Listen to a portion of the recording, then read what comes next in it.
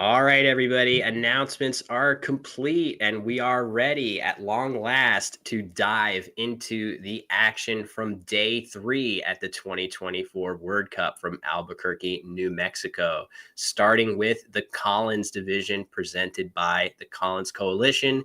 Later today, moving to the WOW division presented by WGPO.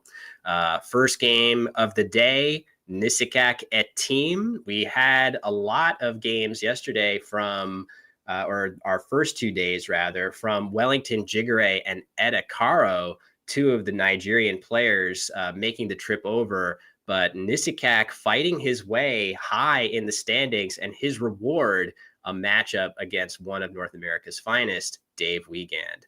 As I was, I believe, on our first day, I am joined once again by Nitz Chugty. Nitz, thank you so much for hopping on board with me again. Of course. Thank you so much for inviting me back. I am really excited to see this matchup. I can't say I've seen a team play on screen or against the board, but I have had the pleasure, or would I say displeasure, of losing to Weigand multiple times at games such as Hood River, or even just casually at club games. And he is a fantastic player. So fun to play, so fun to watch.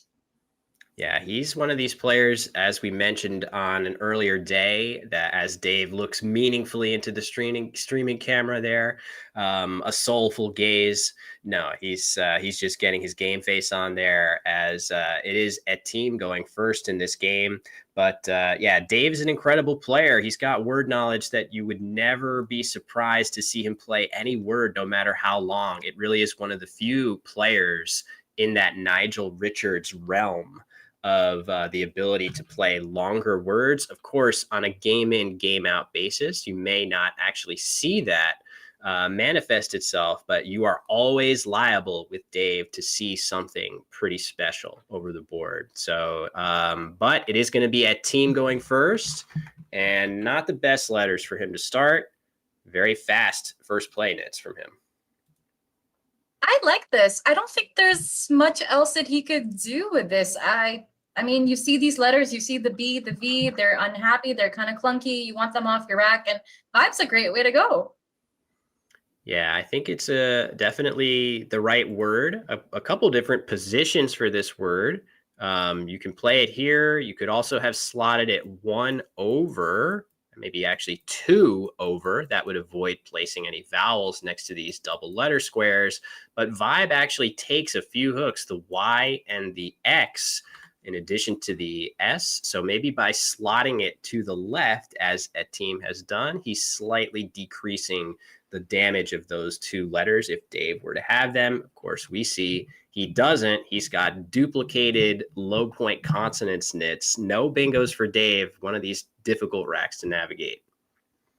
Absolutely. When you've got these low point tiles that look so probable, like you were so close to a bingo, it can be kind of tempting to just fish off 1 or 2, but I don't think we're going to see Dave Weigand do that. I think he's going to play something like darn, like he's got set up on his rack already. I think playing that underneath or above vibe would be a good idea here. And he still keeps NIR, which are great tiles to keep if he wants to bingo later. Yeah, for sure. He's got the ability to dump off a few of those duplicates and leave himself in good shape to bingo later, as you suggest. So we'll just have to see. It's being pointed out in the chat. Dave turned 50 last week. That's crazy. I mean, I remember the fresh-faced young Dave Weigand winning his first, the pictures of him winning his first national championship. He's been in the game for a heck of a long time, and he really has compiled one of the more impressive resumes of any North American-based player. Absolutely. What do you think about his placement of darn over here? I probably would have preferred something above. How about you? It's interesting. So he could have played darn on the top of vibe. Is that what you're suggesting? Maybe playing it there. Yes. So, yeah, I mean, I don't know. I guess One thought is by playing it down low, if he's able to draw an E to pair with the R that he left on his rack, an IER word would actually be able to fit on the board after this play a little bit more easily. Of course, we see he did not draw an E, but it could have been one of those situations where it's close to the same, putting it on the bottom or the top. I don't know. I'm not sure I have a strong preference for one or the other. Maybe he is just trying to get that IER combination, give it a space to play if he were to have drawn a little bit better. Now, it seemed to go, he's got that fun little O to go on top of BA, making OBA. Perhaps a word, a three-letter word like LOP might do well here. It's a clean play, it keeps his INS, a W to go with it, but it scores pretty well, 21 points. I'm a fan of this play. Lop, interesting. So that does look nice. The only drawback that it might have is it keeps the W, but for those points, it's actually kind of difficult to get a similar number of points to that here. I also like where, if you were to just put it back on the board again, it sets up his S in a way. I guess there already are S hooks here, so that's not that big of an issue. But instead, he's going to go a totally different direction and play Nowl. I think his thought of playing this is, I really want to get that W off my rack as my weakest bingo tile, but it is a little bit more aggressive than your suggestion of Lopnitz. Absolutely. And the aggression, I think, would merit Dr. Bing here, is what we familiarly call him for his propensity for bingoing so frequently over the board. He might be forced to just block this, perhaps with something as simple as fly through the L that has been floated out. That's true. Fly would certainly be a reasonable option for Dave. It keeps grind on his rack, which is a decent bingo leave. The only problem is that with ing in your bingo leave, one of the big things that you're looking for is to make absolutely sure that if I do draw a 7-letter word ending in ing, where would it play? I guess it is possible after fly that if Dave drew a 7-letter word starting with D, ending in ing, he would be able to play that with the Dern hook on the board. So maybe that could be enough to sway him to play fly. That being said, it looks like he might be considering playing flying, and now he's going back and considering third, a totally different type of play. Right here, I think, is where he would consider playing third, right here, FYRD, leaving ing on his rack. The thought behind that play might be, if Etim plays across to the triple, it would give Dave new openings to play an ing 8-letter word. Of course, we see, Nitz, that if Dave plays third, he's going to get hit with an X play pretty fast from Etim. I can see him probably not wanting to open up that spot. So I wonder what Dave is going to do here. He's putting down flying. Oh.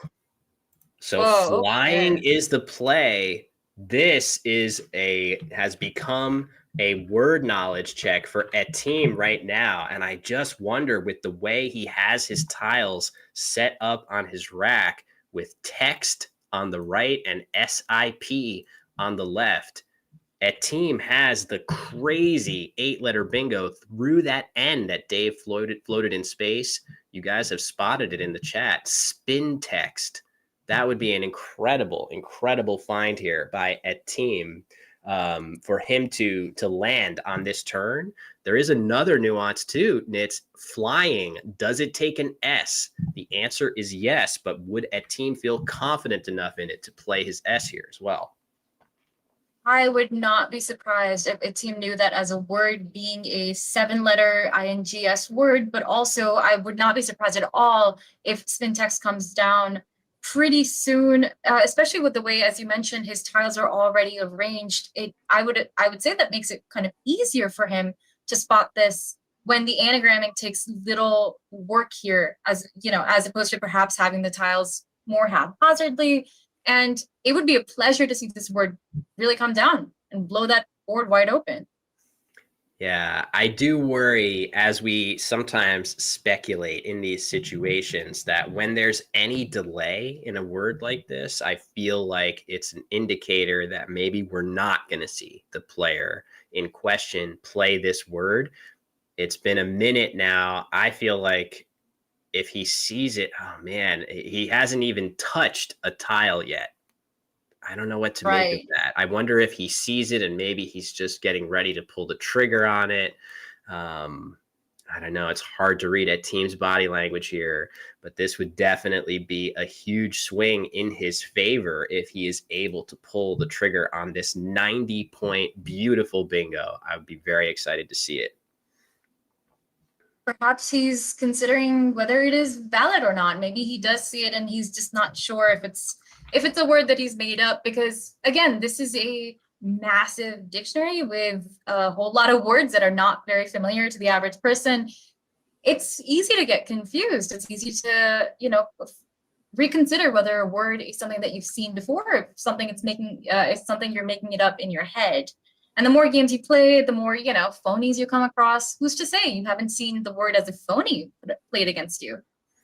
Yeah, that always can happen, right? When you're you encounter words through other contexts in your life and they get lodged in your head, and as a Scrabble player, it's hard to distinguish. Sometimes you're sitting in a game and you think of a word, and you say to yourself, God, did I pick this up from somewhere else? And sometimes the answer is, yeah, you did. You picked it up. It's a brand name. It's something else. I play just a quick anecdote from my own play from the Albany tournament. There's a food company called Hormel Foods, and I got that word mixed up with Harmel, which is a valid word, against Ben Schoenbrunn, a player who's far too good to let something like that slide. So I blew a game by playing Hormel. Thank you so much to Hormel for sponsoring the stream. By the way, no, just kidding. That's not what happened. It was No. just my mistake. So, all right, there it Oh, there we go. comes. Look at that. Finally, after a long think from Etim, he's arranged his letters in the exact way we would expect. And this is a Oh, great indicator that he's going ahead with this, Nitz. and if this does come down, I think Dave is probably just gonna have to go back and play deoxy or something to the X when it does come down. That would probably his highest scoring play as far as I can see. I really hope we see this come down. This is such a cool play. Oh my gosh. Yeah. So he's definitely spotted it now. It would be very surprising to see him pull away from this. Nicely spotted Oh, by nice. Etim. Spin text for 90 points and a beautiful play, in fact. And back over to Dave, and that is just a huge swing in this game in Etim's favor. Very nicely spotted. It did take him a little time on that clock, but I think Etim, like some of his countrymen that we've seen, probably very comfortable playing at a fast clip. So look for him to not be phased by taking a little bit of extra time on that move. So yeah, Nitz, to your point, deoxy right here through this X. Looks like a solid play. Only drawback, it leaves both of his two R's on his rack. Maybe he'll try to find a play that uses an R. Perhaps that, or perhaps he'll feel more comfortable keeping the E and the D back. Perhaps only playing Oxy, OXY. That could also be a move here. I do want to point out how cool it is that Dr. Bing didn't even he didn't even blink. He just knew that was a word. He didn't hold. He didn't challenge. He was just like, okay, yeah, my move now. Let's go. Yeah, no surprise there. Again, Dave really has absolute top shelf word knowledge. It would be hard to name very many other players in the world who have better word knowledge than Dave, apart from Nigel Richards. He really is at that level. So, no surprise whatsoever to see him accept that word with nary a blink of his eye, as you suggested there. And look at that definition for spin text: a long-winded preacher. That's pretty fun as definitions go. All right. What does Bing seem to be looking at? I'm trying. Is he looking at Gori through the G Yeah, in flying. Is that I why he's think had those so. trials before? Yeah, I think he has that ORI set up so that he can play Gory right here. This looks like a very reasonable play. Without an S, it's also next. It is impossible to underlap it to the triple. It looks like a scary spot, but unless Etim has that S, it's not really going to hit that hard.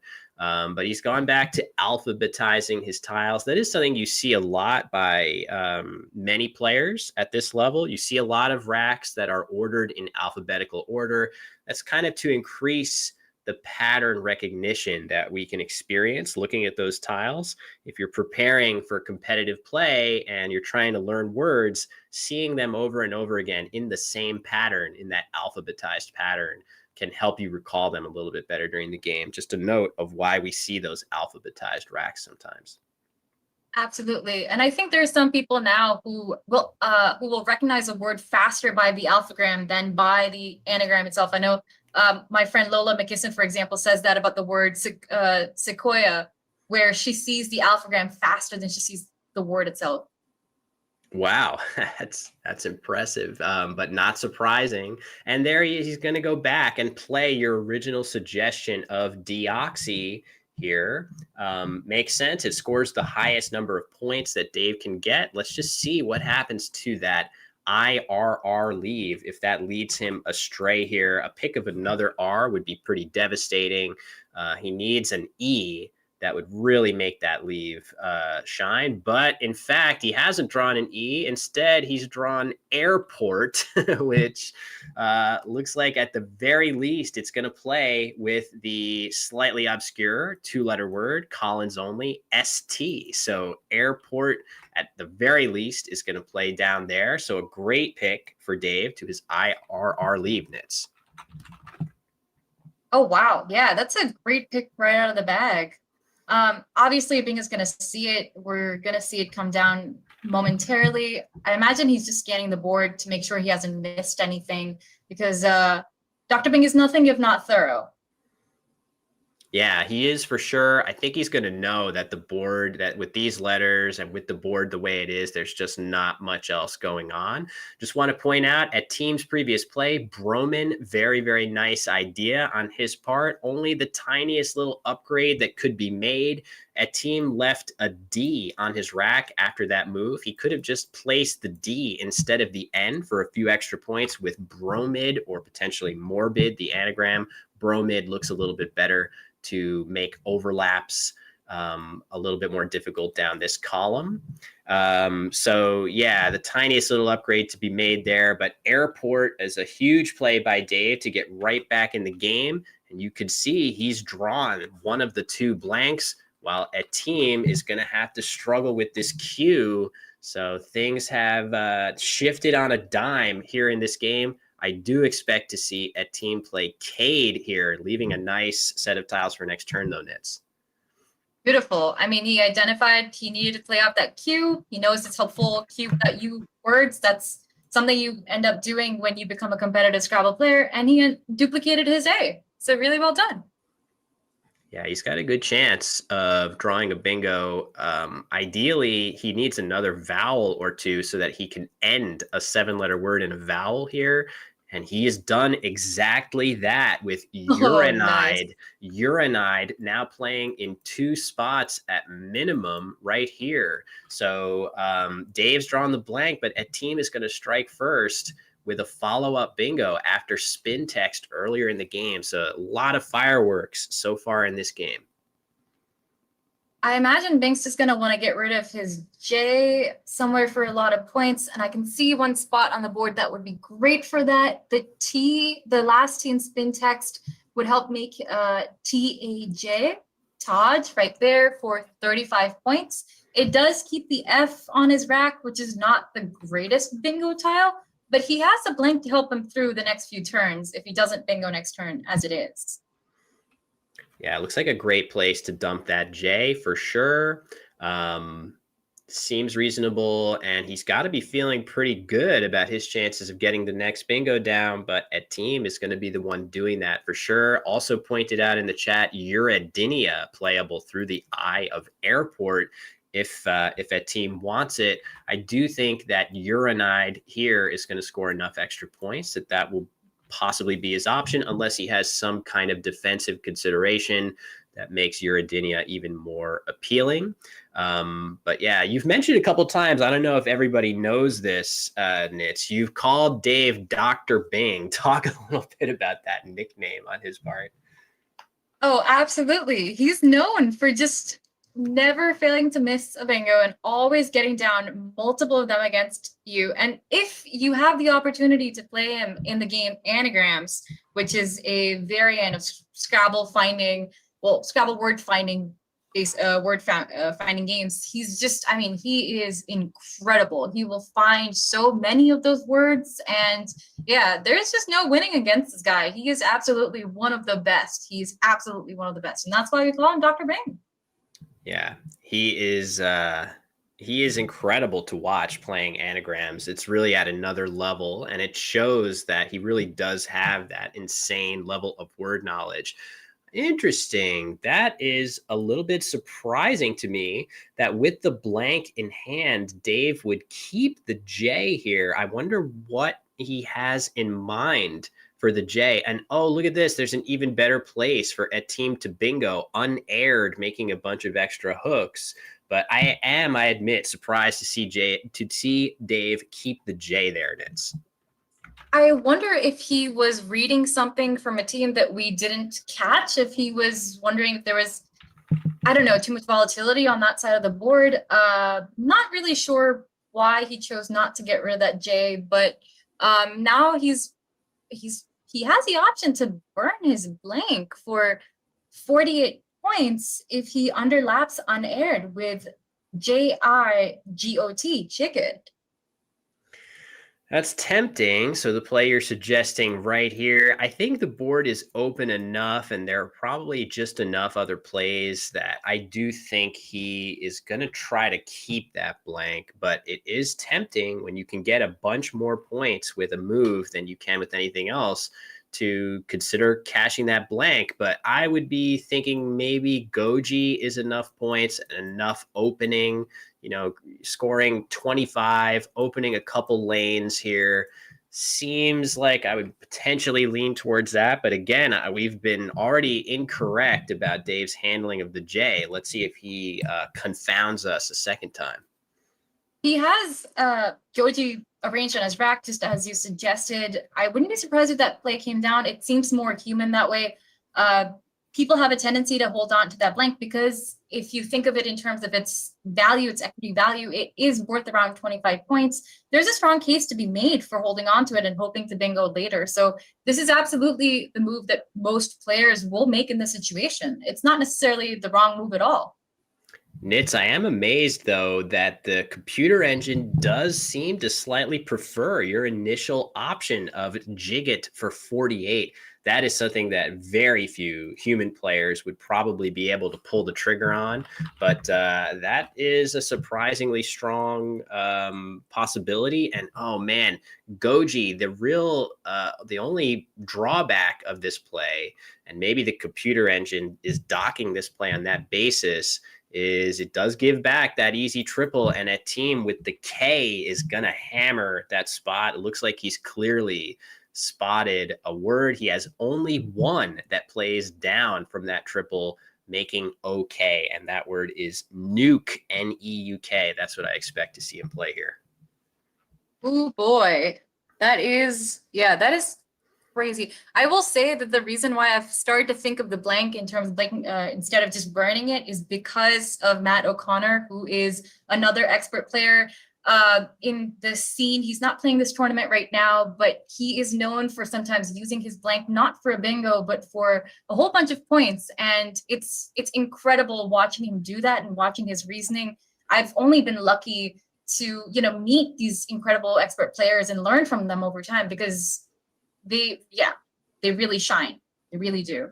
Yeah, that play on the previous turn for Dave of Jigget, I could easily see Matthew making that play, and probably he's one of the few that would have the cojones, would have the ability, the confidence to make a play like that, when actually it may well have been the actual best option according to computer analysis. But these are two human beings playing these games.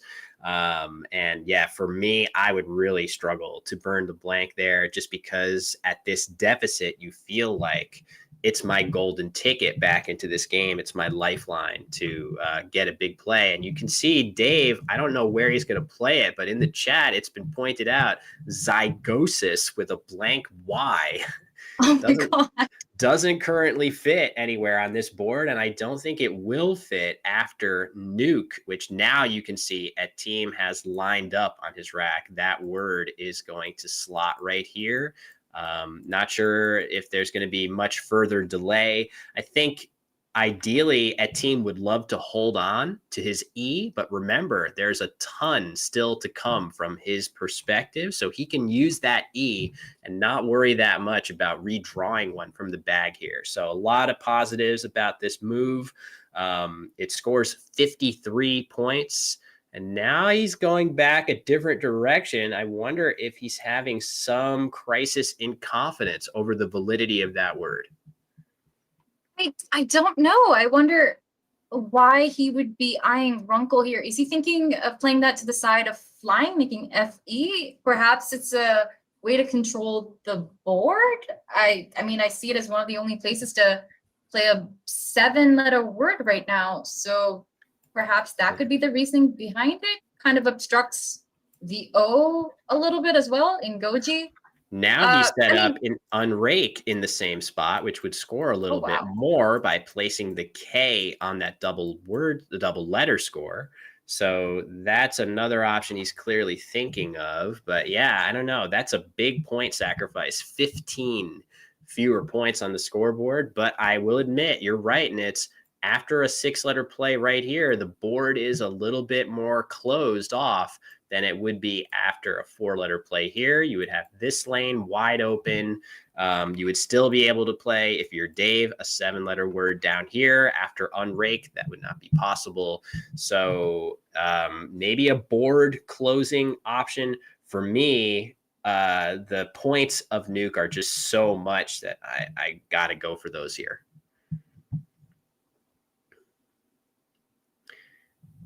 So yeah, we'll see. Definitely agonizing a little bit here. He's going back to Runkle. In that same vein of blocking up the board. Oh, sorry. Go for it. No worries. Didn't mean to cut you off. I was just wondering, in the same vein of blocking up the board there, if Junker would accomplish something similar, but also obstruct possibly playing down from the triple. It definitely would. So now that triple remains open. Yeah, this is a surprising choice. So clearly Etim saw unrake as well, which would, so this move only getting him 27 points. He saw the potential play that would have given him 53 points on that turn. So this is a lot of points to sacrifice in order to create a more comfortable board for a team. But once I update the scores, you can see the score is at that range where maybe it's worth it. Maybe it's worth sacrificing a lot of points to make that board that's a little bit easier to defend against bingos. So I appreciate that. And Dave clearly has, now you can see, he sees on a different board in a different situation, he'd be playing Zygosis, not this board, Nits.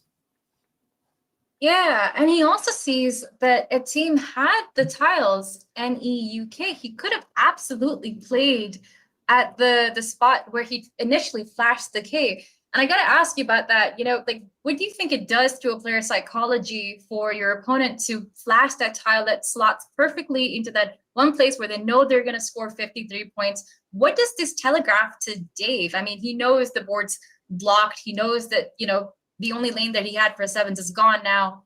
What does that, I mean, where does he go from here?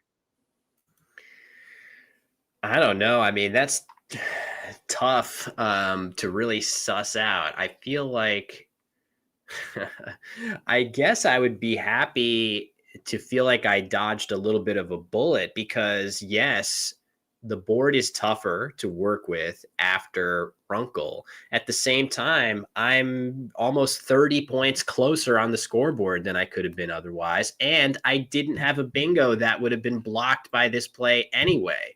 So, basically, I feel a little bit like I've just gotten a bit of a lucky break. That being said, what to do with that information or with a team playing that way, maybe it gives me a little confidence in the sense of if I continue to make aggressive opening plays, maybe I can motivate a team to continue to make blocking plays that aren't as powerful. We can see, though, that a team's drawn a very strong rack, and he is definitely going to be a favorite to somehow find a way to get a bingo down if Dave opens the board further. So this is not looking that good in practical terms for Dave, but he's got a lot of ammo on his rack. He's definitely thinking, as rough as the scoreboard, the score line looks right now, I've got some chances here. Absolutely. And while he does have that Z that he could hammer for, I think about 34 points or something like that by playing Zing through the N in Runkle, it might not be a bad idea for him to use that triple word spot, maybe play GIOS. Yes, he'd be flashing that he has likely another S set aside. But I mean, this is Collins. It's not the worst thing to hold on to your Z. It is a pretty useful title in this lexicon. Yeah, that's true. The Z, you could easily see the Z pairing well with some other letters, for example, to score a very high number of points right here. If Dave is able to, draw something like, I guess, I don't know how he's going to keep the I, but if he were to keep the I and draw TE, he would play ZT, the weird spelling, ZITE in that spot for a very good score. So there's definitely some areas of the board where the Z might be nice. I don't really know what he's likely to do here. I mean, maybe just using this spot now and playing something like Geos here. The G is a nice letter to end 8-letter words with. Of course, leaving SZ blank is not a great way to end a word in a G. You're looking for IN. So maybe instead of a play like that, he might just play something like Zing and hope for the best that he finds a way to bingo somewhere else on the board. That seems to be the highest scoring way that he can get rid of the Z and hold on to his blank. So, yeah, I don't know. Tough move for him here. He's spending quite a bit of time on it. Dave is normally a very, I think he's very capable of playing blitz Scrabble, playing very fast, but this game situation calls for a very deep think. Absolutely. I mean, yeah, this is tough.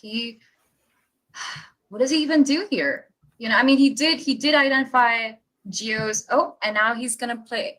Oh, wow. He's going to set up an A that he does not have. He does have a blank, but he does not have an A that would slot there to make Azo and perhaps play a bingo there, but he's going to get hit back hard. Yeah, it's not only sets up the A, it also sets up the D, which is what Etim is going to immediately hammer down. Notice that there was really nowhere on the board for that to play in that manner. And Etim spotted that instantaneously. It took him all of maybe 10 seconds at most to identify that as his best option and play it for 94 points. Very, very nicely done. So you can actually see Etim's strategy working out exactly as he imagined. Rather than go for the highest scoring play, he went for a board closing play, forcing Dave to open and pouncing on that opening with just the right draw. So that's just the way Etim drew it up. That is lovely. That was lovely to see, mostly because it shows you how, yes, your first instinct can be going for that high scoring play. And then you think about it, you spend the time that Etim did, and then you go for Runkle instead. Maybe not as many points, but it did exactly what he wanted it to do. Dave, meanwhile, playing his highest scoring bingo here of Miss Goes, which is at this point, that's only going to get him to within 70 ish points. Looks like a 71-point deficit with 7 tiles in the bag. So once Dave draws his tiles, there will be only 7 in the bag.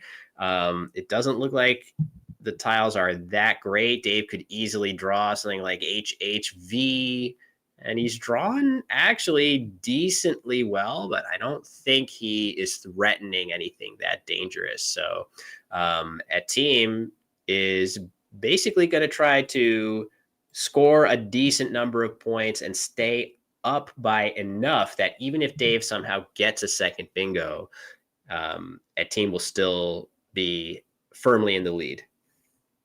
Absolutely. I think now might be a good time for a team to identify plays at the interior of the board, not open anything extra up, not give Dave a chance to have a strong comeback.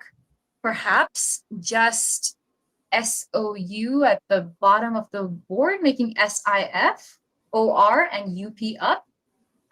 Or maybe Soul there instead. Just, get his points, but also don't open anything up that's extra. Yeah, interesting. So the idea being playing something in this spot right here, scoring a bunch of points, definitely could go that direction. Yeah, this other spot right here, if he's worried about vowel overload, this is a nice way to get a few points while also keeping a very balanced leave. So, yeah, a bunch of options that are all pretty solid for Etim. He has to feel great about his chances here simply because on the board as it is currently constructed, even a bingo for Dave it's really, I guess the only scary spot is if Dave can manage to overlap with that Collins only CH 2-letter word, something going down here might actually score enough points to give Etim a little bit of fear here. Other than that, a bingo through the G, the O, those aren't really going to score enough points to give him any concern into the end game. That's a good point. He seems to be just doing his due diligence, tracking the tiles right now. We see him writing on his piece of paper. This is something that Scrabblers will do in their games. They're allowed to do so, track their tiles, see how many tiles have been played on the board, what frequency of the tiles are left. And that way, as the tiles dwindle down, they'll begin to have more clear and eventually perfect information of what tiles their opponent holds. Yeah, very, very important bookkeeping to be doing in this game. I do want to acknowledge a lot of you in the chat who are suggesting that by placing just the right letter in this square, you could open up the possibility of playing brominated through all of these letters on the board. That would be absolutely bonkers. I saw it suggested that maybe just dumping the Z right there would have allowed for Zoa and brominated to go down with the right draw. In this situation, Dave, I guess, could play something like Heat right here, which would look really weird to me. If I'm Etim and I see Dave play this, I'm thinking to myself, why the heck did he do that instead of something like AH right here? For significantly more points. And that is going to set my alarm bells off in a big, big way. If not for that, I guess you could set this up, but really it would only be for style points. It's not even going to score all that well. I mean, maybe it could be a bit of a surprise in the end game sometimes, but I think it's mostly, I guess it scores 60, but again, that's not that different than one of these weak hitting bingos that we've just said we're not that afraid of through the G or O.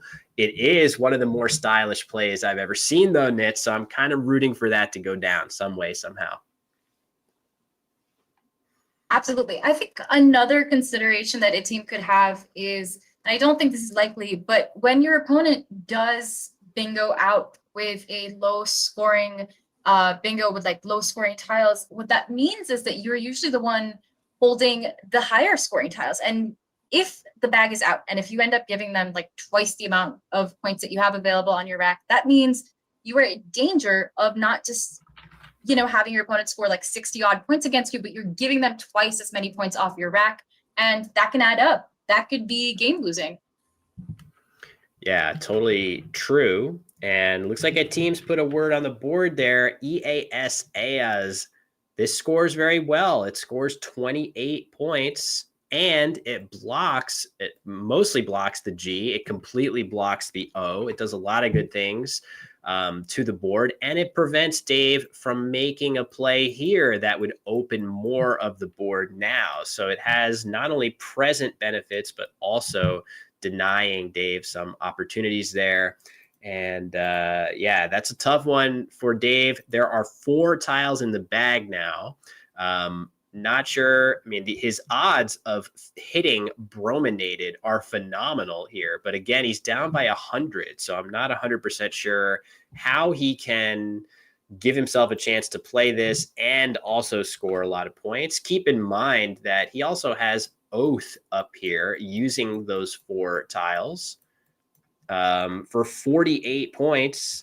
And maybe he's going to go that route and try to somehow, some way draw a bingo on the board that, remember, sorry about that, my mic slipped, but he knows more words than practically anybody. So maybe he's going to try to fish for a 9-letter word that only he can see, or that very few other players would see. He's definitely, I would defer to his expertise on how to somehow steal this game over almost anybody. Absolutely. I mean, perhaps getting the points here with Oath might be worth it, but he also appears to be considering, or he was for a second, Oda, which would play underneath unaired. I don't think he'd be likely to make that move. Perhaps, this is just tough. I mean, what's he to do? Is he to set up a lane for himself, making OH to the side of Clouded? I don't imagine that being a good move at all. I can't imagine that not getting blocked somehow. Perhaps setting himself up for brominated, but how? In a way that still scores enough, I mean. Yeah, exactly. That's the real problem. So, tough one. If anything, I mean, again, this has been a very crisply played game by both players. Etim starting out with the beautiful spin text. Dave really playing quite accurately throughout the game. The only real head scratcher for me was the play of Calf holding on to the J. I just wonder if maybe there might have been some way for him to do a little bit better than Goji on his next turn after that, had he played Taj instead of Calf. That's pretty much it from my perspective of how could Dave have avoided being in this situation. Yeah, it's a tough one. Suggestion of maybe just OH right here alongside Miss Goes. This could be kind of nice, setting up his D going across. In fact, there are no other hooks to that from his perspective lurking in the oh wait, there is another H, I guess. So yeah, I guess there would be the H, but other than that, it's not that easy I guess you can. I mean, Etim could block it with a pretty low scoring play here. So maybe he'll consider that. It's a tough situation. I definitely think Etim is very much in the driver's seat in this game. I do like that play of O. I mean, I know it's likely to get blocked, but damn, that's a really good find, you guys. I mean, great job, chat. That's interesting.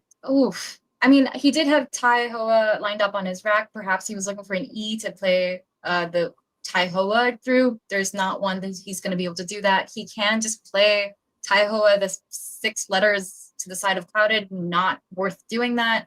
He's in a tough position. I think he's going to go back to Oath. Yeah, that's a much more natural play because you aren't really creating any new spots on the board to use, but you're scoring 48 points if you play Oath right here. And what that means is in those maybe 1 in a million chances where you draw something that somehow still fits on the board, you've scored enough points that a team now actually has to worry that maybe he loses the game if he gives up a 9-letter bingo or some really crazy overlapping bingo somewhere on the board. Other plays just don't score enough to give a team that much concern. So if Dave is in doubt, I do expect him to go back to Oath and cross his fingers that he has something really cool. But maybe he'll come up with something different. His clock finally is ticking down to next to nothing. There we go. He has Oh, gone wow. ahead and played instead of OH, he plays AH in this spot, trying to create a lane that a team at least has to address in some way, shape, or form. It's not that likely to work for him, but it's a very natural, very human move from Dave. Yeah, that was a really good spot on his side. I mean, he wanted to unduplicate that A, give himself one more shot. His clock, oh my God, it is so low. He's going to have to play his next move instantly. Now it's up to a team to find his best play. So the the thing about AH instead of OH in that spot is all else being equal, if you were to swap this A out with this O, he would now be threatening a weighted and doe in this spot right here. So maybe playing off the O instead of that A would actually have been likelier, knowing that the odds of drawing EW were not that bad. Either way, should be relatively easy for a team to just block it, and that is what he's about to do. From a team's standpoint, there definitely are some things in this pool that Dave could have that he needs to worry about.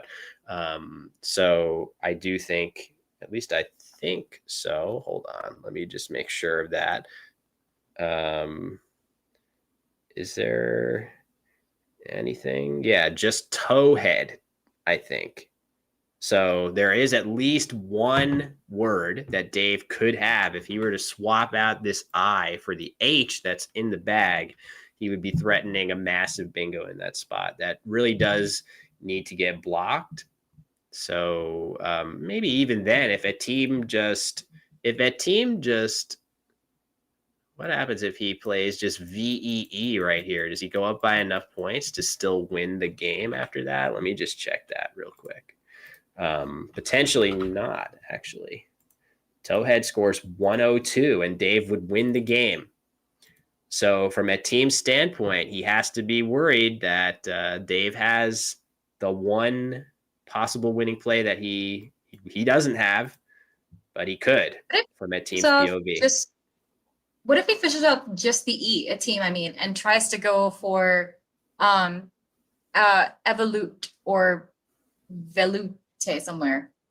I don't know where that would go. Yeah, the issue is it doesn't really fit anywhere. From a team standpoint, there's no real way to fish for something that you can actually play. So I do like his tack here of just blocking instead.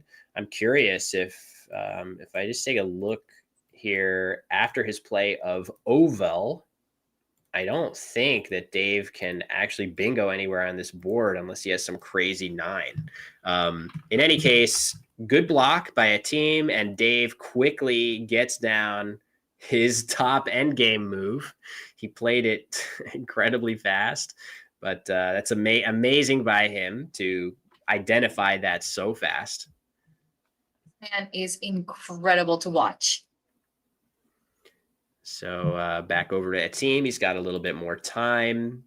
Looks like his best play here is HETE. And just as I'm about to start drawing it on the board, he plays that too. These players are playing at such a high level.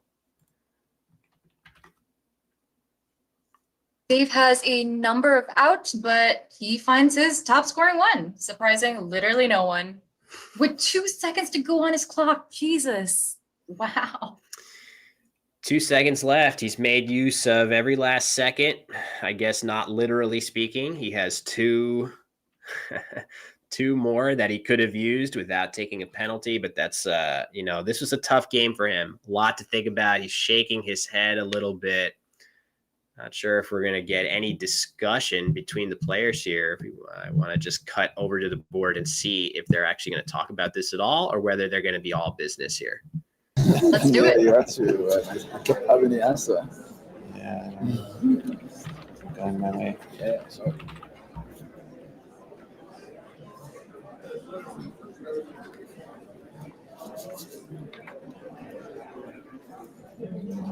Jesse Day seeming to be picking up a tile on the ground behind Dave or something there. Doing some yoga.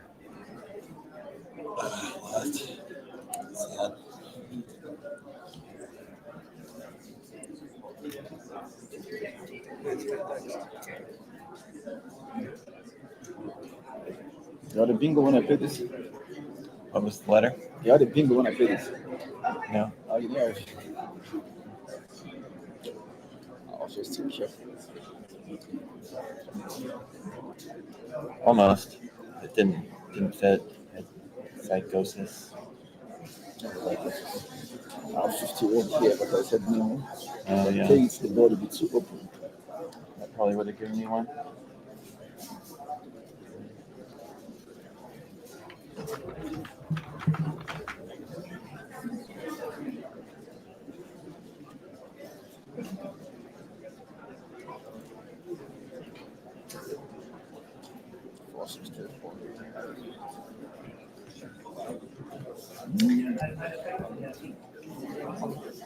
All right, looks like we got all the discussion we're gonna get. So that's interesting. So you can hear that was a conscious choice. I don't think Etim had any doubt that Nuke on his Runkle turn using the same 4 letters that he played right there for a significantly higher score. He knew it was good. It was just he was hoping that in the process of playing this word that he might block a bunch of bingos that Dave has.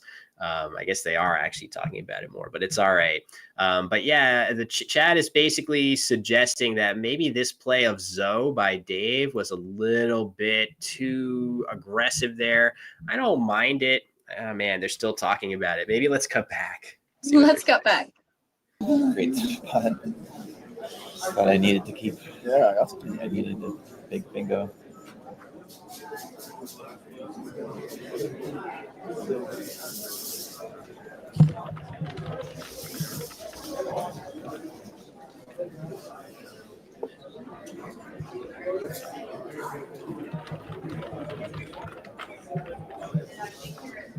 They're so cool and collected, you know. It doesn't matter how bad the victory or the defeat. They're just chill.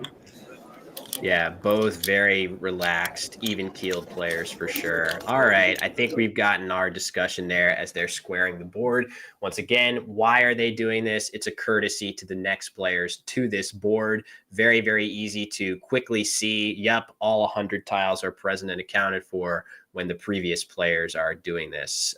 So that's why this is done. And yeah, it was a pretty interesting game, Nits. Nisikak Etim, the winner. And again, the Nigerian contingent is having an absolutely fantastic performance so far in this event. Just looking over the standings, there is a pinned comment here in my chat on YouTube that should show you, but apparently Wellington Jigare won his previous round to move up to 11-4. He is the lone player with 11, and now there are 4 players at 10. Jesse Day, Etim, who we just saw with that win. Winter doing incredibly well as the 21 seed in this difficult field, and everybody's favorite Twitch streaming content creator, Josh Sokol, another player at 10 wins. So we will definitely be getting as many games with there's too many good games and not enough time, Nits. But our game for next round is actually we are going to have a reappearance of Dave Weigand, I believe, going up against the top ranked countryman of his right now, Jesse Day. That is a banger. Absolutely. And I'm glad that you mentioned that about Winter because we saw his dominant performance at SBC just last week. He did beautifully. He's really, I mean, I believe he's won a World Cup before. He's really like his performance is really nothing to sneeze at. And Jesse Day, yet another strong player. We saw him at the beginning of Saturday, I believe. He was the first player to be streamed on this board. It's going to be great to see him up against Dr. Bing. It's sure to be an explosive matchup, I think. I'm really excited. Yeah, and we'll definitely be picking our third matchup of the day and try to bring you some different players. Maybe we'll get Wellington on the stream again. Maybe we'll give Winter his due as a player that has really rocketed his way up the standings and earned a place at the top board. Either way, we are going to take a quick break right now as we get reset for round 16 from the Collins division at the 2024 World Cup.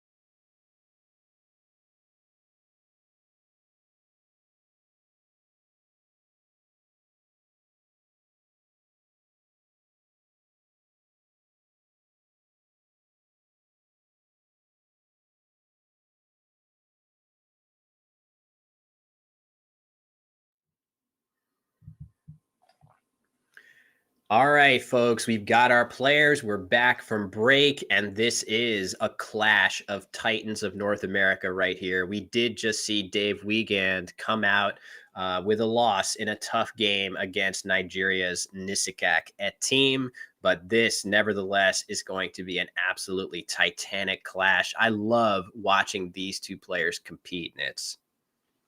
Oh, absolutely. Jesse Day is a delight. And we've already said nothing but great things about Dr. Bing, Dave Weigand.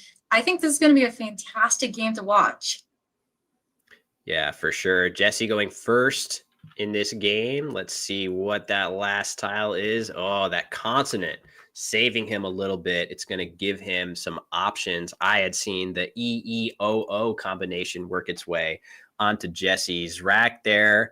Dave, on the other hand, drawing the first blank of the game on his rack. Jesse playing Wold really fast. Nits, we saw Jesse play a game, at least one game, earlier on stream, and we talked a little bit about his clock management. I believe Sam Rosen was my co-commentator at that time, but Jesse is unique for his usage of time in Scrabble. Very deliberate player, but he got that move down really fast. Absolutely. And as someone who has studied at and graduated from the school of Jesse Day's University of Time Management, I mean, I have nothing but, like commiseration for that time usage going back and, having to work through those like last few ticking seconds. It is, I mean, it's a pleasure to watch him, but it's also agonizing to see him take his time. So I'm really happy that he got the word down quickly. It was obviously the best play, and now it's up to Dave to play his best move. It's great. Yeah, we're going to see him make a move quickly here. There is at least one consideration, which is Caddy and its anagram of Cade both go down right here in this spot. So you could see that, or QA. I actually forgot which one I just drew. Hopefully this is a different one. He's going to go ahead and play Cade in this spot. I was wondering if maybe he wouldn't switch the order of these letters because he has a G, which would hook with Geo. If you were to have placed the I right there, maybe that makes it a little bit easier to play your bingos if you're Dave that start with G, but I have no real problem or quibble with this choice on his part, Nits. That's a really good point. I mean, I guess he still risks Jesse having holds a G or a B from his 6-tile play. Cade seems perfectly fine, and it's harder to, I guess, overlap now where DO only takes the A at the top. So I think this is a good play. It's defensive-ish, and Jesse's got a Z that's got these whole bunch of E's trailing after. I wonder if he's going to put down just a ZE as he's eyeing right now, or if he's going to use 2 E's to make ZEE above Wold.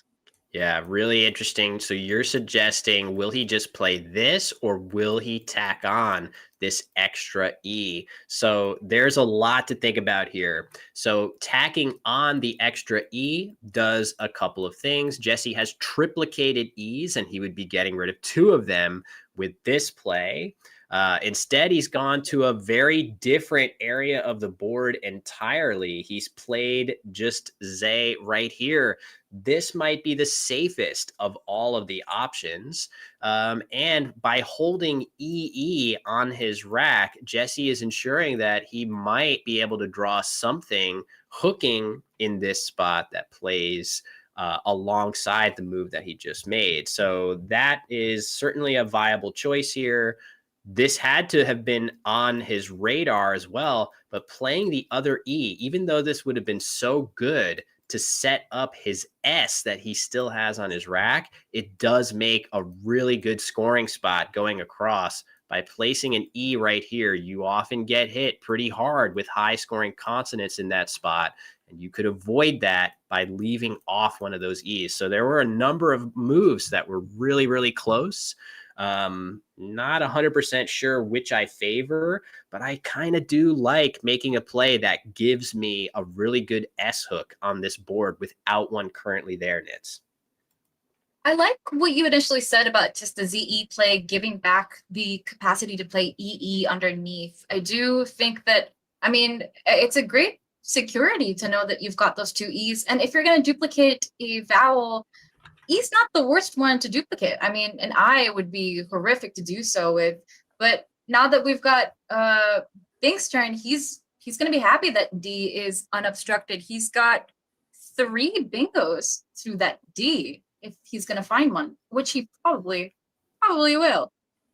Yeah, Dave, we mentioned this before in a previous Dave game as well, but Dave is incredible at finding all of his options with the blank.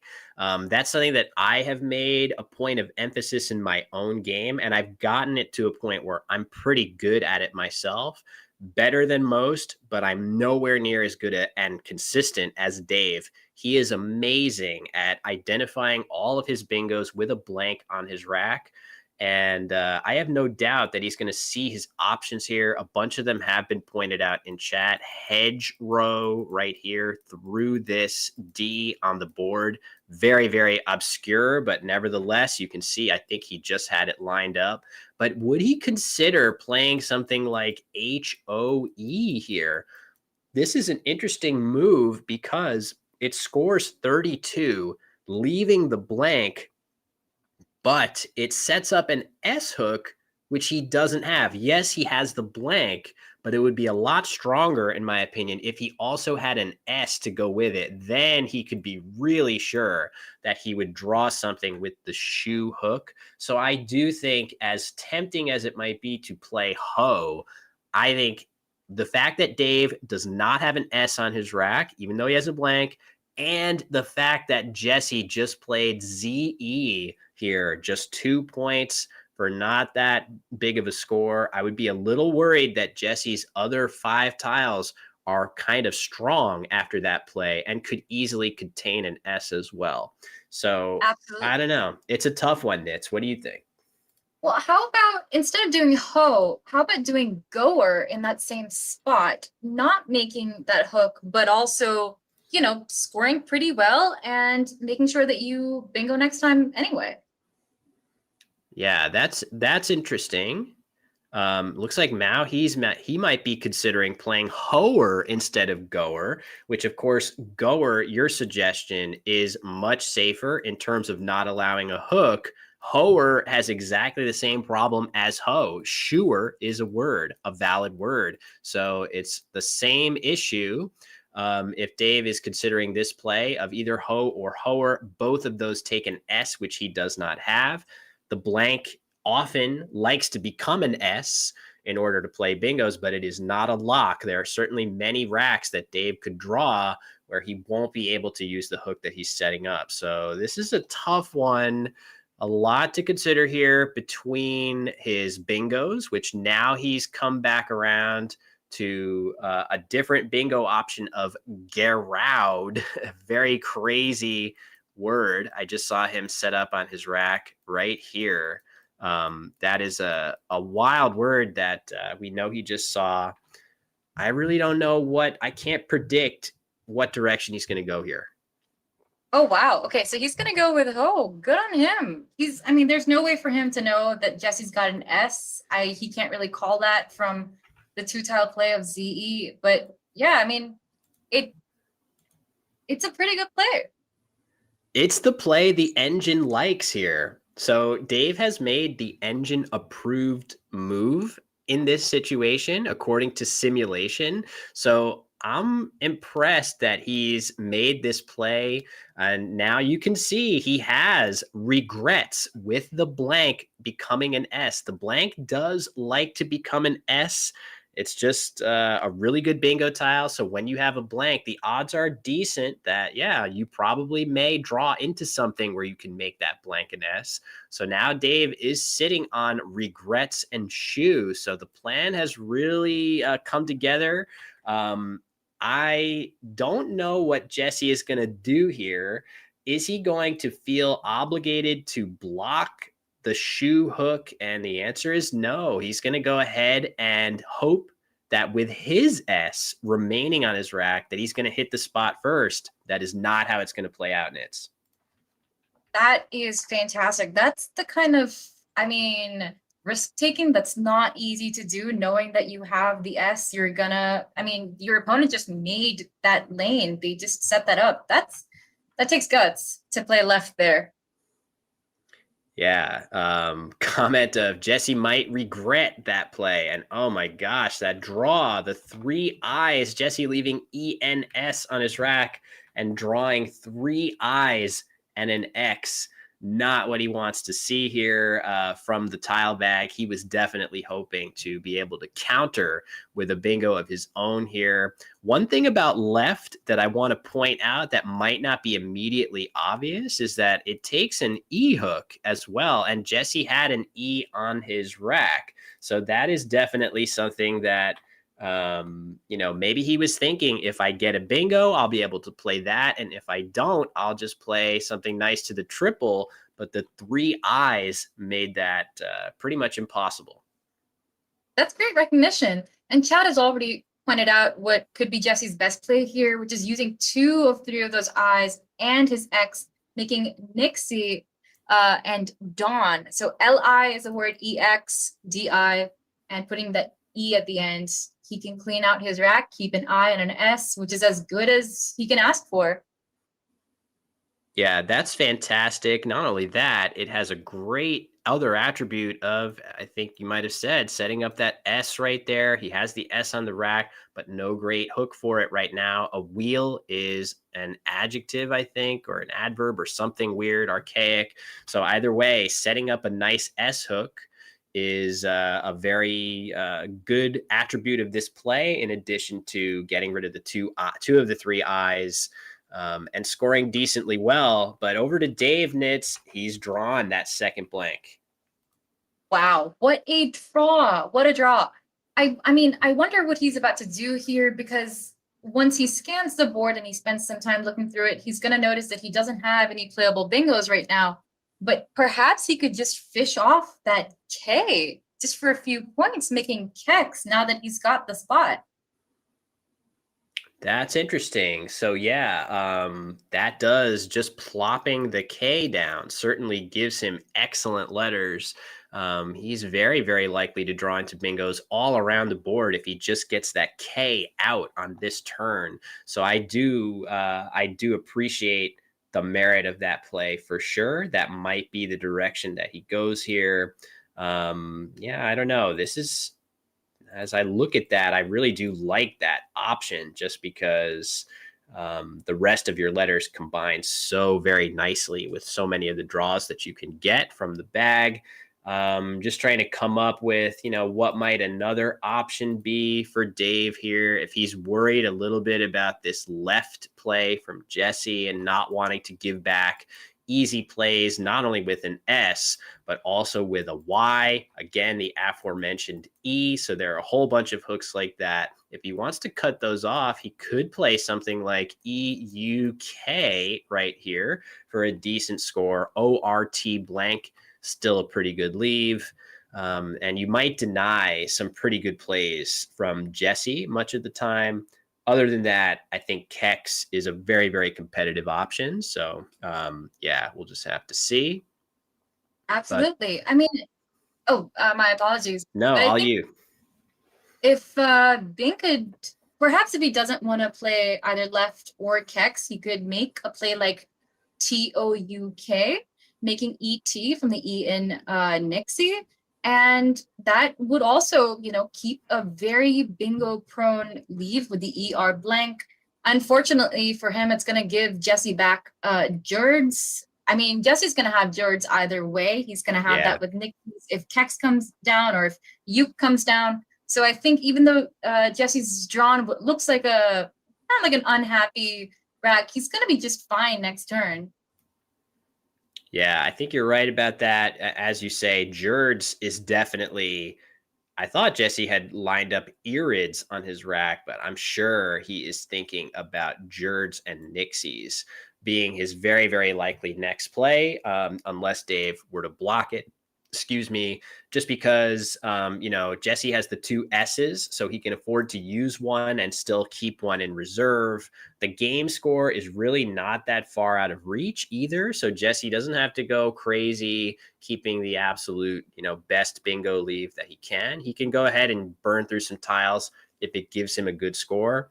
So, yeah, this is a tricky one for Dave. Let's note also that Dave's got this blank, and there we go. He plays Kex. Nice idea. This is going to result in a bingo for him a huge amount of the time, but also note that it definitely gives Jesse a lot of information. There is no way that Dave is playing something like that without 6 very good tiles that he's very happy with. I don't think it matters to Jesse. He's going to play Jerds here almost no matter what. It's just too far better than his other candidate plays here. But under other circumstances, Dave's play of Kex might adjust Jesse's decision-makingness. Absolutely. And I think it's incredible that right now, at this point in the game, Jesse's actually only hit 19 minutes and 55 seconds or so. I mean, Dave has taken up a lot more time than he has. So Jesse can take this time. He can really think about what he wants to do. I do feel like Jerds is a standout play. It's just so many points to give up if he plays something like Irids instead. I have no idea why he would do that. Of course, he has to continue scanning the board, seeing what might be an alternative best play, but I think Jerds just seems to stand out so strongly. It's absolutely worth it. Is it possible that he's missing Jerds here? That would be a stunner.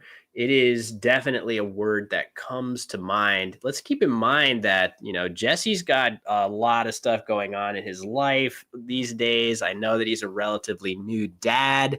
He's got, he balances his work on Woogles.io, the amazing open source site to play Scrabble, as well as, a pretty I don't remember exactly what his actual professional job is, but I know it's quite demanding. So he might not be in as strong of a form as, other points in his career. And this looks like a pretty big miss, I would say, if he's not going to play Jerds in this same spot where Rids is going down. I wonder if he's going to feel like there just must be something better and pull this back. You can see his body language, Nitz. He looks like he's agonizing. Absolutely. I mean, I really wonder if this was a strategic consideration, if he just didn't see Jerds. I'd be surprised if he didn't see it, really. That is a surprising one. He will be kicking himself over that one just because the J, again, you saw it last game. Dave Weigand kept it on his rack when maybe he could have dumped it with that Taj play in the lower right corner in the previous game.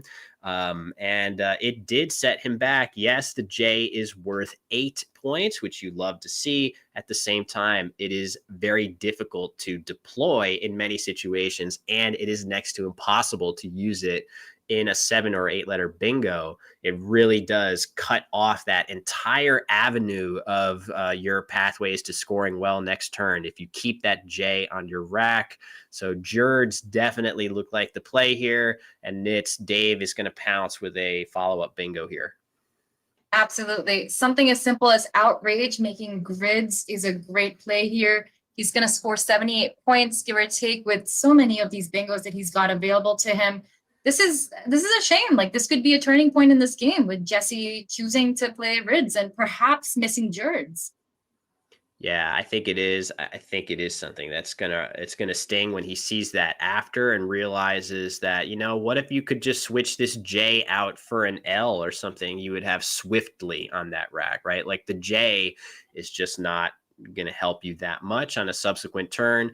Either way, it looks like Dave is considering options hooking grids that don't hook. So Outrage, definitely a viable option here, but that would take an S and a D hook going down.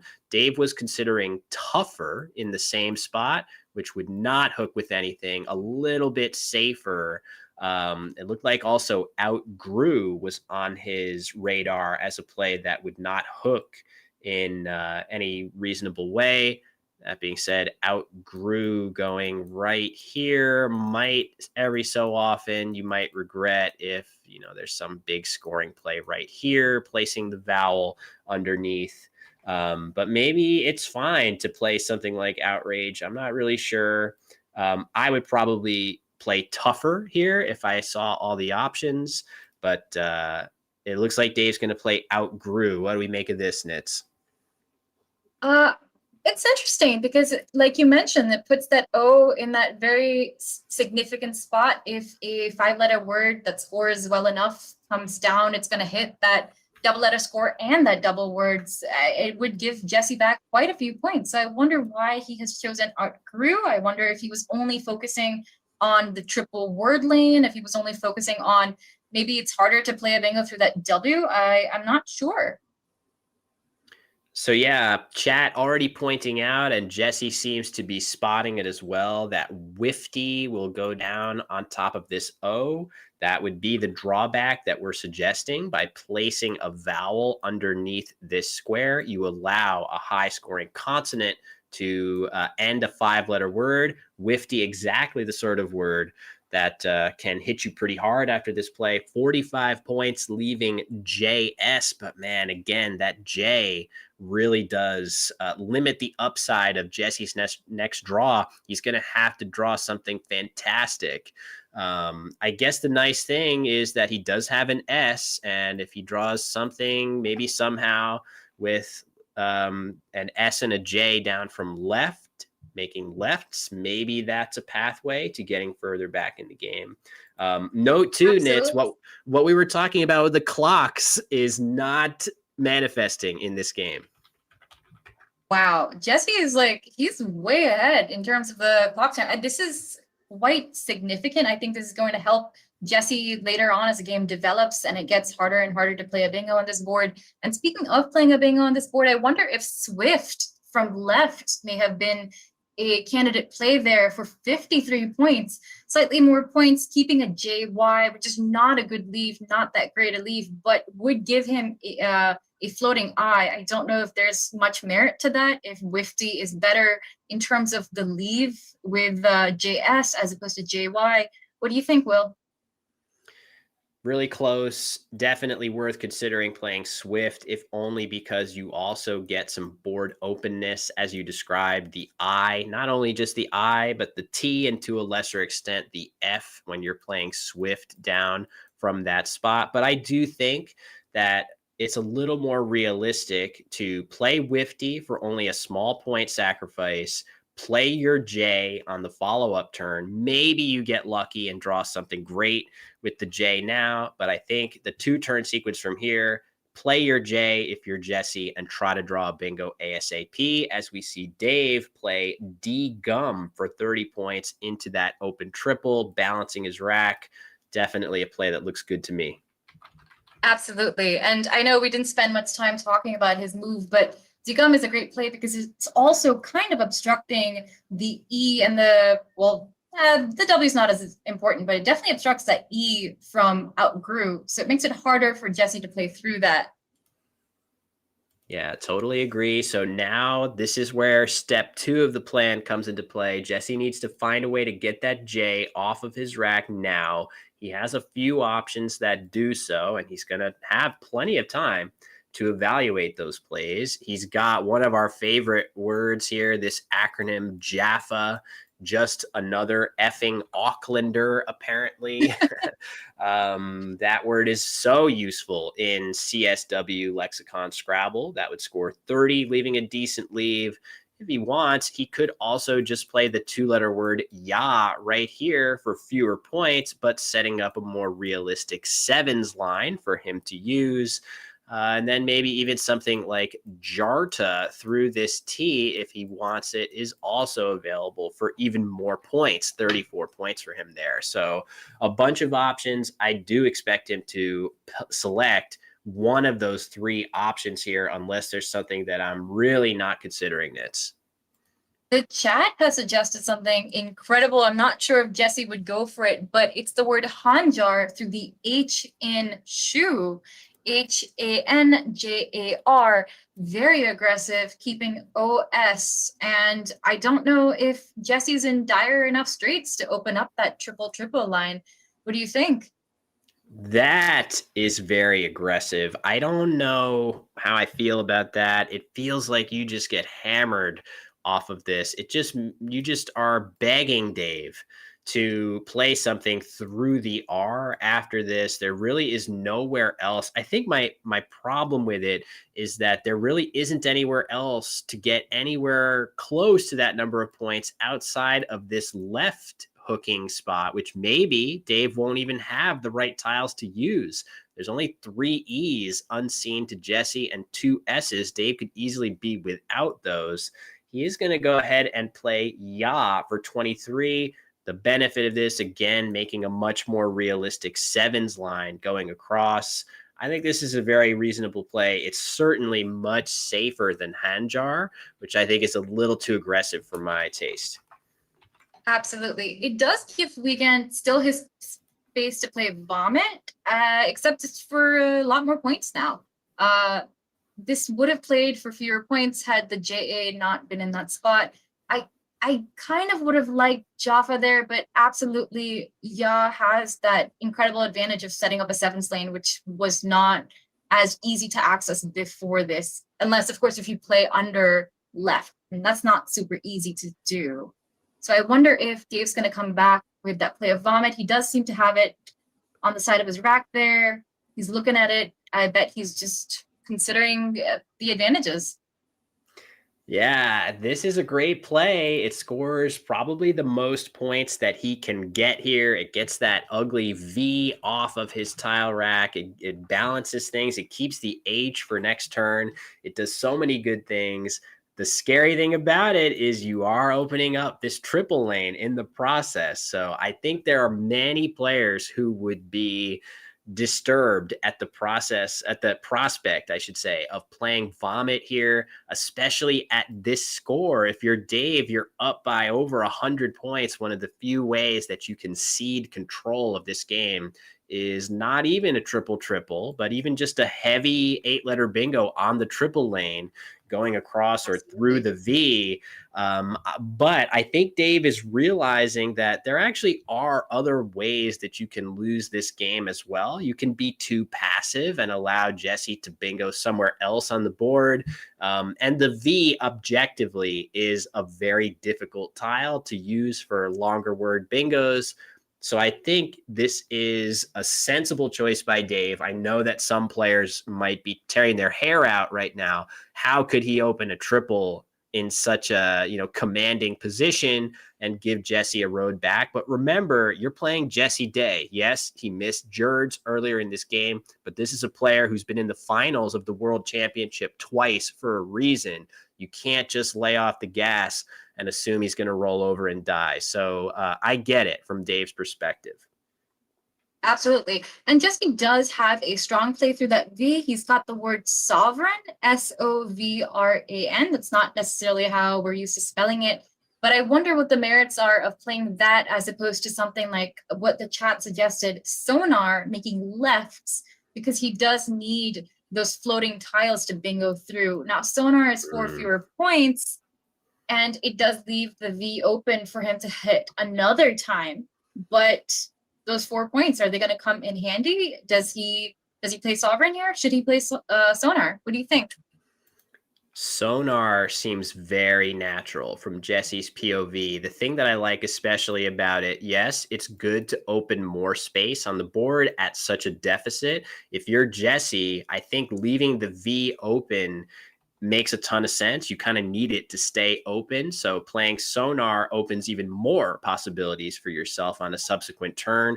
But what I love even more about it is keeping RS. If you can somehow find a way to end an 8-letter word, if you can draw something like an E, right, and find a way to end a word in ERS, which is a very, very common suffix, this is the play that's going to immediately turn your fortunes back in your favor here. So if you're going to make a play like Sonar, you'd be hard pressed to come up with a better pair of tiles that you want to keep than RS here.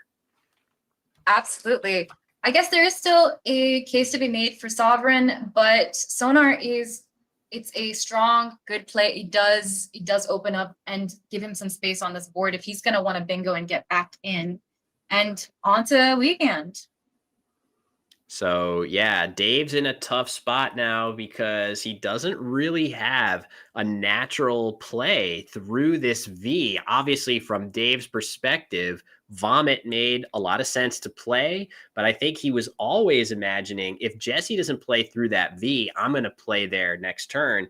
He doesn't have a great play that does that right now, though.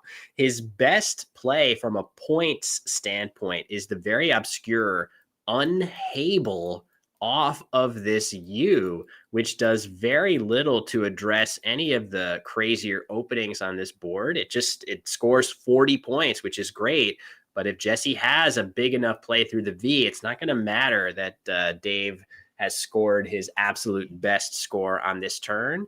But he's just going to go with it. And I mean, it makes a lot of sense. It's 40 points. You're basically limiting your losing conditions after a play like that to Jesse having a triple through the V, which I will continue drawing right here. I guess I like this, Nitz, though it does give me a little bit of a twinge in my heart here. Oh, yeah. I mean, it's a wow. I mean, Dave Weigand's word knowledge is just incomparable. He is incredible at this, and he is great at strategy. There is a case to be made for something like BAH to the side of Sonar, but I think that because it only scores 21 points, it's not as great a move as, you know, getting 40 points and now 45 since the word has been challenged. Extra so I think, you know, incredible points. play. Yeah, it's a beautiful play. There's no question that from a word finding and play finding standpoint, that's a fantastic play by Dave. He is going to just be at the edge of his seat for one more turn. I think maybe the fact that, I don't know, I guess Jesse would challenge this no matter what. If he has a big play through that top of the board V right here, if he has any doubt of Unhable, he'll challenge that regardless of whether he has something big through that V. But we know that Jesse's tiles have not cooperated. He hasn't drawn the vowels that he needs. And now Dave, if Jesse leaves this open, Dave will play something like Van Load through this V, and that is going to close things down once and for all. That's incredible. This is a tough spot for Jesse. I wonder what he does here. He's maybe just fly through the L and Unable. It's just so uninspiring. It's not a lot of points. It's only 18, but he hasn't got the tiles that's going to make this an easy move, being behind as he is.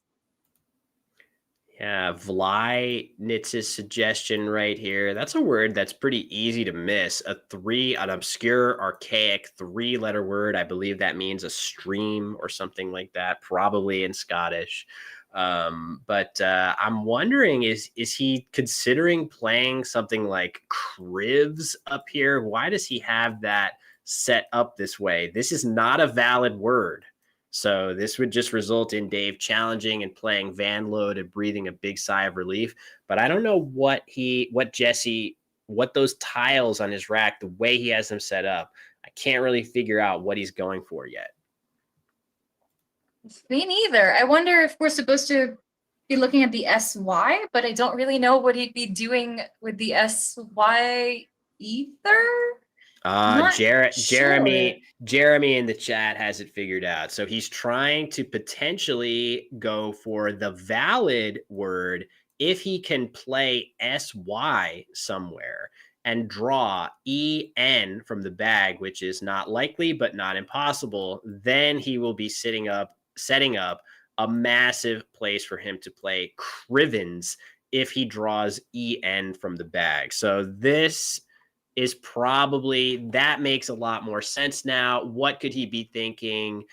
Is there a place for me to play SY, I should say, and draw EN from the bag? But now he's probably thinking that's not that likely to work out for me. Maybe there's a better way forward. So, that must be it.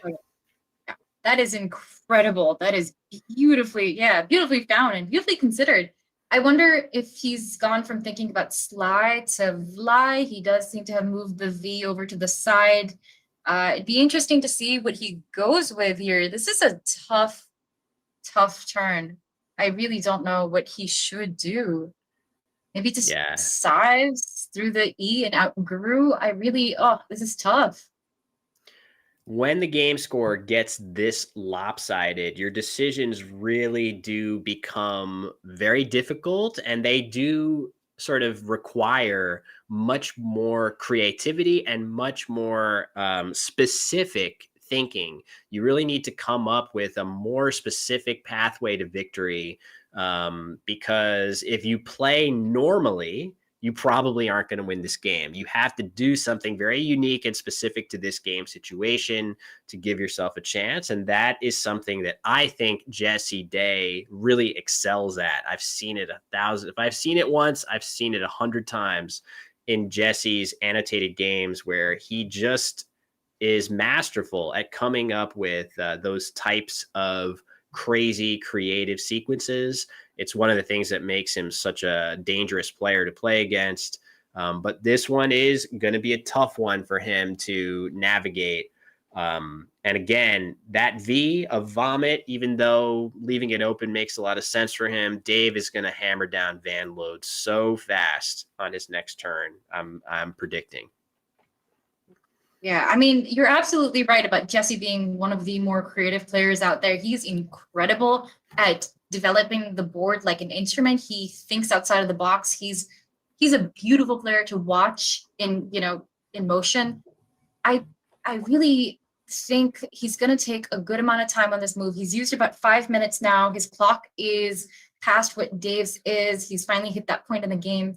And honestly, if he was going to use his clock for a move to take a long time to think, this would be it. The answer is not obvious here. There's nothing particular that really stands out. Maybe the chat has suggested, Vly would work as a fish for Scurvies, perhaps. This is just, this is tough. This is a really, really tough move. Yeah, and this is the classic Jesse time management of, being very willing to sink a lot of time into one single position. He's done great to get to this part of the game with this much time to sink, but of course, part of that was, having a bunch of decisions that were either pretty obvious, and then just that miss of Jurds in the mid game really set him back quite a bit. But even after that, Dave was in great position with that second blank. So let's see how fast Van Load comes down. It's been a couple seconds now. Let's see. I'm counting. Oh, he's about to do it. What's the delay? Yeah, I feel like the delay is just Dave being too cool of a cucumber to be rushed in any situation. So you could see he was clearly waiting for the chance to play this, Nitz. He may have spotted, well, I'm not sure if he has, but he may be looking for plays through the Y. Not sure why he would feel the need to do that when Van Load, as it comes down, is such a great play. But yeah, doing his due diligence as always, I think. Yeah, I think that's it. Maybe knowing Dave, he probably also briefly, after Vly, he must have seen, or maybe he quickly saw, that he had an even higher scoring play of Dion here for 40. But of course, in this situation, he's blocking that V every time. There's just too much that was still unseen to him that Jesse might have had. So makes total sense that he would stick with the original plan. But yeah, knowing Dave, he probably saw, oh, I have a 40-point play here, but I guess I have to stick to Van Load the whole time. Absolutely. There's nothing that really stands out for Jesse here yet again. I mean, he could choose to fish off his duplicates, maybe put his C and his S in a spot that scores some points like COS through the O and Vomit, perhaps. But I mean, this is getting tough. It's getting tough. I can't imagine him throwing in the towel though and like playing, I don't know, like Seric, like SERIC or something, for I think 25 points. I can't imagine him doing that. I think he's going to keep fighting on. I think he's going to fish. Yeah, he'll fish even knowing that, and he sees that he almost has this ECCRISS, very close to an actual word, crises. That is a valid word, but doesn't actually fit on the board for him, unfortunately. Crisis and crises, both valid. So an open I or E would be giving him a bingo. At this time, he doesn't have either of those available, unfortunately. So yeah, this is. I think the reason that Jesse will fish is not because he expects it to win him the game, but because he has really good bingo tiles, and if he gets another bingo down, he's going to cut his deficit in this game by quite a bit. He's going to lose by less.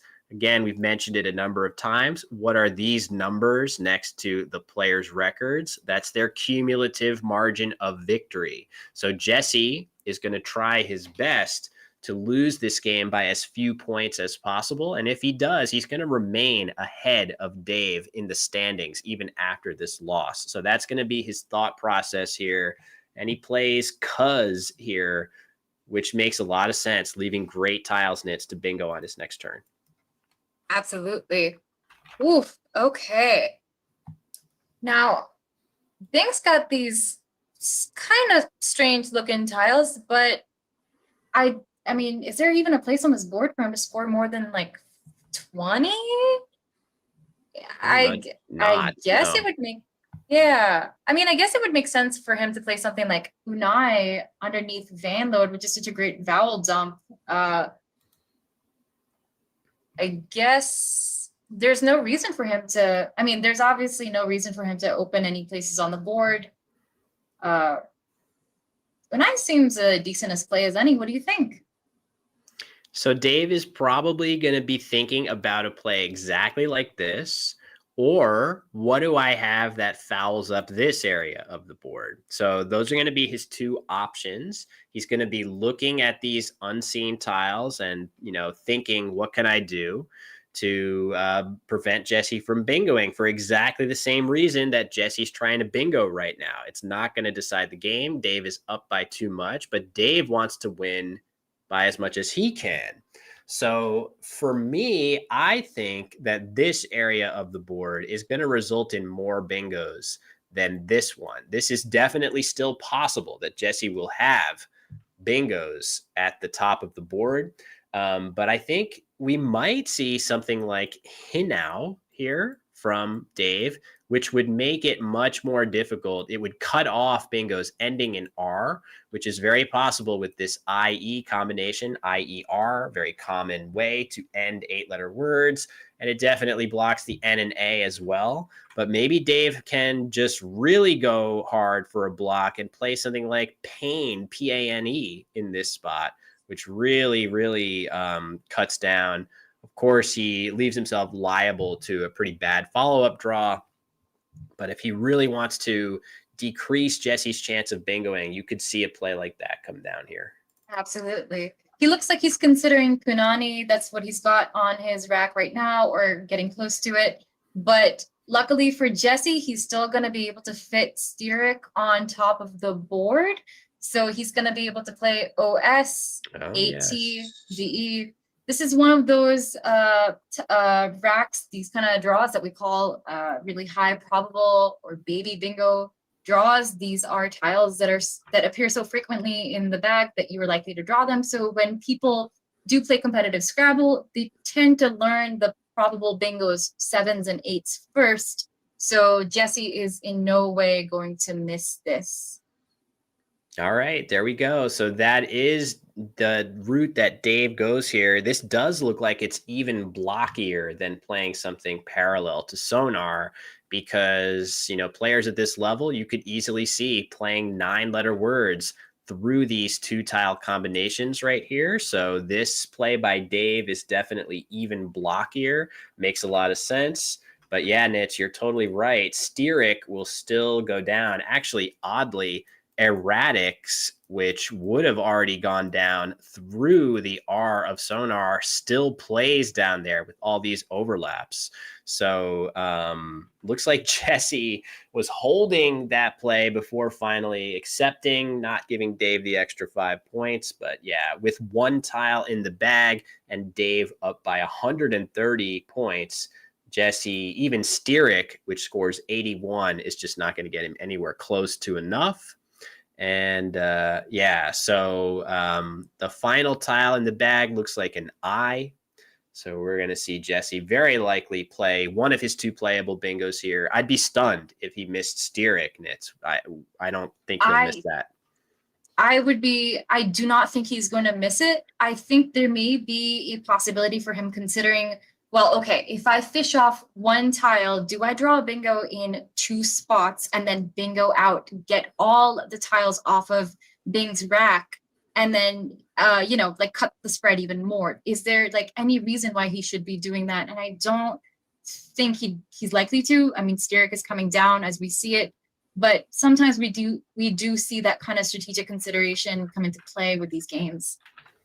Yeah, if it was closer, you definitely could see that happen. That is a very reasonable strategic tack to take in games where you need to get that walk-off bingo, that game-ending bingo, if you're going to win the game.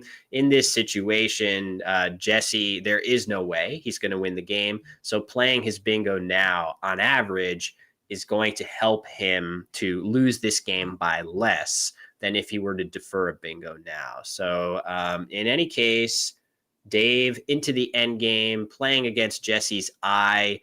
Dave clearly spotting. He's so good at end game. It's almost unfair that Dave is so good at knowing all these different words of almost any length. And he's really, really good at the end game part. He spots his best play of Boyo for 44 points here. Great job by him, Nitz. That too in under a minute. That was 58 seconds. And some of that was him counting the word. That was crazy. Who does that? Well, I mean, Dave Weigand does, but yeah. And that's why these games are such a pleasure to watch. He's incredible. These are really fun games to watch. So Jesse has not left to do but find a decent spot for his eye. The best of those is right here for 7 points. He could be forgiven for not absolutely locking in on this position, but that is very unlike Jesse. I'm sure he's going to find that spot to get the most out of that last tile. And that's going to do it. A pretty nice bounce back win for Dave Weigand. We saw him against Nisikak Etim come out on the wrong end of a very exciting matchup in round 15, but he's rebounded against a difficult opponent in his very next game. I think, and there you go. There is that spot there.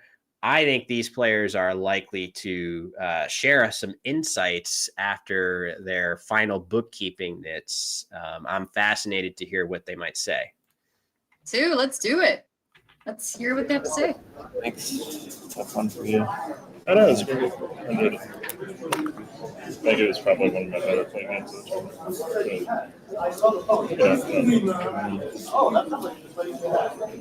Getting the tiles. Yeah, I mean, I was kind of in it. I probably needed things to work better on the. I didn't feel like that after I played Job. I mean, it's sort of there. Didn't quite dig us soon enough. I mean, I can't really ask for much more. The triple stayed open for a turn, so.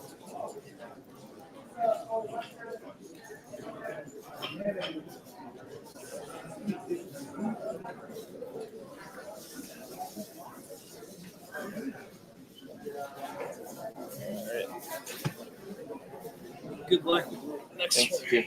All right. Not a ton of endgame discussion there. Sometimes you never know. Sometimes the players have a lot to talk about. Other times, not so much. I guess there would be no reason for, it's tough, right? Like I expect we saw yesterday, Josh Sokol ran over to Eric Goldstein after his game to let him know all of the mistakes that he made in the game. From a content standpoint, seeing Jesse's reaction to letting Jurds slip by him in the mid game would have been interesting. But other than that, just a tough one for him going up against a really strong player in Dave. Absolutely. And I think we're going to get Jesse's reaction in his annotated games not far from now. And, he's known for annotating his games and posting them on cross tables. David Weigand does so as well. I was just about to call him David Bing. You know how it is now. And he's another one of those prolific annotators. It's really great as a learning tool to go through these games and see what these players are saying about their games, how they're analyzing, and it's a great way to get feedback on your games as well. I mean, I've only very recently started annotating and posting my games, and it's been, I think, a game changer to have my friends commentate and like look at these games, tell me what they think. I think it's a huge, huge public resource. So thank you, Seth Lipkin, for creating that resource, for making it available, and for everyone who does annotate their games and publishes them, including you, Will. Yeah, it's been a while since I did that, but yeah, just going to put in the chat the link. I mean, this website is so much more than just that. Hopefully that hyperlinks. I didn't really do the hyperlinking, but that is the URL, and it's kind of an one-stop shop. It's like a schedule, a calendar of events. It's a record keeping resource, and it's an amazing way to learn from other players and the games that they play and post. So really a pillar of our community in pretty much every way. Sorry that the link isn't whatever hyperlink there. But in any case, yeah, Jesse, definitely a player I've learned a ton from and love watching his games. So I fully expect that if he gets around to it. I know things are busier for him these days. But in any case, round 16 in the books, round 17, a bit of a David versus Goliath situation here. Winter, the number 21 seed in this stacked field of 27 players, is right at the top of the standings right now, depending on the result of Wellington Jigare's previous game. Well, actually, there are other games that still matter where people could pass him, but at least right now in the standings, Winter is second overall behind Wellington Jigare, and we're going to see him take on Nisakak Etim, the winner of a round 15 game, in a pretty surprising matchup, Nitz. Oh, wow. I'm really excited to see that. I'm not going to lie, when you did say David versus Goliath, I thought we were going to see another David on stream, but this works too. I think it's going to be a great time. I'd love to see how Winter has been doing. He's playing so well recently. It'd be great to see his skills on stream and just, have all of you guys with us. Yeah, so we'll get set and prepared for that matchup. It'll be our third game of the morning, after which we will cut to our lunch break and then switch over to the North American focused lexicon for the afternoon. But for now, very quick break, and we will be back with round 17 between Etim and Winter at the 2024 World Cup.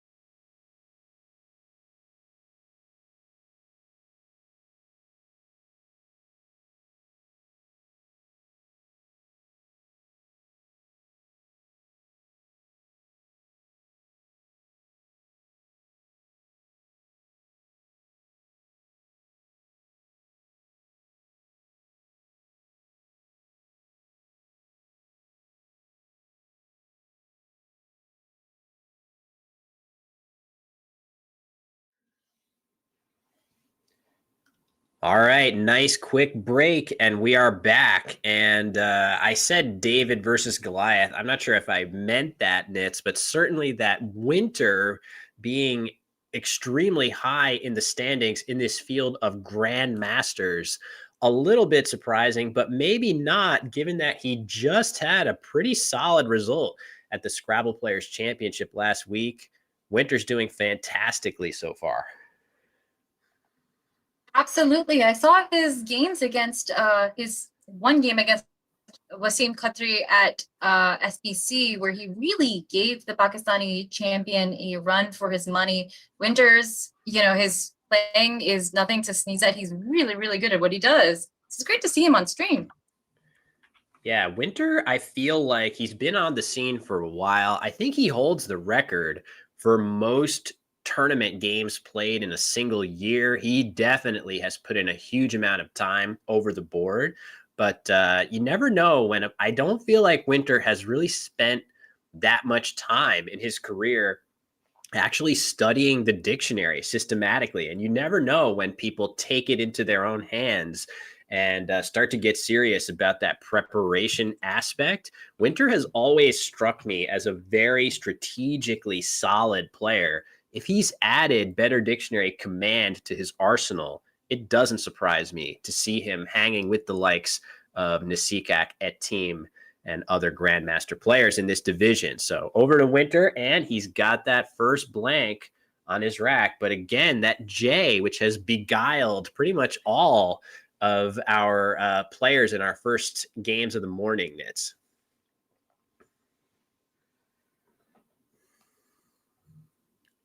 Absolutely. And I don't think Winter's about to let it be an albatross around his neck. I think he's going to get down jive on the board, making EL. And I think he's just going to be rid of it so he can play a bingo next turn. But he doesn't know, however, is that Etim's got a blank of his own. And it's yet another one of those games where we've seen the blanks way out in the beginning. It really takes some of the volatility out of the rest of the game. Oh, he had it down and then he picks it up. He's likely thinking about, do I really want to give such a good scoring spot back under the J? But maybe he's going to think to himself, well, I've got an O. If I play jibe, I have an O here. And my opponent at team just played lie, which I would read as he's likelier to have 4 tiles that are low pointers, good bingo tiles. So maybe not so damaging to underlap that J. So your odds of escaping with making a big scoring spot like that and not getting hammered might be a little bit better. So we'll see what he elects to do. I agree with you that I like jibe. That's a good point about him reading a team is keeping low point bingo friendly tiles, because that would explain him putting down boy as he's doing right now, which gives back less and makes it harder, I would say, for a team to play a bingo, except perhaps on top or making boys, I guess. That's really impressive. That is the play that the engine is liking best by a lot. I don't know if I would ever play this because it seems so natural to get rid of the J, but the computer engine likes Winter's play by a pretty solid margin, and I'm really impressed with his ability to generate that as a choice and play it here.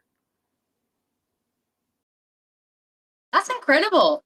I guess it's up to the team now to see his 3 tile overlap bingo underneath. Do you think he's going to find this? I mean, the chat has seen they found the pattern here. What do you guys think? Yeah, it looks like he is going to designate the blank. I can see the card, an M, which I know that looks kind of weird compared to S, sissier, that's a normal word, hissier, even kissier, but missier is also valid. And I wonder whether Winter is going to give this an extra 5 points just to make absolutely sure. That could be a calculated choice on the part of Etim to basically say, I'm going to pick the most obscure choice here and try to bait Winter into challenging it. But Winter doesn't seem to even be thinking twice about that. he is very likely looking at just playing jive underneath here, leaving EO blank, which gives him a great chance of coming back with something very strong as long as Etim doesn't play in that spot himself. So I like the thinking here by both players so far.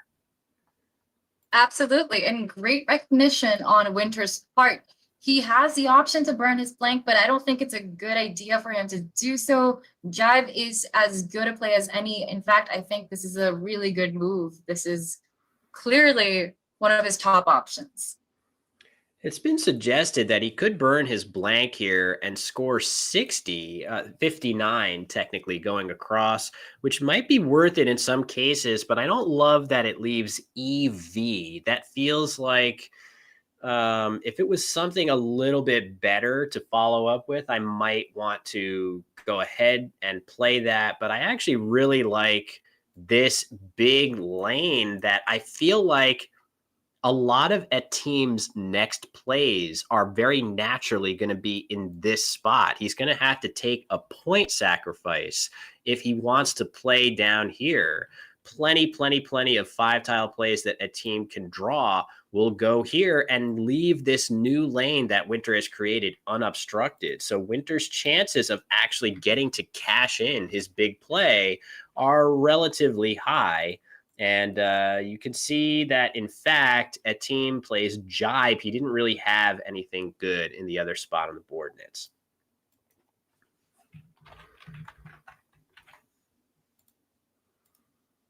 Yeah, he covers his bases. He puts down jive, and yeah, it's a great place if you're gonna play something. It's giving you points, and it's gonna stop that double sevens lane. And I believe Winter has multiple bingos to pick from, so I can't imagine him missing them.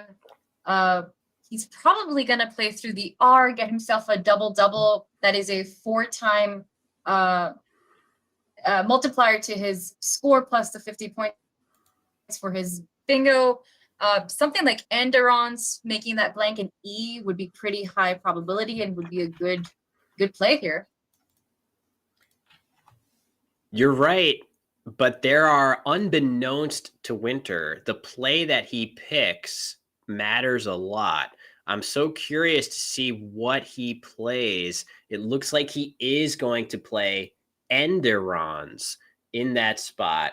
We'll see what he makes the blank. Looks like he's ticked the I, which does make it a little bit more difficult for Etim to play through here. An E, which you could also make that blank an E, makes it a little bit easier. But the thing about this is that Etim has the 7-letter word net-like on his rack, and had Winter played Tendrons or something like that in the same spot, he would give up the bingo of tent-like back to Etim. So I don't really know which bingo is objectively the best, but Winter has picked the one that works out a little bit better for him in this position.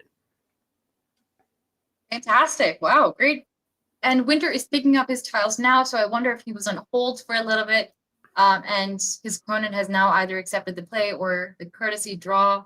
But yeah, Etim is not going to have a bingo this time as he would have had through that T. But he does have a great spot for his K that Enderons has opened up if he were to play parallel to that, something like just eke, to eke out a win or eke out an earning. That would play just perfectly well there. Yeah, that looks really good. I have every expectation that he is going to see that spot quickly. I think first he will imagine, if I have anything here, what could it be? How do I get the K in this spot going all the way to the triple? And the answer is there are no words that allow him to do that. He only has plays like Inkle that just don't score very well. It scores 27. Eek, which you pointed out, scores 35 and leaves a significantly superior leave. So love that play. I guess the only question for Etim, will he want to tack his L on? This is also a valid word, leak right here. That's interesting. I'm not sure if it makes it easier. To my eye, it might make it slightly more difficult to play across to the triple, and a team might like that defensive aspect of that play. I like that suggestion. I would also play leak here then. And it's still a good lead. You keep TINE, that's bingo prone tiles. That's a really good move. And I believe Etim is just considering his options. He might see Tinkle. He might be considering that, or Inkle, as you suggested. But yes, Eek is a perfectly good play here. Yeah, it makes a lot of sense. And Winter is quickly playing off his cue. So that makes a lot of sense as far as really that has to be his best place to play his cue here.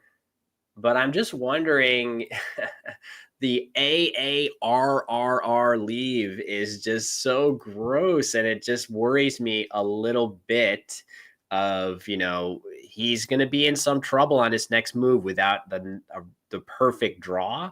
So maybe that is the best move that he has, but it is oh my gosh, look at that. He's so close to one of the many variants of Argnitz. I don't think he has a 7-letter ARG, but that's a great draw for him. Oh my God, that is incredible.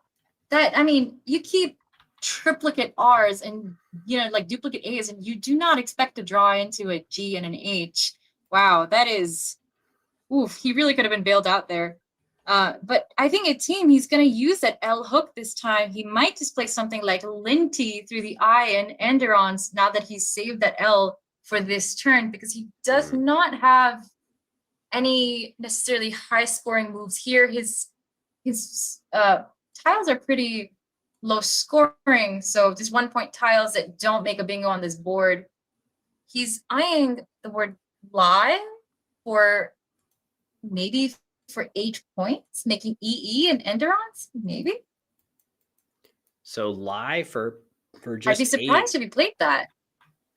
Yeah, I think Linty here looks fantastic. The problem is this is not a word that you might immediately know to be valid. I think this is an obscure variation. Even if you knew this word as an S hook, you might not be sure whether it's spelt with a Y or an IE. I guess the answer technically is both. So that's a word that would be very difficult to remember the validity of. So instead, we do see lie, keeping a very strong bingo leave. And now Winter with ARG on his rack.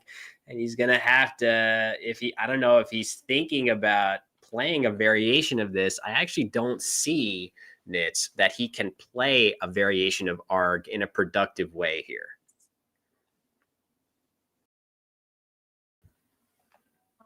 I don't know if there's a spot for this 6-letter ARG that he's got set up. He might just end up having to play something like Jagra, or as the chat suggested, Jara, Jarrah, depending on which one he sees. Yeah, that's a nice one. That's a tough one to spot, but that looks like a great way to shed 2 of the 3 R's in one go. That looks like a good option, but there's definitely, there's going to be others that are appealing to him here. Jagra maybe a little bit more findable for him in this position.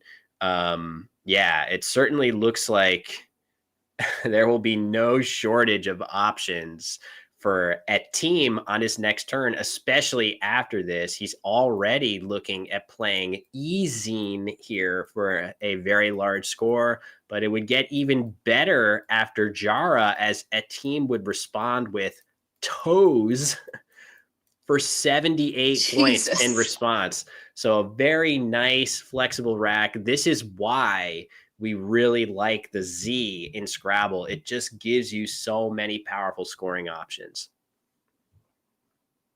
Absolutely. And now, Eaton's got a great move ahead of him. He's got that Z to, hammer home with that E in in Gaib, he's probably going to play Ezine very, very quickly here and get 72 points from that.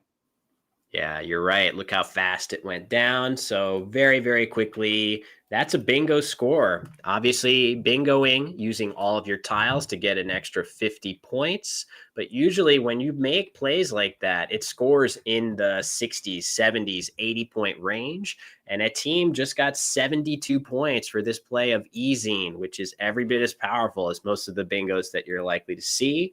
So pretty impressive play there. Yeah, we'll just see what Winter does here. A pretty insane play that I don't think I would see. Just pointed out in the chat that is absolutely everything Winter wants here through this eye of Enderons, as I was about to draw on here. Just imagine this is an eye, not a blank. Winter has Rip Wrap through this eye using both of his R's and both of his P's for 44 points. That would be a very Nigel Richards finds that every time, but I don't know who else is going to see that each and every time, Nitz. That's incredible. And to know Rip Rap, I imagine he would have had to study Rip Raps. He's more likely to have learned the 7 as opposed to the 6, just because of how we learn words in Scrabble. It is a very low probability bingo Rip Raps, so I don't know if he's likely to have seen it. He has HAP to the side. I wonder if he's going to add an R to that, make harp, where perhaps the S of Enderons is. That would be a good play there. 34 points, that's perfectly reasonable. That's a great play. This is a much more findable and solid play. I cannot fault Winter whatsoever for making this play. This undoubles both of his P's and R's. It gives him a solid leave to work with next turn. This play makes a ton of sense. Really just for, the edification of the audience here, we would point out that Rip Rap was available. But yeah, this is a much more normal play, and well done to Winter to spot that and just continue on. So we'll see what he draws. Oof, no vowels to help him here. Oh, there's one, but that's not what he was hoping to see come out of the bag there on that draw. That's tough. That's really the tile gods just kind of scoffing at you a little bit. And for Etim, he's gonna have to figure out what to do with these tiles, which look kind of synergistic, but also kind of what are you gonna do on this board? And I don't know, that Eek play is really coming back again and again for the possible plays that someone could be playing to the triple. For example, he's got Die Atom making Deek over there, and I don't know if that's something that is easily findable because of that eye being a blank, because of that Eek hook. It's kind of tough. Yeah, those are pretty high degree of difficulty plays. There's a lot challenging about that. First of all, I always find it difficult. I feel like we mentioned this earlier, Nitz. Working with the blank tile is not as easy as working with the actual genuine article. I feel like it would be easier, to play through that tile if it was just an eye instead of a blank. You have to have a little bit of extra dexterity to think about what that tile represents, as opposed to being able to look at the letter right there. So yeah, that's one thing. And then the other is that finding a 6-letter word through an I with a hook to Eek going across is just a high degree of difficulty find. It looks like Etim has spotted his highest scoring play here of Die Atom, which is a fantastic play on his part. Pointed out also, he had Tomcat right here making some hooks, but this scores 4 more points and leaves 2 solid bingo tiles for next turn. Very, very nicely done by Etim on that move. That was beautifully done. Oh my gosh. It is not every player that you will find who's able to do that. You have to look through that I, which is already a blank, as you mentioned. You have to find that 6-letter word. That is rough. Oh my gosh. And on to Winter, he's got these consonants to struggle with, but I think he's perhaps eyeing Fjord through the O that just opened up. It says a lot that this play of Fjord is about as good as it gets. The only other options that seem clearly worth consideration other than that would be something like Virid through this I, which at least gets rid of the V that was on his rack at a cost of giving back a much more potentially lucrative scoring spot right there. And then the really obscure one of Eurivdnitz. Have you ever seen that word before? Yes. Yes, I have. It's a messed up one. And it's a past tense, so I don't believe it takes an S. Yeah, that's true. So that might have been worth consideration. Anyway, it's back over to Etim. He has 2 C's on his rack. He drew a bunch of consonants. The one vowel that he has does give him a solid 32-point play, putting him up 50. But man, Winter had a pretty nice draw here. He's got overapt on his rack, and it will play if he sees the P hook of plie at the top of the board nits. Do you think he's going to spot it?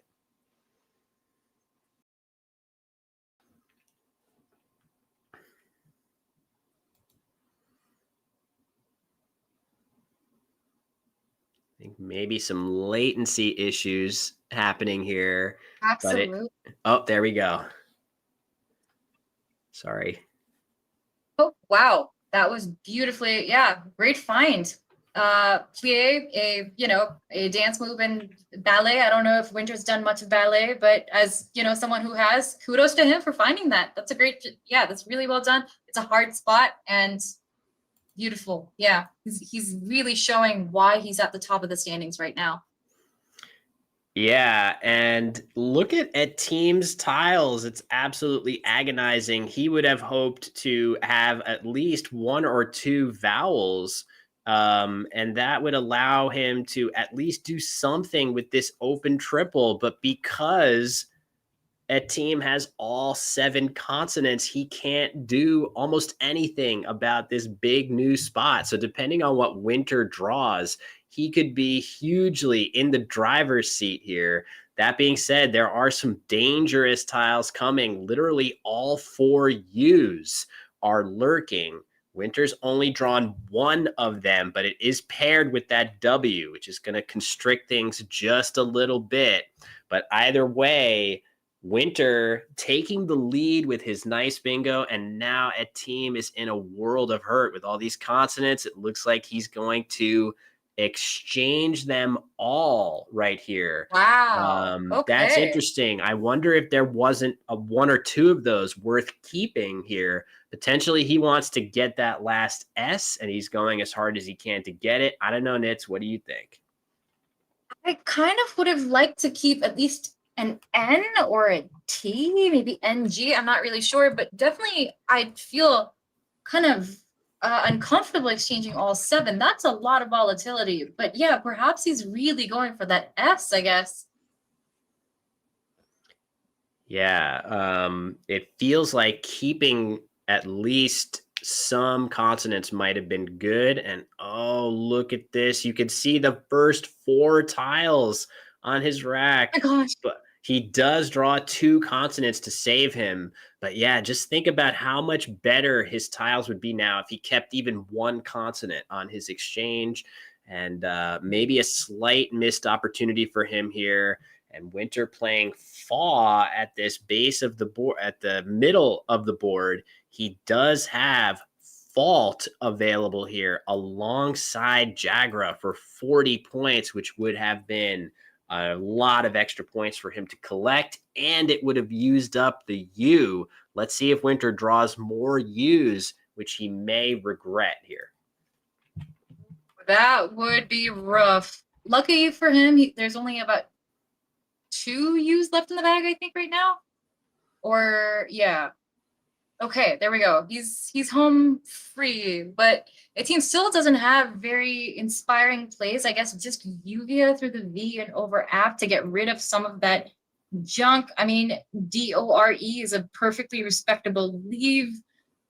This is tough. This is tough for him. Yeah, very, very tough. Both players are in a tricky situation, but of course, Winter should be very oh, look at this. Evade. Okay. So this is a way to really grab at as many points as possible for Etim. I wondered if he was going to play something a little more balanced. But the board isn't very good for bingos anyway, so maybe it's okay to just grab the points. For me, I might have considered just Uvia in that spot, but of course, I don't have an S, and maybe a team doesn't want to turn the game into a race for that last S. So there's a lot to consider here for sure, Nits. Yeah, I mean, with two L's still out in his perspective, perhaps Uvia would have been okay because there's the S and the two L's to go for. I don't know. I mean, evade is kind of dangerous with the two U's, well, three U's for him unseen. It's kind of tough. Yeah, that U, let's see. Both players are tempting fate by not playing their U's, and a team draws outrated My to the gosh, D. He's drawn a bingo that plays right here. The game is so close, insane. and Winter is going to struggle to score enough points here. If he tries to block the board, he probably feels like he has to grab as many points as he can elsewhere. And that's going to allow a team to play outrated, probably out trade is what he'll play instead for some defensive merit, not opening the triple lane. But wow, what a swing. Winter, after playing so well for most of this game, is in a bit of a sticky spot right here. Yeah, what is Winter to even do here? Does he just keep going for the points? Play something like Glut and Shog? I mean, I think he's setting a plug on his rack right now. That will get him 21 points. With a board like this, that's a decent score. There's not really much more that he can do than like 24 odd points here and there. This is rough. Like, I mean, does he take the chance to act, like block that opening over there? I think the play that might save him would be to play Kagul, which I just put on the board right into this E. That would have blocked everything and made it a little bit more difficult to bingo. But instead, Winter playing plug, that's a very normal play. And keep in mind, Winter could draw something through these tiles of outrated. It's definitely possible as a team going for the extra 2 points instead of the slightly safer out trade, maybe not thinking of out trade, willing to open the triple lane here. Very curious to see what Winter draws. And oh my gosh, he's got the X, but maybe not enough ammo to go with it. Oh, the X. This is insane, Nits. There's a spot for the X right here if Winter can see cow wall. This My crazy gosh. insertion play right here scores 48 points, which would put him back in the lead. That is an incredibly high degree of difficulty play. That is ridiculous. And I can promise you, I would not even be looking there. I think something as simple as like XU on top of plug would just Yeah. be, yeah, would be where I'd be going, get those points, move on. I don't know. This is crazy. XU, much more natural play, and that would give Winter a narrow lead. I just think, I mean, from his perspective, it puts him in a tough spot. A team would be able to plan out the end game pretty well. After XU, there would be one tile in the bag. A team, depending on what he gets, maybe he'll get 3 ends and be in a really, really difficult spot here. That's definitely possible. Let's see. Oh, he drew that last S too. So a huge draw for a team to really help him. But oh, look at that. Oh, wow. Yikes. So this is really fascinating because now with all those 1-pointers, a team is going to struggle to score, and Winter doesn't know this, but the H is lurking for him in the bag. So if he plays XU here, he has very good odds of pulling the H to pair with so many other nice tiles that like being around the H. So this is actually, I have no idea what's going to happen from here on out in this game, Nitz. Oh yeah, this is crazy. I mean, I'd be surprised if Winter doesn't play XU because I mean, I guess he could play it on top of outrated, but that's not a lot of points. He's looking at this, he's looking at this pool. He's wondering, what am I going to be hit back with, or what is he going to draw? Geez, this is incredibly complicated.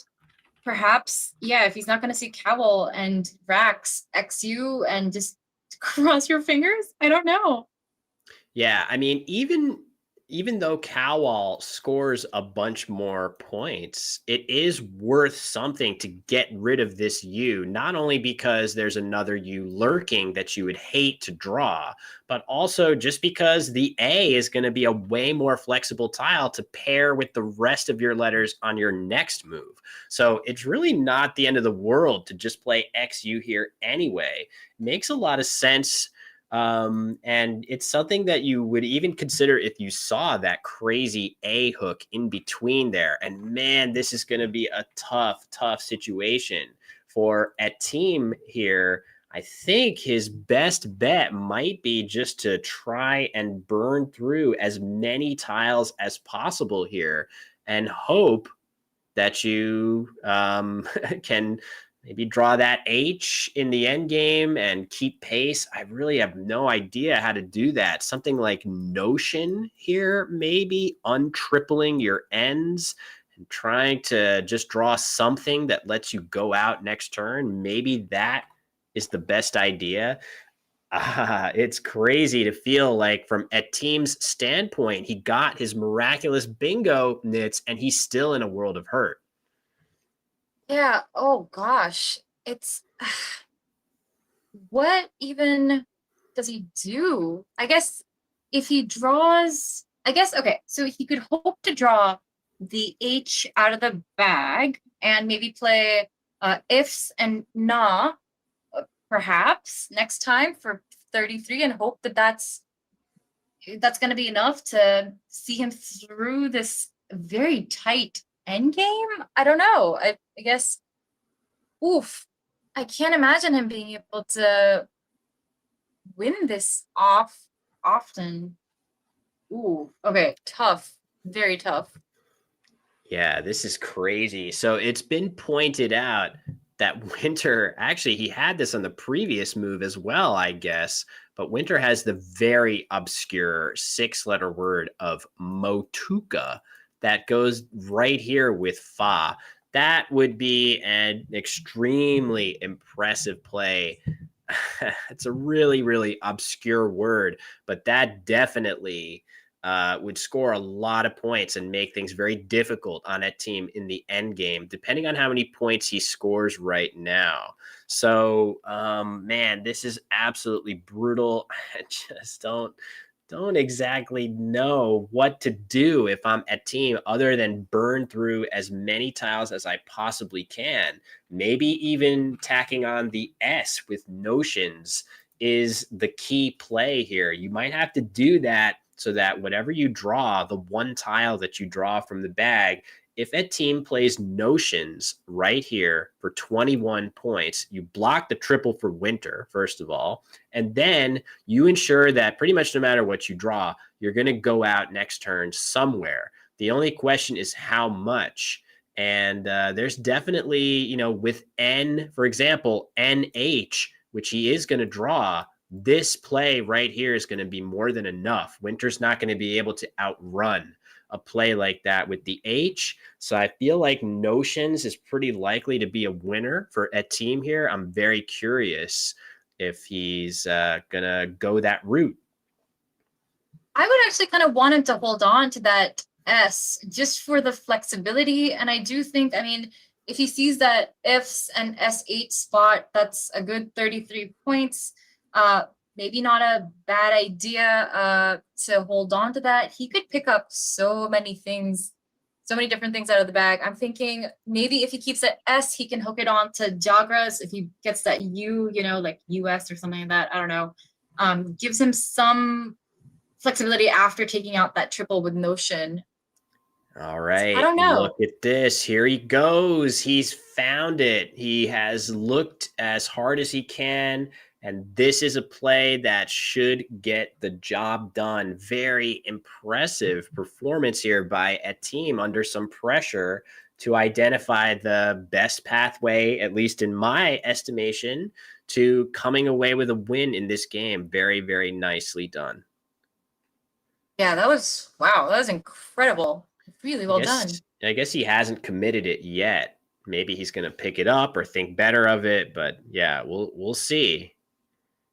This play only wins if the H is in the bag, right? Like I think out of like all the draws, it only wins with the H. Wow, is that So really you can true? outscore. I my calculation could be completely off here, but I think that might be the case. Wow. Okay. It feels like he should be okay some of the time. Maybe you just can't outrun Motuka. I think the issue is how many of the winning scenarios involve Winter finding Motuka, which is, that's a tough one. He might not do that every time. So in practical terms, this might win slightly more than optimal calculations suggest. But I am also curious now to see what happens in some of the other cases. So let's see if he draws AN. What does Winter do? I'm very curious. No, Winter would not win if a team drew an A. Let's try CN now. It's so curious. Obviously, in this case, oh wow, there's other crazy stuff. If Winter had the H, he could play something like Halm here for 47. Oh, he's gonna try a phony. Oh, Okay. Yikes. So I I, don't think go this is the ahead. spot to do that. So I don't think this is that bad, given that his best play here of Motuka was not going to win the game anyway. So I think actually Winter's done well to just he's just basically figured out that he can't win this game without trying a desperation phony, but it's going to come off the board. Actually, that makes a ton of sense from Winter's perspective. He has no way to win this game, and Etim quickly laying down his best outplay. Crazy Nits, crazy finish to this That one. was ridiculous. That was ridiculous. And good on Winter for trying, I mean, if he's gonna lose anyway, he might as well go out, with a fight. That was an incredible game. It was just going every which way. Every which way. So final score is not indicative of how close this game was. Let's see what the players have to say here. What am I thinking of? What am I thinking of without claim?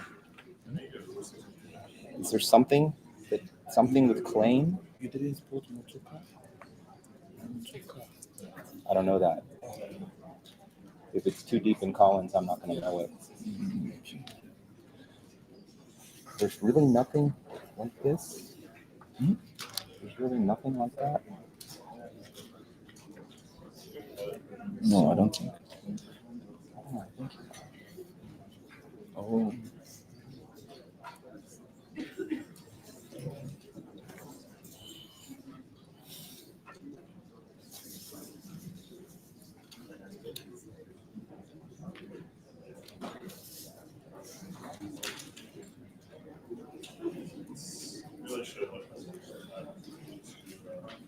Oh, okay. Only reclaim. there's no what And claim and reclaim. and clean. And clean. No, just claim and reclaim. Yeah. All right. Well done.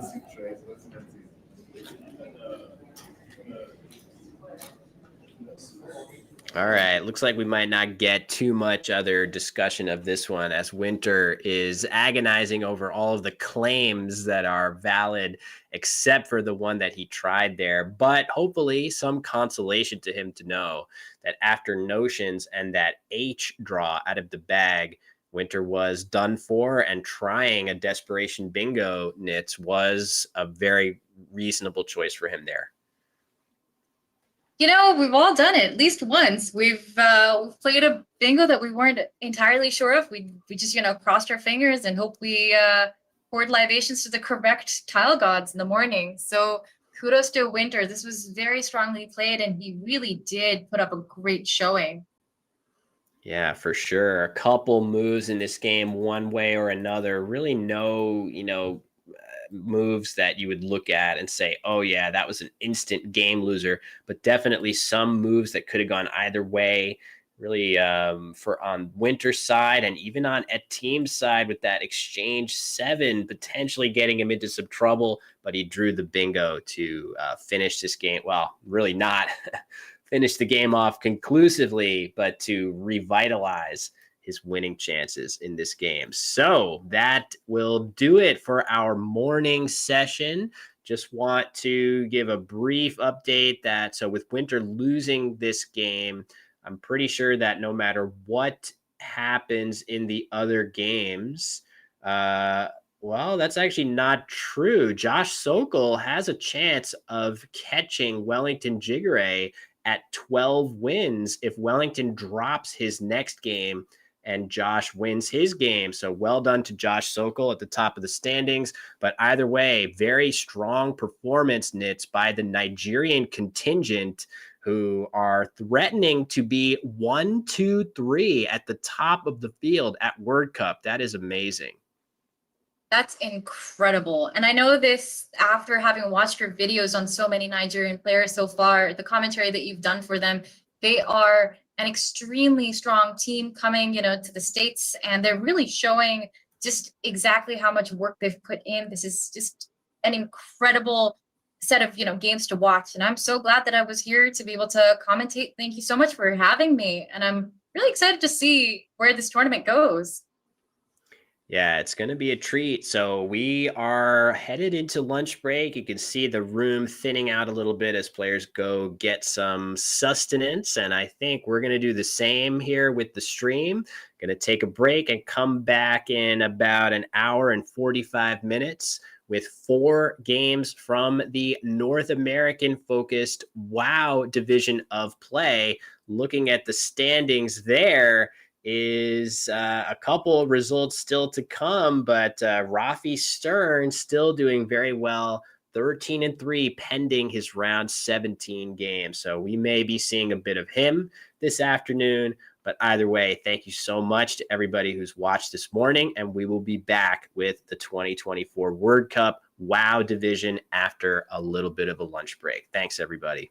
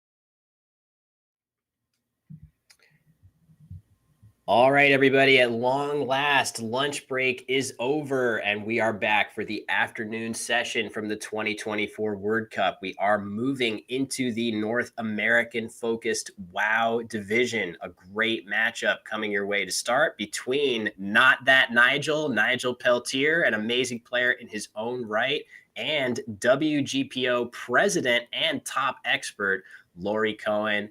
And I am thrilled for those of you who are watching this stream and wondering, who is this guy talking? Where's Matt Canick? Matt Canick is the guy I want to listen to as he commentates the absolute best Scrabble events that are on the circuit.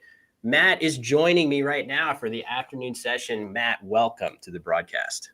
Let's go. I'm excited to be here, excited to watch some Scrabble today. I'm super excited to watch this matchup specifically. Nigel is someone who always shows up to these nationals and just dominates at them. I feel like he cashes. He'll be seated 30th or 40th all the time and then just cash at like every nationals he appears at. He shows up for these big events. I think a big part of the reason he's able to do that is to stay calm. Lori is someone who's also a beast over the Scrabble board. We just saw Chloe Fatsis, the only woman in the SPC's Division 1, finish 4th. But Lori finished 3rd back in 2010 at the at that time, I believe it was the NSC. She is a beast over the board. Met up with her, Jackson, and Josh in Phoenix a few years back, and Lori swept us. She's a monster. Nigel's a monster. This is going to be a good game. Yeah, this most surprising thing is to see her spread. You can see the records right next to the nameplates. Nigel at 11-6 with a solid plus 494, but Lori 12-5 -2, which is definitely an outlier for a player of Lori's caliber. I think it could mean that she's converted a bunch of close games and weathered a few blowouts. And really, you're thrilled to be at 12-5 after a tournament like that. Boy, those are the fun tournaments to me, the ones where you feel like you hardly ever blow your opponent out, but you grind through a number of close games and take them away. That's what that 12-5 -2 indicates for Lori, that she's had a lot of fun this event, but some nail-biter games. Nigel to play first, AERRSUW, WAUR, I think the very standard move here, right, Will? Yeah, that's a word that you will see early and often in your Scrabble career. The WU combination is so toxic. You can even hear it as I try to say those two letters, WU, not very good together. So the words that do contain those letters gain outsized importance. And I definitely expect Nigel either to play this word or maybe he would consider an exchange. I think playing this is definitely superior here. Yeah, you got to play it. I think the only real thing is how did that take a minute? Usually if you pull that word, you're just going to pull the trigger on it. It is, I think, some sort of adjective. It does not take an S. I made that mistake very early on in my Scrabble career and learned that the hard way. So war, I think, still just the standard play. And what about the placement here, Will? I think put the U next to the double letters, correct, right? Yeah, the U is not as dangerous as a lot of the other vowels that you can place in that kind of spot. Right? Oh, there we go. I made the same mistake as usual, but I'm going to fix it very fast right here. The U next to the double letter squares, not quite so bad. You could see something like AX go down on top of that. But apart from that, there's not quite the same danger as you would get with other vowels that can accommodate the Z, the J, some of these other power tiles. So it makes a lot of sense. And over to Lori, who has the J. Not that easy for her to work with here. In fact, it's kind of an indication that Nigel's placement was a good one. Ooh, look at this. I wondered, Matt, if she was going to hold the I back, but she does end up playing it here. It makes a lot of sense to me. Man, that's a tough turn for Lori. She has a lot of points on the board. ETH stacking beneath war is 28 in this situation versus just 14 for Haji. ETH has the terrible IIJL leave, but this is what Lori does. She bingos a lot against you, sort of her MO. She tends to keep bingo prone leaves, and she is great at finding the bingos she draws. So Haji, exactly what I expect from a player like Lori, and shirked an enormous play here for Nigel. This is the only bingo he has on the rack, 95 points, and he's picking up the time he wasted last turn on this one. That's a no-brainer play and a slam dunk for Nigel. Yeah, what a fantastic start to the game. ERS on his rack after war, he draws HK, which isn't actually that great of a combination for bingoing, but that's the power of ERS. It turns some of those more difficult, high scoring combinations of consonants into gold a lot of the time. And that's exactly what happened with Shirked. So he strikes first in a huge way here. Back over to Lori, who has some decent bingo tiles, but marred a little bit by the duplicated L's. And of course, the 3-point M. Not sure if you see anything that much better than, I guess, something like Milk or Item are reasonable options, but Item leaving both the L's. Yeah, Item is a killer play, 35 points with that stacking opportunity there. But LLR is a killer leave for the other reason. I don't expect we'll see Lori play that here. Again, she prefers those flexible leaves to stay in bingo prone range. She's going to do a good job of that here. Milker is still 30 points, and Sims ahead of Item. I like this decision from her. Look at Nigel, though. Certainly, the start to the game that he loves being on the top board is to first, well, maybe not the exact start, drawing the WU combination, but then Shirked and a pretty high probability bingo of Neonate that he is wasting no time playing. Always nice, Matt, over the course of these long tournaments. The more moves you get that you don't have to think that much about, the better. Yeah, and it's 2 turns in a row now. Nigel has had a high-scoring word that is also incredibly obvious. Sometimes Scrabble games just sort of play themselves. This seems to be an example, one of those so far. I think most players in the room would have started this game with exactly the sequence Nigel started with. But hey, you take these gifts when Scrabble gives them to you. And Lori is not by any means out of this game yet. She has Tailfin on her rack and is going to bingo on this turn. Yeah, Tailfin on the rack, her spot for it was just blocked with Neonate. But if she's patient, and I know she will be, she has really, really good competitive psychology. I don't think I've ever seen her really get flustered over the board. Yeah, bingo lurking on this board. I haven't seen it spoiled yet in the YouTube chat. Until I do, I'll give you guys a moment to spot it. There we go. I think now is okay, Matt, to let the cat out of the bag here. Yeah, the cat out of the bag. It is a rather underwhelming bingo, just 63 points, but to the E in Neonate is anti-life. That is the only bingo that plays on this turn for Lori, and it sets up an interesting conundrum for the players on this board, a slight word knowledge check. This is a high probability 8, but do they know the back hook of an R, anti-lifer? If that's the play for Lori here, anti-lifer is going to be in play several turns on this game. Yeah, nicely spotted. So I think she probably just saw Tailfin on the rack, looked over the board to see, do I have a place to play this? No, I don't. Then you start looking through all the open letters, and she did not let that bingo opportunity get past her.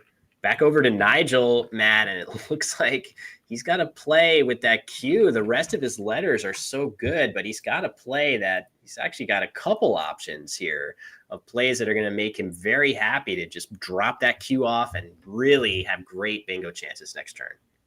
Again, sometimes Scrabble plays itself. This is like the easiest rack for Nigel. Okay, I'm going to keep a bunch of bingo prone stuff and score a bunch with the Q. The question is, do I play QI for 31 or QAT for 32? This is the correct decision from him. Adding the T gives so much more stability to the cluster of EPORS. Leave the 1 point on the table. This is a great choice, again, from Nigel. 4 for 4 on correct moves and likely to bingo into that leave. Oh, that's interesting, though. Why? Whoa. Yeah, why? Maybe one of the few things he could have drawn that makes his life a little bit more difficult. Meanwhile, Lori with an absolutely awful replenishment after her bingo of anti-life. But, you know, it's not like it, I definitely agree that play of just dropping the Q off right here was the play for Nigel. It did warrant at least a passing thought to play cat here. just because this spot right here, ending with the A of anti-life, does offer potentially devastating scoring plays that could hit Nigel really hard by leaving it open. But I do think, Matt, as you said, keeping that T on the rack really pumps up his bingo percentage so much that it is worth that risk. Yeah, just the extra tile there, EPO-RST, is so strong compared to EPO-RS that, you'd like to obstruct the Z opportunities for sure, but you've got to take the 31 over the 32 here, I think. Although, ironically, Nigel looks to have missed a bingo here. Lori has a little word knowledge check now as well. There's one kind of standout option here. It is a word I had never seen until right now. Plays through the R in Milker, a 6-letter play. Very nice. Yeah, that's definitely one of the few things that would make you not feel horrible to put on the board here. The play Matt referring to Varroa right here. I'm not sure if I'm saying that correctly. I easily could not be. But if Lori spots that, it's going to stand out. Sorry for my chicken scratch. 26 points, leaving 0-0. Instead, she's going to play a vow, which isn't hugely worse, but it does represent a good size mistake here, I think, Matt. Yeah, I'd never seen the word Varroa, so it's really hypocritical for me to sit up here in the commentator booth and say this was a blunder, but this was a blunder. Varroa is definitely the stronger play if you know it and if you spot it. Still holding on to those double O's anyway, but God, another O for Lori into it. The BZ. Oh, that's actually pretty fun. Oof. Now the Chi versus Cot decision is looking different in hindsight, huh? That Z definitely is poised to, it's hard to, I guess, I don't see a way to go all the way through here with that play, but certainly just Azo in that spot would be devastating. But I just wonder if Nigel is going to address it here. He's got plays with the Y that score quite well, or is he going to play shorter, hoping to get a bingo down in short order? Because he has a way to dump his Y right here. I don't know, Matt. This spot is just kind of scary to leave open. Yeah, this is one of those situations where you cannot fish. You're ahead nearly 100 points. Do not fish. Address the most dynamic spot on the board. Nigel has great plays up top. TEPOY or REP or ROPEY, both massive scores up top. I especially like how T-Poi opens up the front RYA spot for the next turn. So T-Poi, 49 points, set up your R, hold the S with Milker available. That's a slam dunk. Do not fish here. Just take the points, open up the board for your own tiles. Great play from Nigel. Yeah, it looks fantastic to me. I do love the little nuance between Ropey and T-Poi in that spot. Just these tiny, tiny, tiny little details. You never know when one of those tiny details is going to have a big reverberation on the rest of the game. So, could you imagine that Nigel draws a bingo starting with R after, T-Poi? Oh, and he's going to go ahead and play Poetry, which is definitely another reasonable choice. Sacrificing, I don't know if it's sacrificing. He's scoring 2 more points. And instead of leaving 2 good bingo tiles, just the S, and also opening the triple lane. Maybe the tiniest inaccuracy, but Matt, I don't quibble with this that much. I quibble with it a little bit more. Like those subtle nuances, again, are what separate the very, very top players from other people who are very good, but not that top notch. Just a small misplay there. But again, these are the things that break my heart. Those are the things that help people turn that corner. Nigel's going to kick himself, I think, when he connects these dots, but just a little misplay. But if Nigel gets tripled right here, we all say in hindsight, like, man, that was terrible. What a blunder. It won't be hard, but makes me sad. You can't always play perfectly. Of course, not in round 18. Yeah. That's a fair point, with 2 blanks unseen too, Matt. Yeah. All right, I'll stop. Lori has the R that she needs to play above the YA setup. So rather, Nigel wouldn't have ended up cashing his setup anyway. Lori has Orzo, ORZO, for 47 up top. ABO is not a particularly stellar leave, but 47 points is 47 points. That is, I think, easily the best play here for Lori. She's just got to spot it. Yeah, it looks good. I mean, another play that's worth at least passing consideration. I don't, if the scores were reversed, I might consider what Lori's got set up on her rack of just playing Oba here. And that is what she's going to do. I feel like that has a great deal of merit if she was the one ahead by the score that she's up in this game, scoring 33 and leaving the Z for next turn. In fact, leaving Orzo for next turn, the very same letters that she would be playing in that spot. And, you know, the very similar plays, but I think if I were her, I would probably have played Orzo and hoped for something miraculous through that P given the game situation.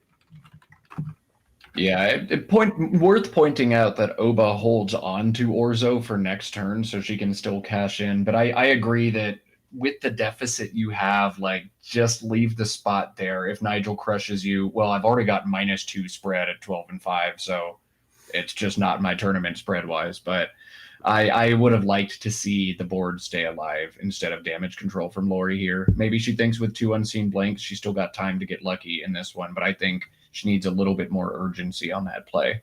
Nigel's found a great draw, ADEGIS blank. He threatens large bingos, but does have a hard decision to make about which one. One bingo plays along the bottom, back hooking Milker for 87 points. That word is agisted.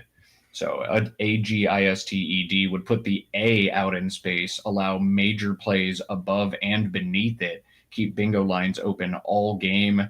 Sets up possibilities for Zeta through the D on the other side. This is a wide open play, but it's 87 points. If Nigel doesn't spot this, he's likely going to end up playing something like Steading, STEADING, back hooking Obas. That's a much more defensive line. And then there's one just nutso option that doesn't even seem to exist on this board. Over on the right side, the freakish play, Adelgids right here for 81.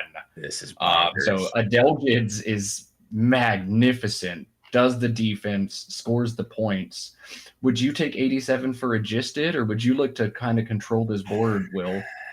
I mean, first of all, finding an overlapping play like this is definitely no walk in the park. It's very difficult already with the blank in hand to identify all of your options, let alone the ones that score all those overlaps. So I think I would probably be considering this play that Nigel ended up making of Agisted versus Steading in this spot. And ultimately, I don't know. At this score, I would potentially consider sacrificing the points here just to keep things a little bit more controlled. I actually really like the way the board shapes up in my favor after Steading, whereas after this play, you're totally right. The not only do you have stuff here, but also here, it's going to be difficult to close those 2 lanes down in a hurry. Lori's going to be able to do something that she likes in this spot and leave herself a lane to work with. So either way, I don't really fault Nigel for taking the extra 6 points, but I do feel like there's a thematic principle here that might be more relevant than a small number of points here. Lori has a massive decision on her hands here. I think several beginner and intermediate players immediately play Zax on that triple word for 56 points, or 66 points rather, and I don't think that's the correct move here. Lori, with the Z and the X on this rack, needs to think about not just this turn, but next turn. This board is so great for all of those tiles right now. The play of Oxo to the right side of Neonate is Lori's best play. Man, look at how fantastic this is. Oxo, great play by her. Draws an E, she has Zeta through the D. If she draws an I, she has Ritz through the T and anti-life. And she's got Czar already using the A and Agisted for 450 next turn. This is awesome from Lori's. Take 55 now instead of 65. That way I get 50 plus again next turn. Fantastic. This is how you mount your comeback. Yeah, I love that play on Lori's part. It definitely took just a little bit of let's slow down and make sure that we're evaluating all of our options. Nice job here by Nigel to, I was going to say, a huge benefit for Lori is that Nigel had to slow down with those terrible tiles, but he's managed to dump 2 of them in a hurry, 2 of those U's, both the U's that he drew. And maybe one more good draw will get Nigel back in business. But that draw slowing Nigel down just a little bit, allowing Lori to now bomb her Z is exactly what she needed to just inch her way a little bit back into this game. And remember, the second blank is still lurking. It's a really volatile board. The best part, she's bombed her X, is potentially about to bomb her Z, and this entire spot is still open to just untouched to continue to mount that comeback. All of a sudden, if you're Nigel, you start thinking, man, maybe I should have played steading. Uh-oh, this is scary. So Ritz cashed in now from Lori, 55 and then 69 on consecutive turns with the X and the Z. That is how it's done. And Lori is now just a bingo away in this game. What a comeback. Yeah, it would be crazy to see her pick something perfect out of the bag like S blank. That would be a lot of fun for us to see. ER, not the worst thing. Oh man, it's a balanced set of letters, but I don't think it's exactly what she needs right now. It would be amazing to have seen her draw a 7-letter bingo on that replenishment, but of course that was always going to be difficult for her holding CW. Through no fault of her own, Ritz was definitely the play she was, should have made, as was Oxo before that. But holding CW was going to make it tough for her to draw a bingo there. May I be that guy for a minute, Will? Absolutely. That's why you're here. Everyone wants to hear you be that guy. All right. Well, I don't know if Lori should have played Ritz last turn, actually. I think playing WIC on top of Agisted, ACER as opposed to ACEW as a leave. I think WIZ above Agisted makes that bottom line really annoying for Nigel to address, and that's easily the most dynamic line on the board. Now you need GS or maybe a P to obstruct the bottom. That makes it really difficult for Nigel to do anything, and ACER bingos a lot. ACEW almost never does. So maybe Ritz was a little bit rushed there, but that was the plan. After Oxo, I'm going to draw an I and play Ritz. Maybe Wiz was better. Keep in mind, too, that with a better bingo leave, you actually threaten 7-letter bingos with overlaps here, too, which would be absolutely devastating in addition to the ZA spot. So I'm starting to come around to the idea that Wiz is kind of another crazy like a fox idea, deferring a few points exactly the way she did with Oxo. If she can draw a bingo in this spot, it's going to score north of 100 points, and that is exactly what she needs. What would she have drawn if that R was a W? It's been pointed out. Art Moore in the chat. Nice to see you, Art. If she could change that W to an R right now, she would be threatening clearer right here for an absolute bomb of a score, which is kind of crazy to think about. So I would have probably autopiloted Ritz there as well. And I'm not sure it doesn't have its advantages, but I do feel like Wiz would have been really exciting for us to see unfold here. She still threatens 61 in that spot. CREWEL is still 61 there, but these tantalizing what-if questions are what makes Scrabble so endlessly fun and aggravating for all of us everywhere. We should probably look at Nigel's turn here. It's an important one. AEEIMNV. This board is open. His lead feels like it's evaporating. He needs to put some scoring pressure on and would like to try to address the shape of the board at least a little bit. Will, do you see plays at the bottom for Nigel that make sense to wield that V defensively? It's tricky because it looks like he has naive set up, which definitely does not accomplish that with the V. I think he's likely to, and there we go. He is going to shift his options around and maybe play one that is a little more defensive in Vimen at the base of the board. That does accomplish what you're mentioning a little bit better, Matt, with the V out in space. It doesn't do much to prevent There still being a very usable line right here after that play, but at least you don't get hit with big overlaps right here, thanks to the V. So I could see him going ahead with that play. Something you have to worry about if you're Nigel is what happens if I leave 2 vowels on the rack. That's where you start to consult this information. And the answer is it's not going to be as bad as it usually would be. Yeah, that's going to stack nicely with what's unseen. I always hate holding 2 vowels and no consonants, but if the pool looks like that, I can usually make myself pull the trigger on it. Nigel's got to feel the same way here.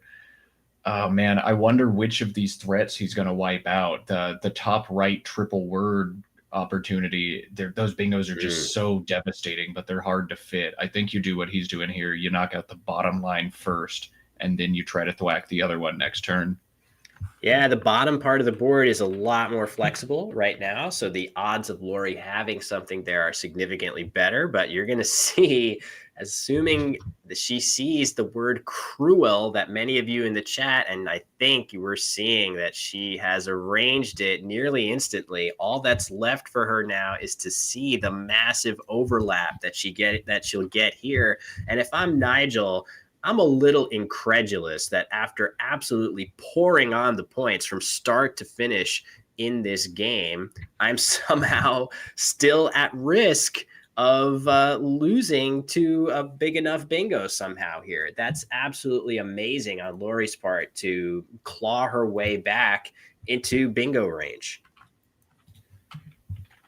It's so easy to sit on the other side of the board when Lori plays Oxo and Ritz and to say, oh my goodness, you got lucky. No, there was more than luck. That was a tactical sequence. She set that up, and I always hate when people are quick to write off things to luck that were more than luck. It was more than luck that launched Lori back into this game. It was good strategy as well, good planning. She could get that second blank from the bag too, which could be a huge boon. Of course, there's a number of cool things that she could draw. I think ultimately there's one of the oh my gosh, the Y, the S, and the blank.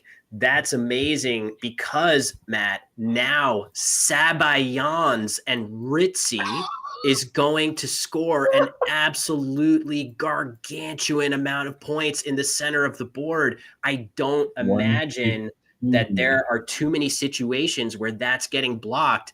This doesn't feel like a threat. If you're Nigel, I'm pretty sure Lori is about to find this absolutely devastating play. I'm in shock. 115, unbelievable. Lori is such a beast with the words. This is not one I have ever seen before. A Sabayon, of course, is a French adaptation of Zabaglione. Okay. But I bet Lori has studied this word before. Is she going to spot the sneaky 115-point double-double and break Nigel's heart here? That would be incredible.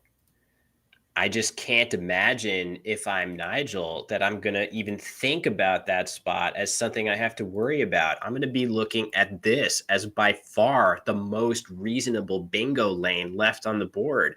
I'm going to be thinking about plays that I can play down here that obstruct this. And once I do, I'm going to look at the rest of the board and say, where the heck does she possibly bingo on the board after I block this area?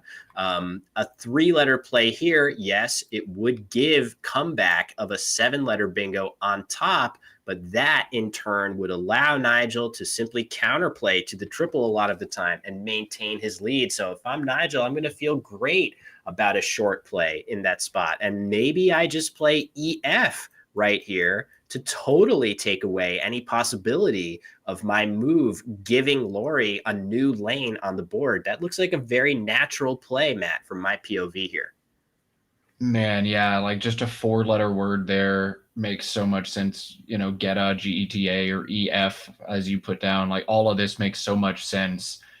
Of course, Nigel's going to do that. Now it's on Lori. You have drawn the most ridiculous miracle ever. Now, can you find it? 115 is Sabayon's the double-double. Oh, my goodness. Let's see how she arranges those letters. This is it. This is her ticket back in this game. I would say that maybe what's going to help her here is that, of course, you're going to be thinking about the Y hook to Ritzy, that now that you've drawn it. If she was thinking about plays that could have gone here, she's now going to be forced to pivot away from them and look elsewhere on the board. So all that being said, I do feel like her chances of eventually seeing this are pretty good. But man, if she saw it, it would be on the board already right now, I have to think. So with each passing second, Matt, I'm getting a little more anxious. Oh boy. Oh boy. I mean, these are the moments that top level Scrabble players live for. Like, you've drawn the goodies, you clawed back. Can I close the door? This is so exciting to watch. I'm curious to see. I would, again, never ever spot this play. There I it don't goes. know. Look at it. There Look at her. it is. Look at her tiles. There it is. Oh my goodness, Lori. She's got to sit down. She's just doing the math now. She's just doing the math. She's going to play this. Unbelievable. No way she's not spotting this now. I think I just detected a little smile there from a very stoic player, normally, Lori Cohen. If I saw this play, I might give a little smile over the board as well, even if I was locked in. So I cannot wait to see this go down. When it does, Nigel currently up in commanding fashion, but after 115 points, he's going to be trailing by 28 going into his next move with 4 in the bag. Game is still far from over, but this would be an unbelievable comeback on the part of Lori Cohen. Most players lost this game a couple turns ago playing Zax at the bottom of the board. And just, man, the fact that Lori didn't is the fact, like, to give her the opportunity to even be here. I can't even put words together right now. Oh my goodness. Let's go, Lori. Watch Nigel's face. Oh my goodness. That is crazy. This is pretty epic. A lot of people in the chat saying you got video content out of this, Will, and that, yeah, hard to quibble with that. This definitely is one of the crazier comebacks I have ever seen in a game. Lori down by 140-ish points after adjusted for Nigel. And Nigel's body language is like, are you kidding me? How? Looking at his score sheet, wondering how could this have gone so awry? He had a decision, offense versus defense. Adjusted 87 points, steading 81. Since Nigel played adjusted, Lori's scores have been 55, 69, 61, and 115. Unbelievable. I mean, that's exactly the sort of disaster scenario that you're trying to avoid by sacrificing some points.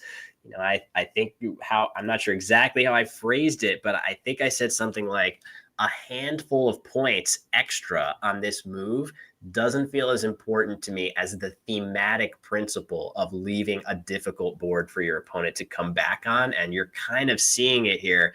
That being said, I could easily see myself playing adjusted just as Nigel did here. Things have gone totally awry for him down the stretch of the game.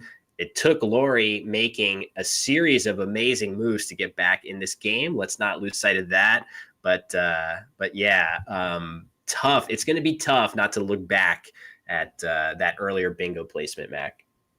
Sorry, Matt. We still have a big game on our hands here. Nigel is not done. Nigel has to be surprised that he is suddenly losing, but I think he's still in okay shape to hang on and win this game. There are 4 tiles in the bag from his perspective, and that changes the calculus a lot here. Typically, your top plays are going to be things like Agent, Through the N, and Neonate. The problem is that plays exactly 4 tiles. So you're in a 7-on-7 end game, and it's Lori's turn. She's almost always going to beat you to the punch and go out before you. And in a nail biter like this, the player who goes out is almost always the one who wins. So Nigel's got to spend a lot of time here. He wants to look for options where he'll play just 1, 2, or 3 tiles, or maybe shell out and go all the way for a 6-tile play. But I think he's got to look for a 2 or 3 tile play that still scores points here. I don't see many of those. but he's not done in this game. What stands out to you, Will? Man, I don't know. I mean, the idea of wanting to play less than 4 tiles is pretty important here because it's hard to imagine making a play that will allow Nigel to bingo in multiple spots on the board. So I think if he's using 4, he's going to give Lori perfect knowledge. Oh, has Nigel decided that he's going to challenge Sabayans? It looks like maybe he held it. I think he did hold it because Lori didn't immediately draw her tiles. After some time elapsed, you're allowed to draw what's called a courtesy draw. So the player that's being held can start to think about their next move. But Nigel may have assessed that his winning chances were less than he would have wanted, and he just could not place this word. If he had any doubt in this being valid and 115-point bingo, you kind of have to challenge, but it's going to come back good, which is another huge stroke of, I guess, luck and good fortune for Lori, Matt. This is unbelievable. This is unbelievable. I don't have words. Just incredible. Scrabble, the gift that keeps on giving. Yeah, it's an absolute banger. I mean, God, why didn't we get Matt on the stream earlier? It's just bangers follow you wherever you go. Bangers follow me wherever I go. I got Harshawn versus David Eldar in that insane World Championship final. I just got to do Mac Meller versus Ian Weinstein last week. And my first game on the set, we get this one. Y'all don't go anywhere. Every time Matt Canick is in the booth, we're going to have an awesome freaking game of Scrabble. I mean, I don't know how it's continuing at this. I mean, I feel like the content has been unbelievable lately. But yeah, this is an astounding one. Brutal loss in the making. I guess it's technically possible that Lori could somehow not wrap this up from here, just because if you look at the unseen tiles from her perspective, they are still very good for playing bingos. I guess she has to at least consider the possibility of, could Nigel somehow still have a bingo through this S or A? Is she going to try to obstruct those lanes right now? Or is she going to assume that if Nigel had a bingo in those spots, he would have played it? And can she just go for points elsewhere with something like Daft? That surely gets her enough points to win any endgame with ease. I don't know, Matt, where would you proceed here if you're Lori? Nigel didn't have a bingo last turn because he wouldn't have challenged. He would have played his bingo if he had a bingo. I'm going to empty the bag right now and win the game. I'm just going to play Antacid down from the A. Nigel doesn't get to draw any more tiles. Nigel didn't have a bingo. I'm going to win the game. That's how I'm approaching this turn. It's probably not the spread play, but that wins like 1,000% of the time. Yeah, Antacid looks pretty good. I guess maybe is there some rack some of the time with an S in 5th position that you would hate to see happen? There might not even be a play like that. So maybe Antacid is just a simple win and get out of this game with one of the craziest comeback victories that I can remember in Scrabble. Lori's got plenty of time to look at that. And if she can't identify a play like that, then Antacid could be a great option. Well spotted by you. Yeah, Antacid actually doesn't give up a single bingo. There's nothing that would play unless Nigel were able to have an 8-letter rack, and then he could have a playable bingo, a 10 on this board. But there would be nothing playable at all after Antacid.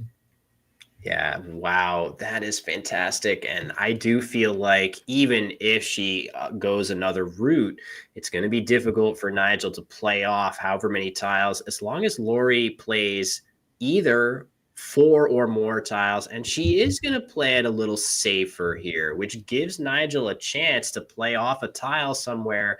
I think she's still going to be fine, but it does give your opponent one extra chance to make something happen in a creative way here, Matt. Not sure, but she'll probably still be fine. She'll probably survive this one, but this is why I would have emptied the bag, just to not give Nigel any opportunity to be clever. And Nigel can certainly be clever over a Scrabble board. Yeah, we've seen it often enough. You made a mention earlier at the outset of the game, introing the players, that Nigel has an unbelievably consistent performance at these big championship level events with players from all over the country. Very, very few players can boast what Nigel Peltier can, which is that he cashes pretty much every single time he competes in one of these. Knowing Scrabble as we do, it's so easy for things to go awry and to have a nightmare tournament once in a while. And for him to seemingly never do that is a testament to his ability to convert games that would potentially be out of reach for other players.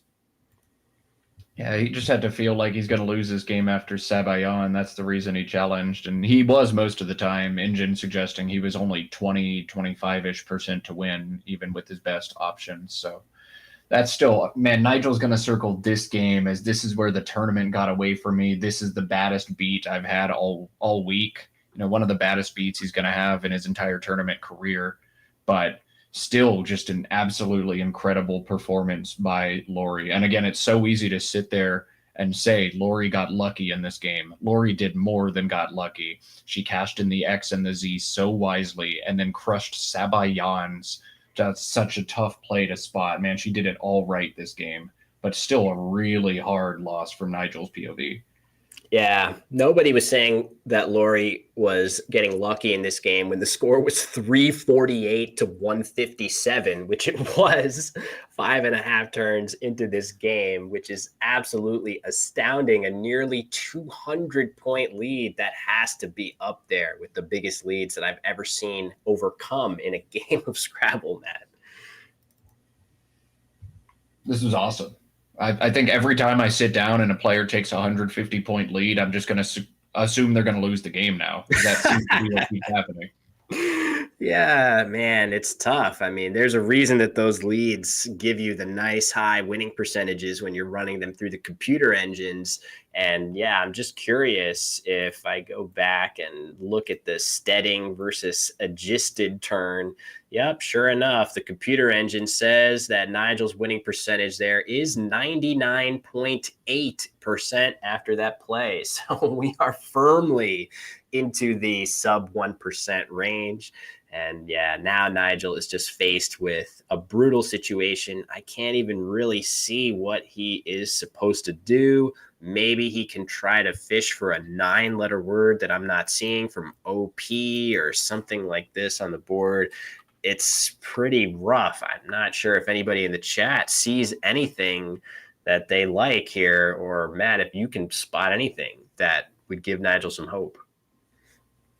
I mean, like fishing for bootlegged maybe, but I think he's just too far off of that. That's about the only Hail Mary you can throw out here, and it's not quite there because he lost the turn. I'm not seeing TE or anything else. I just don't see anything to fish for here. I think he's sunk, but he's got 2 minutes to look for other Hail Mary options. Anything you see? Not really. I'm just wondering if there's a 9 that I don't know that you could fish for here. I really can't see a way to make this happen. I don't think you can really trust the computer engine that much here because they might not be playing these positions that well from Lori's perspective. We know that Lori is not going to open anything here, even if it were normally a nice play that gives you some points. It opens the board, she's not going to play it. So things are going to be more closed off than a computer engine thinks. My 9-letter word knowledge isn't good enough for me to spot anything like that here. And barring that, it seems pretty difficult to imagine a winning pathway. Yeah, I would have rolled over and died quite a while ago. If you really want to take the shot, I mean, I guess you can play TE and USE and then hope that like Lori slouches over in her chair or something and doesn't respond to your move. But every human's going to be able to convert the end game from Lori's perspective. I have so many winning strategies that come up in my games that involve my opponent keeling over and losing consciousness. That seems to be a running theme in a lot of my games where I'm, basically hoping for some kind of nervous system overload. And that doesn't usually happen. Scrabble players are typically pretty lucid and focused. Nor would I necessarily want it to happen. And there we go. Eft is the play. Maybe Nigel's thinking about a 9-letter word of some sort with the remaining letters here. I'm sure he has a thought of what he's going for. That looks like a pretty focused play on his part. Yeah, keeping both G's together, he might have something in mind, but also with 18 seconds left, this might be, I don't know, this scores some points, and I'm just going to put it here and see if the last 2 tiles give me a miracle. I don't know what he was gunning for, but I do know he didn't get it. And Lori should hold on to convert this one. Yeah, I think she looks like she's going to be just fine here. The score is close enough that if she somehow, I mean, it's not like a slam dunk, absolutely, that this end game is going to be a walk in the park and she can play absolutely anything here. I'm sure that there are ways for her to potentially misstep here. Just wondering what those would actually be. I'm sure the sequences end up being pretty difficult. Oh, you know what she has to worry about here? Maybe if she just plays things willy-nilly without paying proper attention, maybe she runs the risk of getting C stuck here. She has to be careful of that. And maybe that's something that she could slip up and do. Potentially, yeah. I think just Nigel probably threatens high scoring weird out in 2s. That's the scariest way she loses. She has to make sure she doesn't get C stuck, but she needs to put some points on the board now too. I see in the top right corner of this board are where most of her plays are going to go. Things like ADD and deft, or LEND through the EN is, for whatever reason, what the engine wants her to do the most on this end game. But there are a lot of paths to victory, though I'd be stressed if I were her that none of them are easy. I want out in 2 here. I want to play this, and then I want to play this next turn, and I don't want to think about it anymore. She's not going to be able to do that. This board's just too mucked up. But she should be able to hold on. She's up 20. She's got scoring tiles. Nigel doesn't have anything crazy. Suggestion that if she plays optical, she will lose. So there are plays that will lose for her here. I guess the idea behind that is she would leave 2 Ds left over, and that would allow Nigel to go out in 2 without needing that many points in order to do so. So Nigel would have a G play here and a G play here, potentially, gates and go. Looks like that would win by 1 point. Okay, that would be the most we have figured out the most heartbreaking possible ending to this game. Lori playing optical off of OP and allowing Nigel to win by 1 point. That being said, he would have to execute a very precise end game with 18 seconds on his clock, which is much easier said than done. Not all of us are Mac Meller and or Ian Weinstein. So yeah, pretty tough pathway here. I agree that Lori's going to play something in this top right corner and win with relative ease. I mean, Nigel has geotags on his rack, as chat pointed out. That's a word that was added recently. So if Lori hasn't seen the new stuff and feels confident and opens a line like, this game could be blown, but Lori is way too good to blow it. Yeah, I think we're pretty likely to see even anything like CAD or DAD with deft. Seems like it should get the job done. And she's got a lot of time to think this through and make absolutely sure that she's not doing anything crazy. So, wow. Add this one to the pile. I already have a pretty large backlog of video content. Definitely plan on making something really as good as I can muster to chronicle the latest series at the Scrabble Players Championship between Mac Meller and Ian Weinstein. But add this one to the pile, Matt. Haven't seen one like this in a while. This is an instant classic. Yeah, you've got your Tales from the 1% series. This one definitely going to be an addition to that, as Lori from sub 1% hits plays of 55, 69, 61, and then 115 on 4 consecutive turns to overcome a 155-point deficit and steal a win on a big stage. That was so fun. It's crazy, too. Every round we look at the matchups and we think to ourselves, which game should we pick? And of course, there's no way to know how the games will proceed, but we were looking at this particular matchup and thinking, well, we've got Rafi Stern at the top of the standings, 2 games clear of every other player in this division, but Lori and Nigel are right there chasing at 5th and 6th overall. Still a really, really interesting game to watch, and that was the game we decided on showcasing this round. It is going to be Rafi Stern versus Jackson Smiley next round, which is another matchup that gets me pretty amped. But man, what vindication for picking this game above all others here. So here is the engine's #1 endgame sequence. After Lori spends 7 minutes, she puts it down and then she picks it right back up. So never mind, we're still on Lori's turn. All right, yeah, it looked like she was about to play. Was she going to play Lend or Tend? Looked like Lend to me. Oh, okay. So the engine likes Lend the best. Oh, she picks it up and plays Add instead. I think that looks like it'll be all right as well, in fact. Yep. So that should be just fine for her. Should be fine. And Nigel has to worry about playing fast enough not to go overtime, in fact. Which he does. He's got to go down quickly. And Lori does not threaten an out, so Nigel's going to have to make yet another move with the 8 seconds left. He's got to be doing math on that right now. So Lori without an outplay here, but now is where something like Optic would be okay. I think what I would be thinking if I was Lori is, if I'm considering playing Optic, am I not thinking about some extension play that could devastate me here, like Opticate or something like that? Optic Gates, Optic Stage.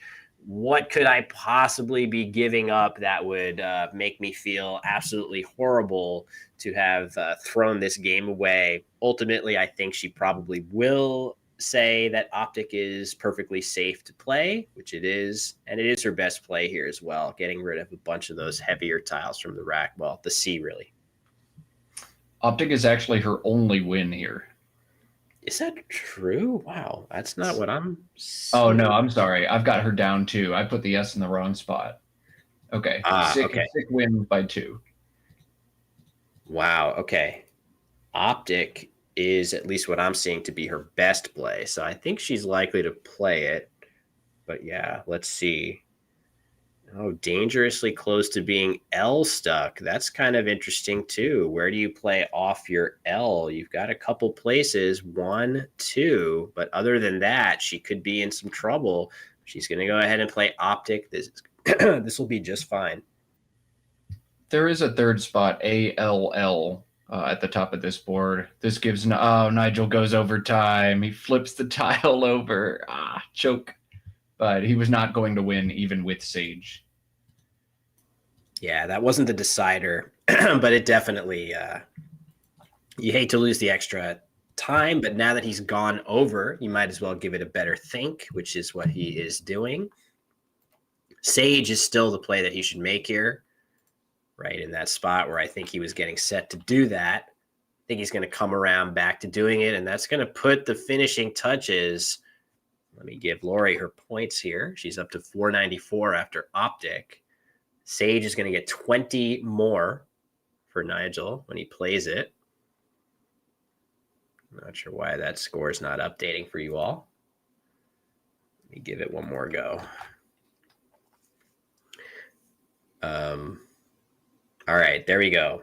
Sage it is. Look at this. Look at the final score of this game, Matt. Insane. Man, yeah, for NWL, we're going to end up at, depending on where she goes out, probably 485 to 499, 501, I think, right? Oh, my God. 485, 501. Let's hear what they have to say, man. Crazy. Yeah, let's cut. I had to, I thought maybe I dreamed that word. That was amazing shit. Wow. So wait, what did I get? I got 4, 3, 4, 5, 499, 2, 501. 501 to 485. 85. Oh, do you take off 10? Yes, thank you, sorry. 475. Nice. Who would have thunk it? You know? I was so far behind, but then like I had the X and the Z at the same time, and I had like good spots for them. Maybe I can do it. Still, I needed 115 point crazy play like that. Well, Yeah. I have two moves in mind that I'm disappointed in myself in hindsight. Like I'm almost certain I like the other one better. One of them was this because it fits right here for just three less points. But this is a much more dangerous line for mega points. I figured this is a little more likely for you to bingo, and so I decided I'll block that. Even though it's letting another, but this is only 3 points different. And it shuts down the most dangerous thing, which is your ticket into the game. And that's sure enough what you did. You got a bingo score with some weird tiles, and that's your entrance into the conversation. Right. I mean, cool would have gone here too, but it would have been like 20 less. Yeah. And this after this, I had been thinking about AGET for 28. Oh yeah. 28 AGET leaving SEG. It's a great leave and a great score. But when you played this, it flustered me so bad that I forgot about this, and I scanned for minutes looking for my best response, and I decided that I had nothing that even gave me a chance. It looked like I was out of it. And the thing is, Agent empties the bag and gives both of us full rack. If I just accepted the Agent, we would like tie the game. Yeah. Oh wow. And content, you guys. And I'd be leaving SEG, and if you draw those clunkers, I think I'd be okay. I think I might be in the clear. So I really forgot it, and if I played it there, then it would have been great. And I think you were good to play here when you did as well, because I was planning to do AGTS and. I guess I would block my own out. Actually, my output is planning to be longer. Never mind. Yeah, I think my end sequence was probably not good, but at least it worked. It's good to block here. That's my best. Yeah. That's my best idea. Yeah. I should have played Agent and just let that thing go, but I forgot about Agent. Plus, my mind went to somewhere else, and I had already lined up Agent. But if I just played it, there's something in the bag, even score, and I'm leaving SEG, and there's clunkers for her to draw, so it's like that would have been the play. I wasn't sure about that, but that's what I should have done. Well, I was ready to play Fanboys here. Oh, wow. Yeah, and then you blocked. So I might not have even seen it if you hadn't blocked it. But I was looking here. I was looking at something with day. Even if it wasn't a bingo, So it would have been good. Yeah, once I got live. Such a nice play. Yeah. The Baseball, art thank of you. No. Yeah. I thought of it too. I was tempted to put. I was about to. I was good. I almost put it AGS, and I'm sure you're gonna challenge it off. So I think I knew that. Oh. Nice job, guys. Awesome. I'm supposed to watch it. I'll watch it.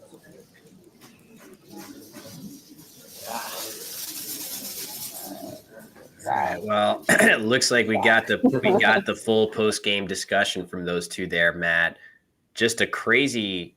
I mean, everything was crazy about this game, but one extra observation from Lori is she might have just played Fanboys at the base of the board right here. If Nigel hadn't played EF to block it, his block forced her to consider more creative options. That kind of hurts to hear if you're Nigel.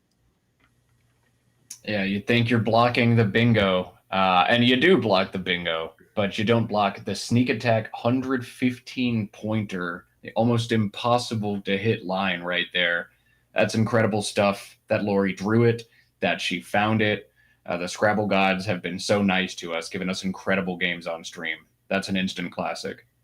Yeah, really is one of the more memorable games I have ever laid eyes on. Of course, we get Matt into the booth. I can't remember if we've actually commentated together before, but the very first game, if so, is an absolute classic, unforgettable, soon to be YouTubeized game between Nigel Peltier and WGPO president Laurie Cohen. An amazing game for us to witness here. Man, this is one of those games that's right there on the fringe. You must play perfectly if you're Nigel to win this one. You must play perfectly if you're Laurie to win this one. And just a couple points here and there end up making all the difference in the world in this incredible game. That was fun. Well, hard to beat that, but we sure do have a tasty matchup coming up in the very next round. It is our leader in the clubhouse right now, Rafi Stern. Pending his previous round game with Jim Sherrill, he was 2 games up from the rest of the field. But if he lost his last round game, he will be a mere 1 game ahead of 2-time defending World Cup champion Jackson Smiley. Pretty tasty matchup, Matt, between Rafi and Jackson, 2 elite players. Pretty tasty. That's a Michelin star matchup, and that's coming in just a few minutes. I'm stoked for that. All right, let's take a quick break to reset, and we'll be back with Rafi and Jackson in just a couple minutes.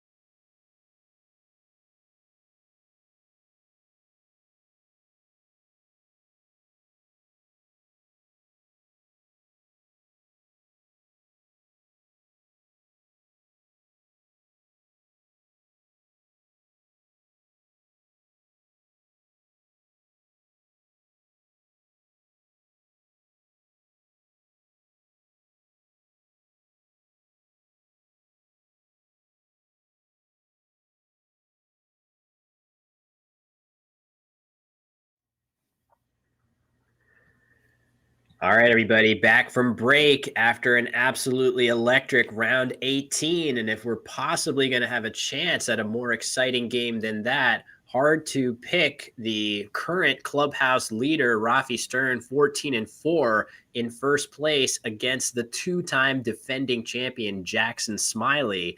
This could be a banger, and I love watching both of these two players play, Matt.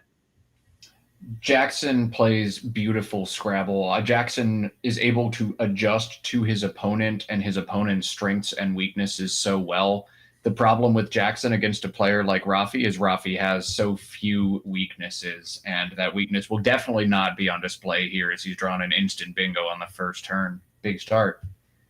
Yeah, Rafi has to be thrilled to see that. It looks like he did lose his previous game.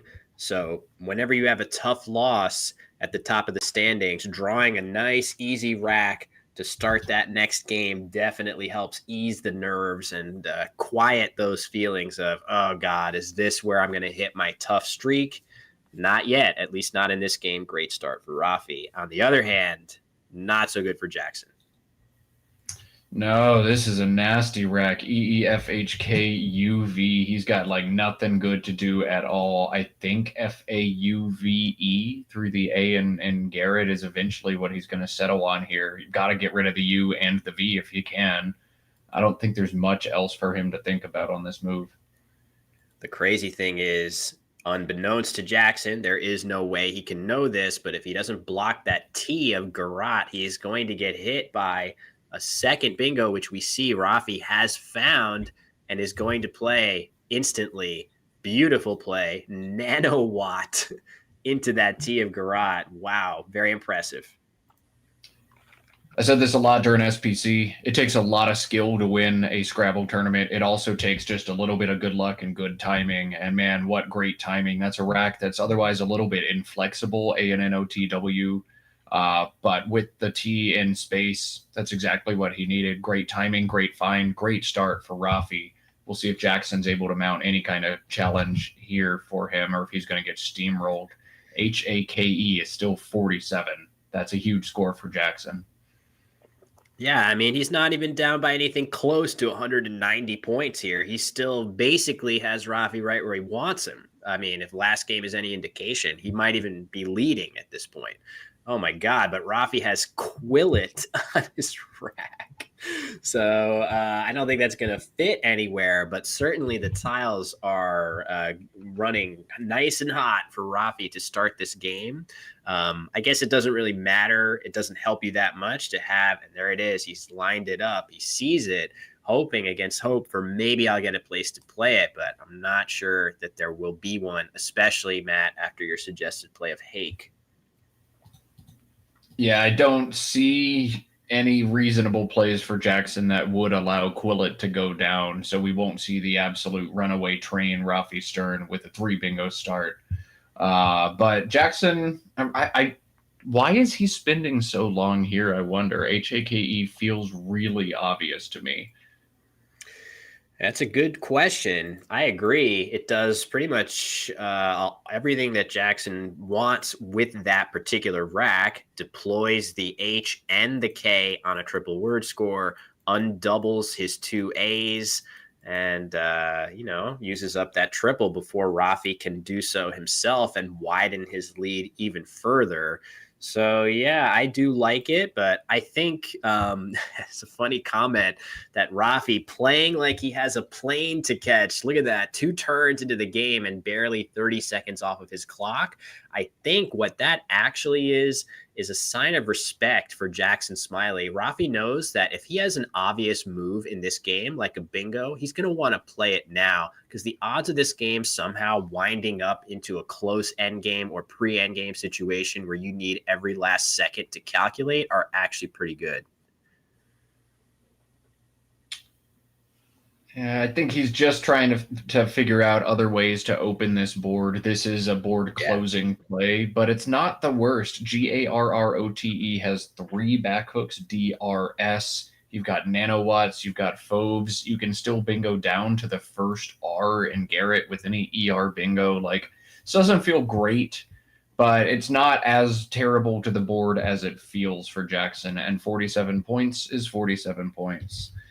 Curious. I guess he took the time to try to find any clever setups, but there was nothing there for him.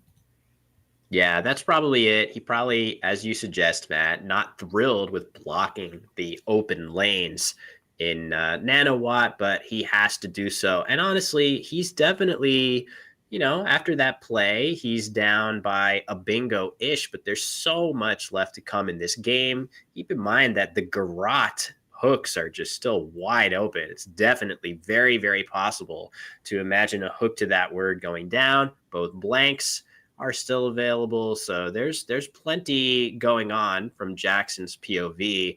He actually has a Collins only bingo of Wayatas on his rack right now. It's not going to do him any good. Turns his rack from a potential bingo into, in this lexicon, a challenge to navigate on his next turn.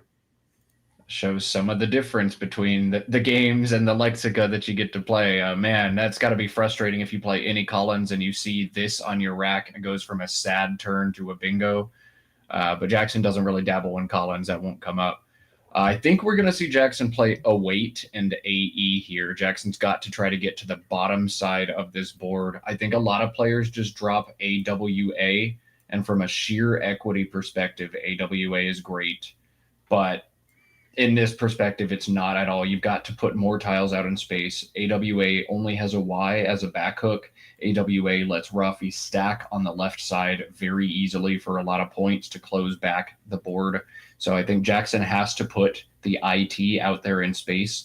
Rafi won't be able to knock out the Garrett back hooks, and because he'll have to address the triple, and that'll keep Jackson alive at least one more turn. And he can adjust based on how he draws. A wait is a really good idea here from Jackson. Yeah, I think it, for all the reasons you just laid out, makes a lot of sense. Jackson, I do feel like, well, both of these players really, but certainly Jackson is very, very good at alternating his style from aggression to defense as the game situation requires. This is a situation where he needs to be aggressive and think about as offensive of a series of moves as he can. Opening a triple lane qualifies as that, not only because he might get to use it, but it also could distract Rafi just long enough to get a bingo down with garrotes, as you mentioned, Matt. So all reasons that he might do that. Could he be considering playing weights and fauves for 16 extra points, though, Matt? That's a silly play to me. I think you need to try to keep as much open as possible for as long as possible.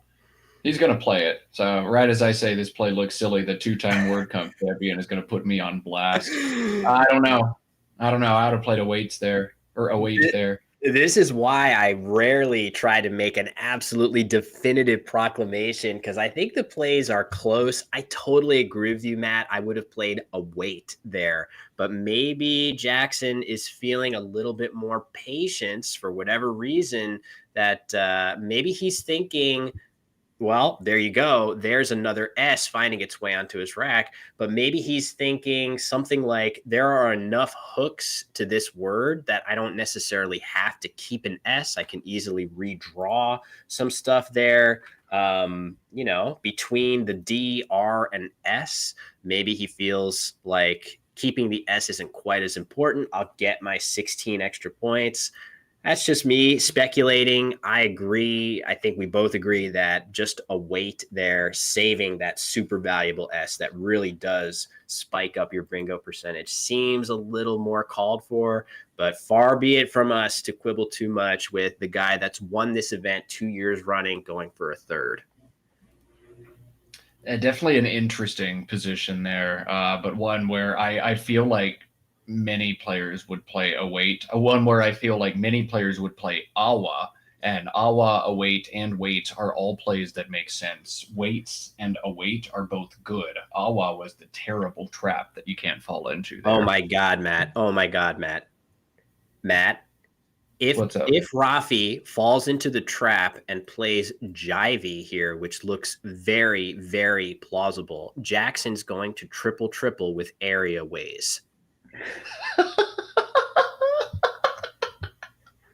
What on earth are we doing? It's because I showed up that we're getting these nutso games. So He has to play Rafi, Ivy too. oh my God, he has to, right? I mean, Veely is theoretically an option here through this A, which cuts everything off. Jackson has to be, I can't even believe how this is unfolding. Rafi's face, I feel like we just saw Rafi's face. Look at his facial expression. Oh. Oh. Oh my God, he's taking it in stride, but oh my goodness. So I just can't even believe what we are seeing in these games, Matt.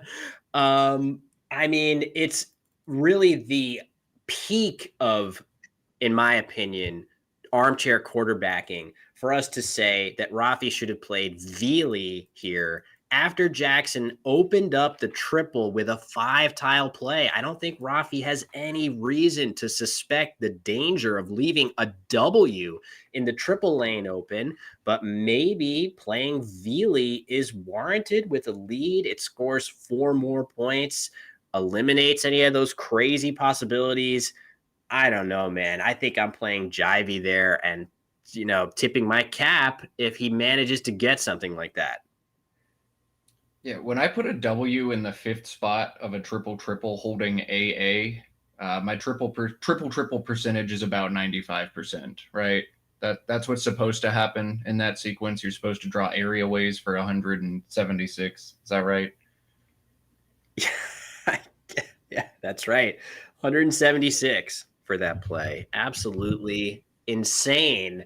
So now the only thing better would be for Rafi to manage to come back and still win this game. In fact, he's going to possibly be able to play his Z in any number of places for 30-ish points. He could play his Z here. It looks like he's considering Auzel here for 28. And he's only going to be down. He's down 70. I guess he should be thankful for his red hot start to this game with Garrot and then Nanowatt. Without that, he would be absolutely doomed after that massive play by Jackson. But Rafi's still definitely very much alive to continue his comeback. Note too, neither blank is on the board after all these fireworks in the early going. We could be in for an absolute shootout here. What on earth is going on? Like, is this real life? Why are we getting these incredible games of Scrabble on stream? I have no idea, but I'm very thankful. So over to Jackson. What's he going to do here? I don't think he's got a bingo. Gives us a chance to catch our breath, but what could he actually do here, Matt? Yeah, this is going to be a fun turn for us to learn from. Again, these turns where every play is between 16 and 26 are where the nuance in Scrabble lies. Jackson is the king of these nuances. He's got to be relieved to be approaching this turn with a sense of I'm trying to play defense instead of trying to desperately catch up after the big swing. But Rafi's pulled, as you circled there, for men. Still another natural, no blanks, no S's. That's fine. We're going to have 1,000 combined points 2 games in a row? Yeah, unbelievable. It's tough. How would Jackson find a way to block Ferment here? I just can't imagine how he's going to do it. I don't really see maybe EH here. Is that something he would consider? Leaving II just seems like there's no way that I would want to do that, especially from Jackson's perspective with 5 eyes coming. No way I'm going to want to do that. It looks like he's considering what looks to my eye to be a really good play. Neolith through this L, turning tiles as fast as possible to try to get one of those 2 blanks that are still lurking. Leave just 1 eye on your rack for next turn instead of 2. Seems like a reasonable option for him, and Rafi is going to hammer down Ferment as fast as he played Garrot and Nanowatt, if that's the case. Yeah, if Jackson magically blocks this, I'd be absolutely shocked. It just makes no sense to play over there. Jackson has one option I like quite a bit. That's K-Knight, Kainite, just extending the KA. That plays off 2 of the eyes and helps you dodge a bunch in the bag. But I think the big thing Jackson needs to be thinking about is how do I play a bunch of tiles right now? I've got to go digging for S's and blanks right now. How do I play off a lot of tiles without opening up too much for Rafi? I think both Eolith and Neolith do a good job of that, but I think K-Knight might do it slightly better. He's got to decide how important it is to play off the eyes in this situation. Yeah, I like that idea of K-Knight. Two S's already on the board, so creating the K-Knight hook isn't quite as dangerous as it might normally be. Neolith is what hits the board. No real quibble on that from me. And now Ferment going down for Rafi. And when the dust settles, it'll be Rafi with a narrow lead. But there you go, Matt. One of those blanks finding its way onto Jackson's rack now. Wow, what a draw into his IGEINR blank. That's incredible. He's going to bingo for sure now. Yeah, no question. He's going to be bingoing here. But now a lot rides on Rafi's draw. Could he draw something nice out of the bag? He almost needs it in order to keep pace at this rate. SL, a great start, but what's he going to get here? All right, Whoa. not bad, not bad. I feel like those tiles could easily lead to a good 2-turn sequence, Matt. Playing the X for a good score and then following up with those nice bingo tiles. Yeah, man, this is anybody's game still. Jackson will bingo this turn, but Rafi has a lot of points on the horizon for him. Jackson will probably cash in on one of the back hooks with Garrett on this turn. As we mentioned earlier, Garrett has 3 back hooks, D, R, and S. So something like REINING or REIVING play there. You can also play Dingier if he's not 100% sure on the Garroted hook, just DINGIER. But I think you play with the Garroted hook here. I'd be worried about Rafi potentially hitting me back with an SH bingo next to Neolith or a WH, some kind of big play in that spot, CH maybe. So I'd be looking to knock out the Garroted hook or Garroter hook. What do you think here, Will? Yeah, it makes a lot of sense, almost by default, just based on where else are you going to be looking for even more points on offer. I guess you could try finding a play here, but there really isn't anything that, just thanks to the tiles that you have, you only have one hook to H on this side of the H on your rack in the form of the E. So it's actually kind of tough to get a bingo down there where you might get some extra points for the H. I guess you could look for the O, but that's an awkward fit. So Jackson is going to really hone in quickly. This is going to be an interesting blank designation, though, Matt. There is some, variations at play depending on whether this is an N or a V. It looks like it is a V. Now a word knowledge check has come into play. This is the kind of stuff Jackson loves to do, is put you to the test. He knows the answers to these situations, and he is going to make you make the decision because he knows the correct decision to make. Jackson loves to do stuff like this to me, which absolutely obliterates me over the board. Now he's going to put it on Rafi to decide if this takes an S or not. Very interesting decision. Yeah, we can see from the part of the alphabet he circled that this is actually a V and that this word does take an S. And oh my gosh, Jackson with the other blank draw, absolutely huge draw for him here. Not 100% sure what he has with this right now, but you always are happy to see that second blank. But for Rafi, he has an S. What's curious to me is, does he know how valuable it really is with this gigantic S hook available, or would he consider playing things like doxes, things like that here normally look quite strong, scoring so well, but really something like Dex is practically much stronger, keeping a good bingo lead with an S in it that's going to come back and hammer that spot on this next turn very often. Such an interesting turn, such an interesting decision there from Jackson. Rafi put to the test. Does he know the hook? Even if he does, I don't think it's correct to cash the hook on this turn, but does he play the S? The play of Doxes, DOXES, to the right side of Neolith is 56. And that basically ties up the game. So it's hard to pass on a score that large, but you need to pass on a score that large if you know that Reaving takes the S.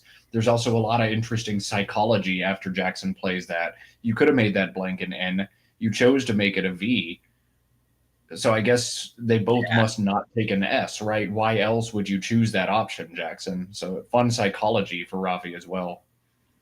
Well, he might be thinking one reason to make it a V is if I have the X, it makes it impossible to overlap it down. If it's an N, I'm playing XI or XU in that spot. So it could just be X defense, but if I'm playing Jackson, I'm going to be combing through every little detail of every move for things just like that. I just think in Rafi's situation, he might just read it as I don't want to get hit by a big X play in that spot if I'm Jackson. So yeah, curious though, man, I can't wait to see what decision Rafi makes here. It's going to have such a huge impact on how the rest of the game unfolds.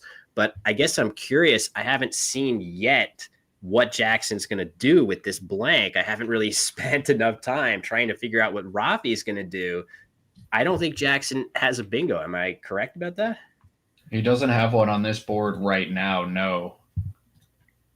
Wow. So that's tough. I mean, he has a bunch of nice letters to look through. The I is okay, but the N looks really promising along with the G. Maybe you can get some stuff. There are some words like bludgeon and we'll let the chat enjoy bunghole doesn't actually quite fit, but that would be through this N. Doesn't quite make it onto the board.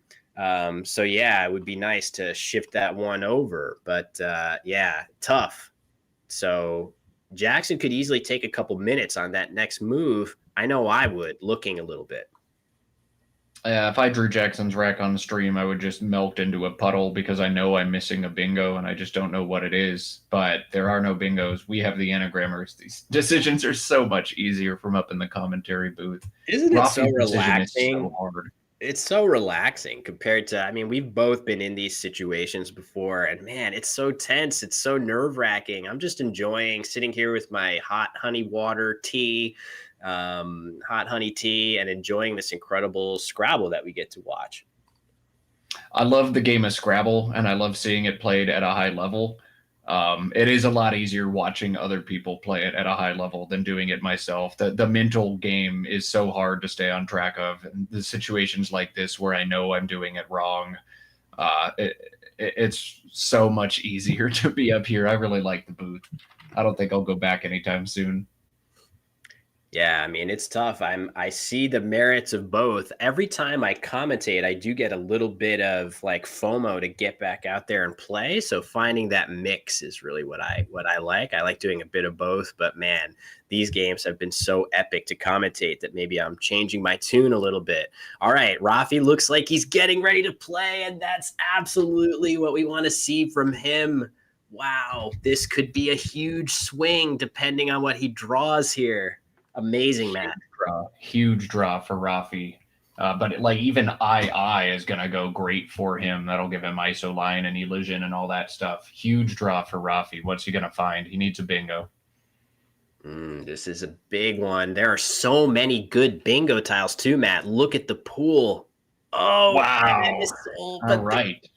That's good, but it's also crazy because depending on where he plays it, it's going to lead to absolute madness. Look at how it fits on the board. It creates this gargantuan hook. We can't possibly get more drama than this, can we? This is so good. Yeah, of course you draw the bingo and then it sets up another enormous spot. This is the bingo I wanted Rafi to draw. This is the content that you're all tuning in for as well. I love it.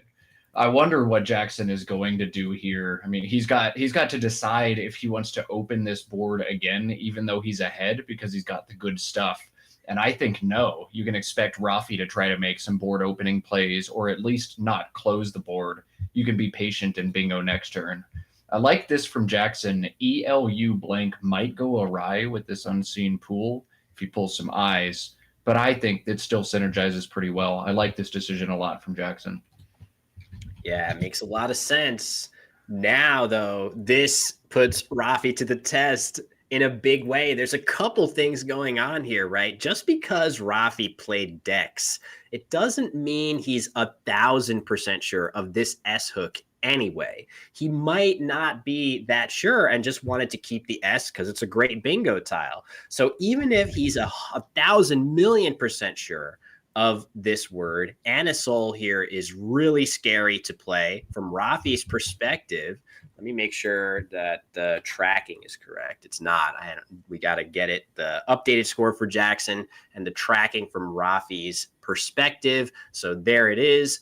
1S, 1 blank, unseen to Rafi. That is a huge risk of setting up a hook that big, even if you're super sure of ravings. So, Matt, I don't know. Sola 9 through this N, is that a form of risk that's worth taking? Oh my God, this is so hard. Unfortunately, Rafi has 12 minutes to think about the rest of his game. Like this one's likely to come to an end game, but Sola 9 feels pretty good here too. There are no major tiles that can crush you through the O down to the triple word that Sola 9 would expose. Just a B, a C, or an M. I can survive weak plays there, but it is a big sacrifice. Anasol and Ravings is 82. Sola 9 just 70.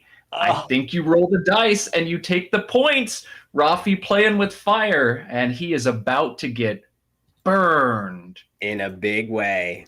I mean, I appreciate this point of view is that he's down by enough points that even a 70-point bingo isn't going to put him in that firm shape. I think this is actually great recognition of the precariousness of his real winning chances here. I think he realizes he probably needs to go for it and make a move that maybe he draws S blank out of the bag. And now Jackson is shaking his head. I'm not sure why. He must be thrilled to see that he could play boucles. There it is. Boucles, however you would say this word. He's got it lined up. And he is going to absolutely hammer this in response for 110. Another insane back and forth game here, Matt, between two truly amazing players. I still don't have words. Like, my job is so easy when I just sit here and say, wow, are you kidding? Wow, are you kidding? But that's all we have to do to provide the drama. Scrabble writes itself sometimes. This is nutso. The swings Jackson has had, Rafi leaving weights, the W and weights alone, Jackson tripling. Rafi rolling the dice here, Jackson about to bingo for 110 points. Just Rafi getting punished as hard as possible every time he can. But Rafi also getting so lucky in this game, opening with 2 natural bingos in like 30 seconds. This is just so fun. And this is why we play Scrabble, for the heartbreak and the triumph of moments like this. Yeah, it's tough. So Rafi, who was in absolutely commanding position throughout this tournament, he is still a game up from everybody else, including Jackson. But with this play and with Rafi's poor draw, admittedly, this move is going to empty the bag. And you can see Rafi basically saying, how could this game have transpired this way? But now the bag is empty. Rafi doesn't have a bingo. He's going to drop this game. And for the first time in many, many rounds, 2-time defending champion Jackson Smiley is going to overtake him in the standings. It's a big gut check moment for Rafi Stern in the tournament. Boy, Nigel Peltier had his "this is where my tournament ran away from me" game last round. And Rafi is having exactly that same game this round. I know he's had kind of a rough up and down day, but it's going to be this one specifically, going back and looking at freaking area ways. Are you kidding me? And then you have 110-point bingo with Anisols. It's just an absolute killer of a loss. But Rafi is still going to be in great shape in this tournament. I don't know. I don't know how you recover from this, though, psychologically. It's tough. It's very cliche, but it's just one game. That's why we play 31, and he's still going to be right there, more than controlling his own destiny at 14-5. Yes, Jackson will nip him on the spread tiebreaker, especially after this game. but he's right there. He's going to get plenty more opportunities to go up against Jackson if the two of them continue to win games at this clip. So yeah, it's tough. There's no question about it. This is a tough loss. I don't even look at Jivey as a play that you should, rake him over the coals for. How are you going to get that angry at him, leaving a W in 5th position open after a 5-tile play, spending NS here? But yeah, I mean, I hope he doesn't feel that bad about this. In fact, it's difficult, Matt, to point to a major misstep that either player made in this game. I don't think they did anything wrong, but that's the thing about Scrabble is sometimes you lose and you walk away thinking, man, I don't know if I could have done anything differently, or I know I could have done something differently, but it was probably wrong. You just have to hold your head up high, be proud of the way you played in this one, stick to your guns, make the same kind of decisions you usually make. You can't adjust your play assuming that your opponents are going to keep getting lucky like Jackson did at the end of this one. Yeah, unbelievable. It looks like Rafi is setting up, not sure, PRMI. Normally, I would think he's going for Primi. Maybe he's thinking about playing that through right here, through this eye. Either way, both players with a ton of time to think about this end game if they so choose. It's also tempting, Matt, in situations like this to kind of pack it in, not worry too much about grinding your way to the absolute optimal end game. And maybe Rafi should just conserve some mental energy after this tough game.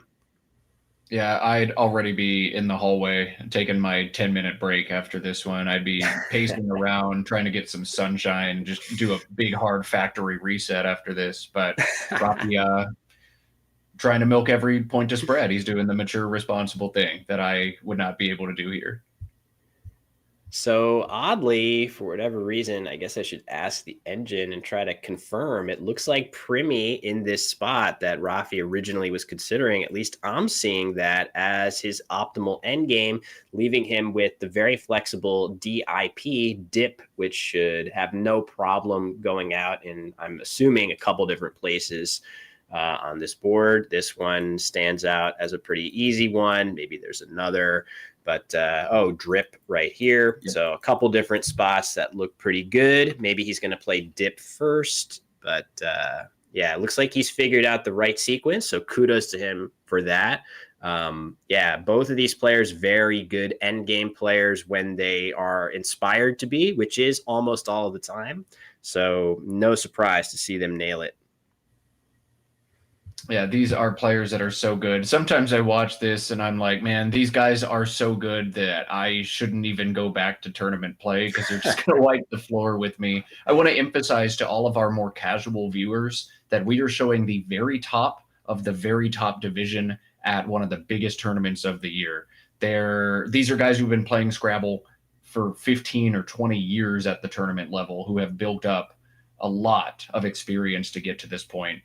You will probably not have to play these guys for the first several years. There are multiple divisions, beginner, intermediate, advanced divisions. Many people play happily in the beginner division for their entire tournament career, and that's A-okay. There's no obligation to study the words and nail these plays, but it really does make the game beautiful when people play at this high level as well.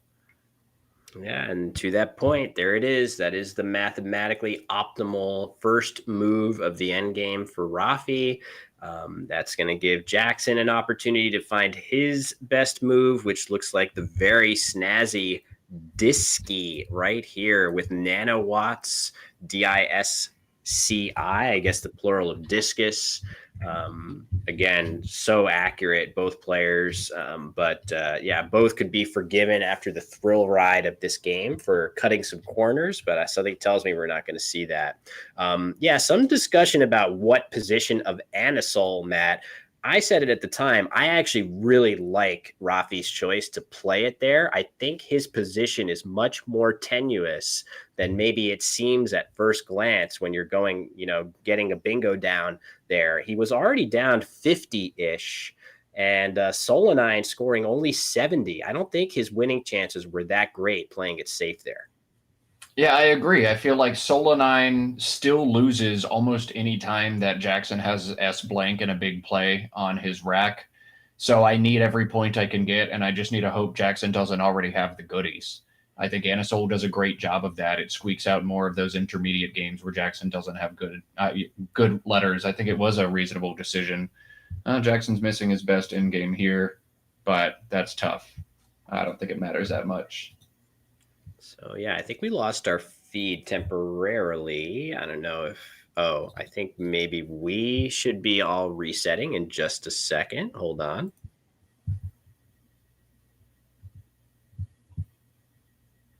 Just doing a little reset here. So Jackson's played CODs instead of the disc guy, which is a really nice find. And Rafi playing dip out. Let's hit the overhead mic here as quick as we can and hear this one. Yeah, for sure. Remember that after I played advices on you? Yeah, it was like this is the same idea. Yeah. And I had the Z and the J, but like, I didn't have a good play right there. Yeah. Tried this. I figured drive you don't need to shoot block. I could have played Zany, but it would have left the V. Yeah, And also the J. You're not up by that much. At that point, you're up by 70 on an open board. You can't start just like. And like the W's not a triple threat. Yeah, normally. I kept Especially when you have A, three I know, A's. dude. The last tile turn was the A, and at first I was like, "Fuck," but then like, wait, I was actually like having a heart attack. I thought that you were gonna troll me by pretending to lay down your last tile. You're 100% playing area weight if you don't. Yeah. It's not like a threat. Yeah. Right? Oh, so I was I trolling, but then I. That's painful, dude. Fucking. As soon as I play, God, my God, as soon as you play that, I do that all the time where I play a word thinking it doesn't take a hook, and then I remember that it does. It is a word. Yeah. Reaving's revising, obviously. No, Reaving is not good with IE. Oh, it's just, Reaving isn't even good with IE. It's only Reaving. oh, so I just okay. If you would play RIEVING, count. That's only Reaving. Okay, I wasn't gonna play that. You're right. Just Reaving's revising. As soon as you play them, like fuck, it is a word, isn't it? And that was also painful because like I had to play here or here. No, exactly. I mean, I was gonna have to be cloud. Yeah, it's so much better to play here because you don't have the S blank sometimes. Yeah. Or you might have to burn the blank. Yeah. And you play here, there's less, and you're gonna mash that spot with like anything. The only thing that's good about this is that like you put bingo here still. You have like two separate bingo threads. Yes. But I'm going ahead, so if I draw the S and the blank or both, and you don't have one of them, like Yeah, it's true. pretty much I could still kill you it's there. not game over, it's close. So I should have just played dingy, or like I don't know why I thought it didn't take an S and whatever. It was dumb, but good recognition. I was so excited because I was like, oh, bingo, and then I was like, oh god. Now you have to decide where to play. I thought for a second that it was going to be one for the back. Yeah. And then I'm just going to slap it down. But that was insane. Well, that Crazy game. I bet you the stream probably loved it. Yeah. Just how back and forth it was. God damn. Oh my god.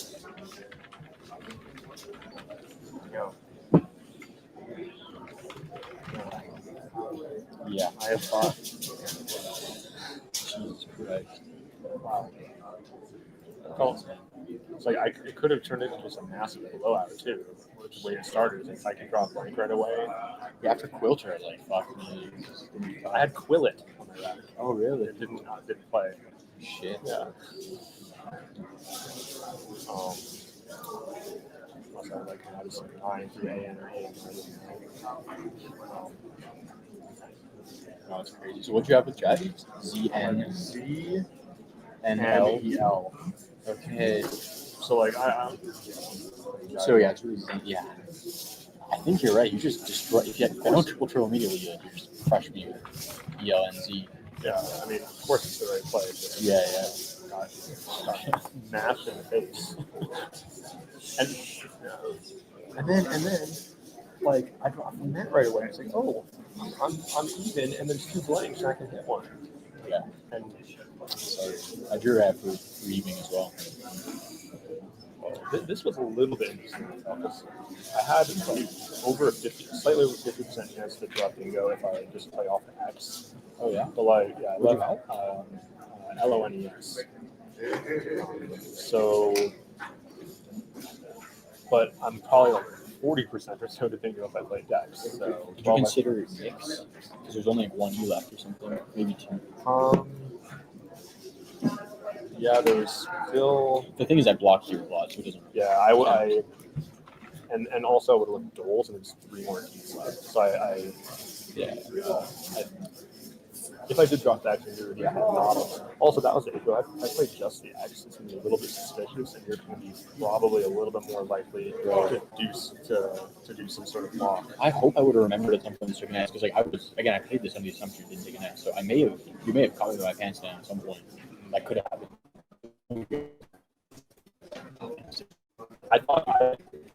I didn't look to see if you had any info there. I was like, oh, Yeah.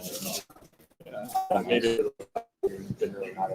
I wonder, maybe you could read into the fact that I thought it didn't take an S. There's no way if it takes an S, like, it's such a bad play. If I looked to see Dinker, I would have definitely thought that maybe it didn't mess. But I mean, it didn't really change that much. No, yeah, you gotta keep it open. It definitely crossed my mind, and I might advise you of it. Yeah. Part of what I was thinking when I was debating like this X was that you might be more likely to block after that if you're not sure. Yeah.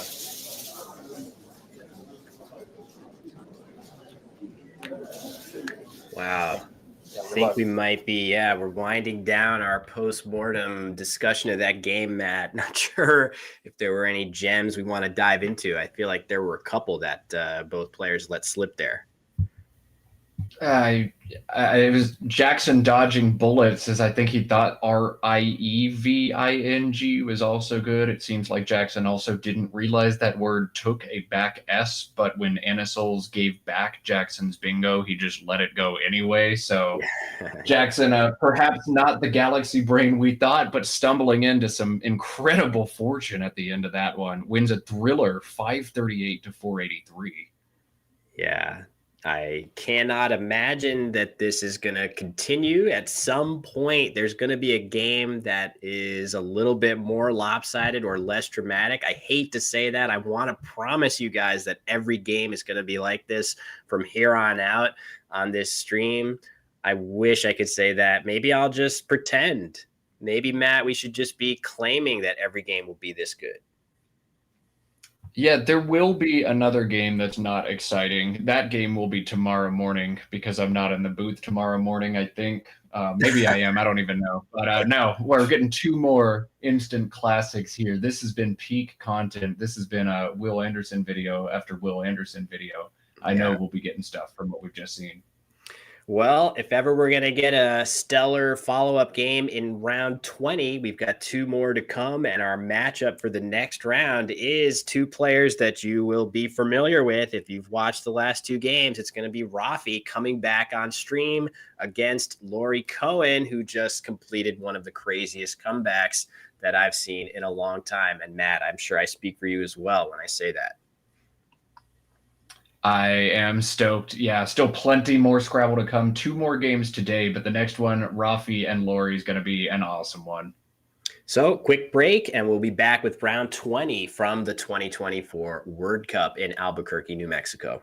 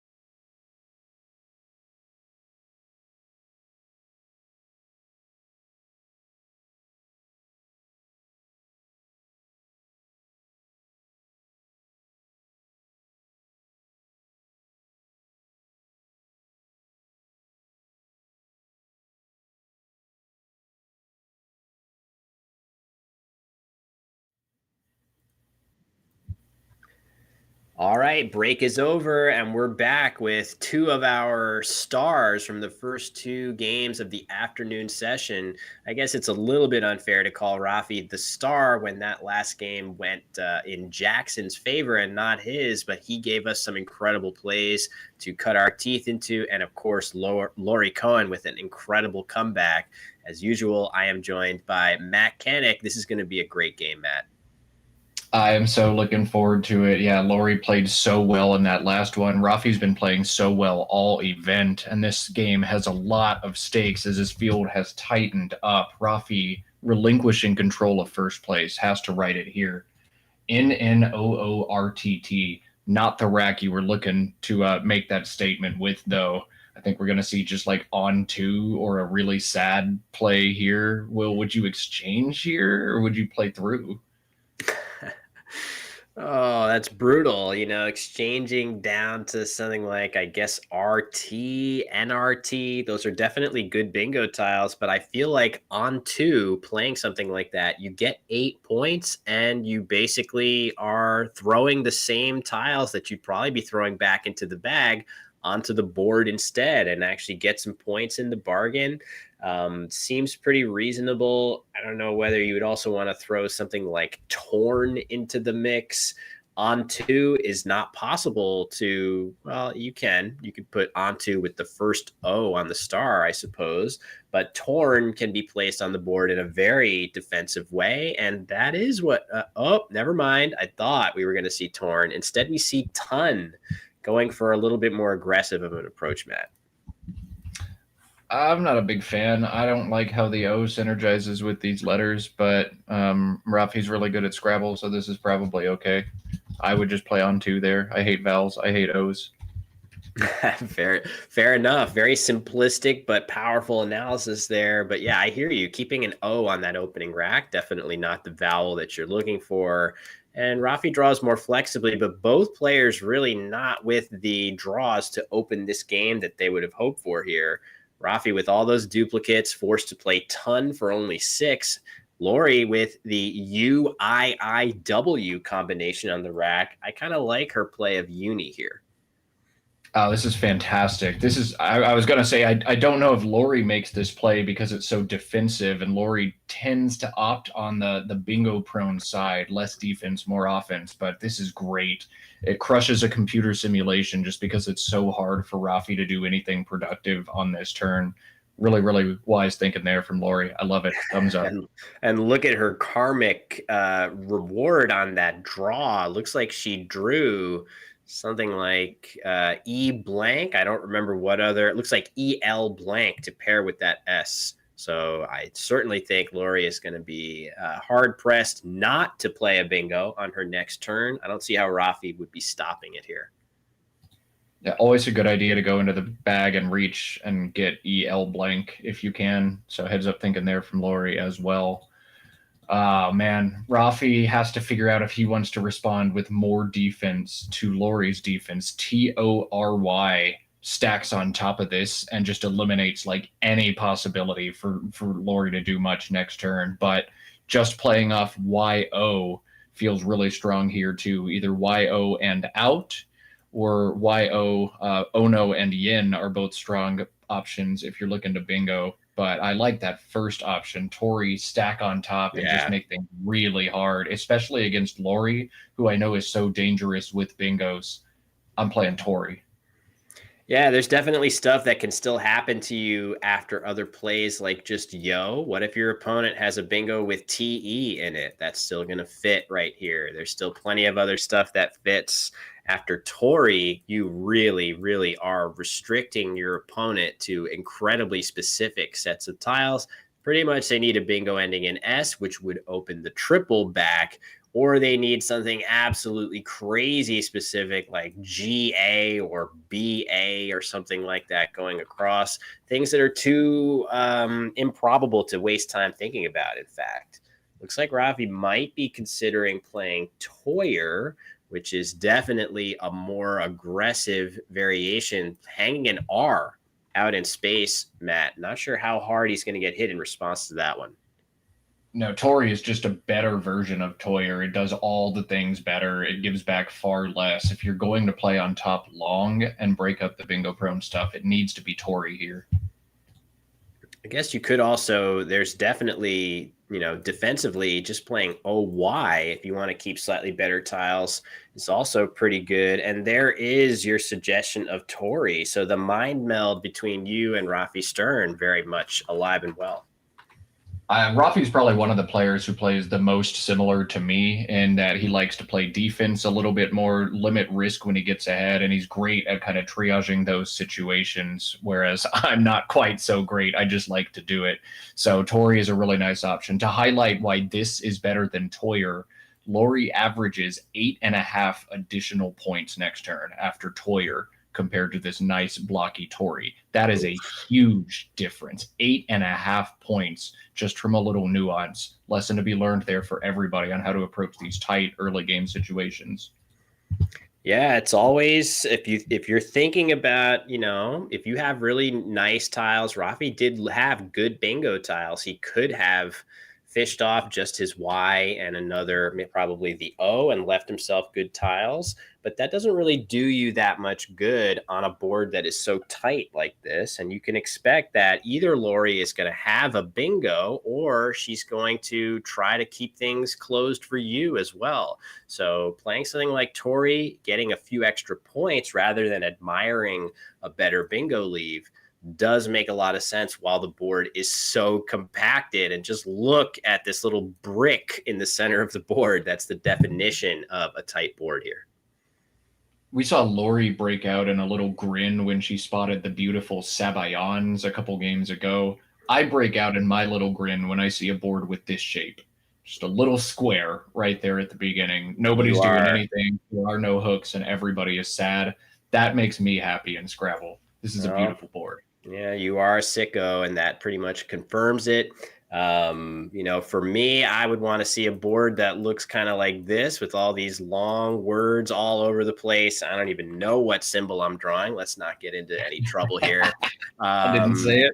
Yeah, but I don't think it was anything bad, but it was too close for comfort. Sorry about that, everybody. I think Swirled looks like a pretty good option here. She's got that set up. That's not going to yield any hook back by placing the D right here. I think that makes a lot of sense. There were other options scoring more, but they seem to all have some kind of a hook there. So this is a nice way to cut off any possibility of hooking.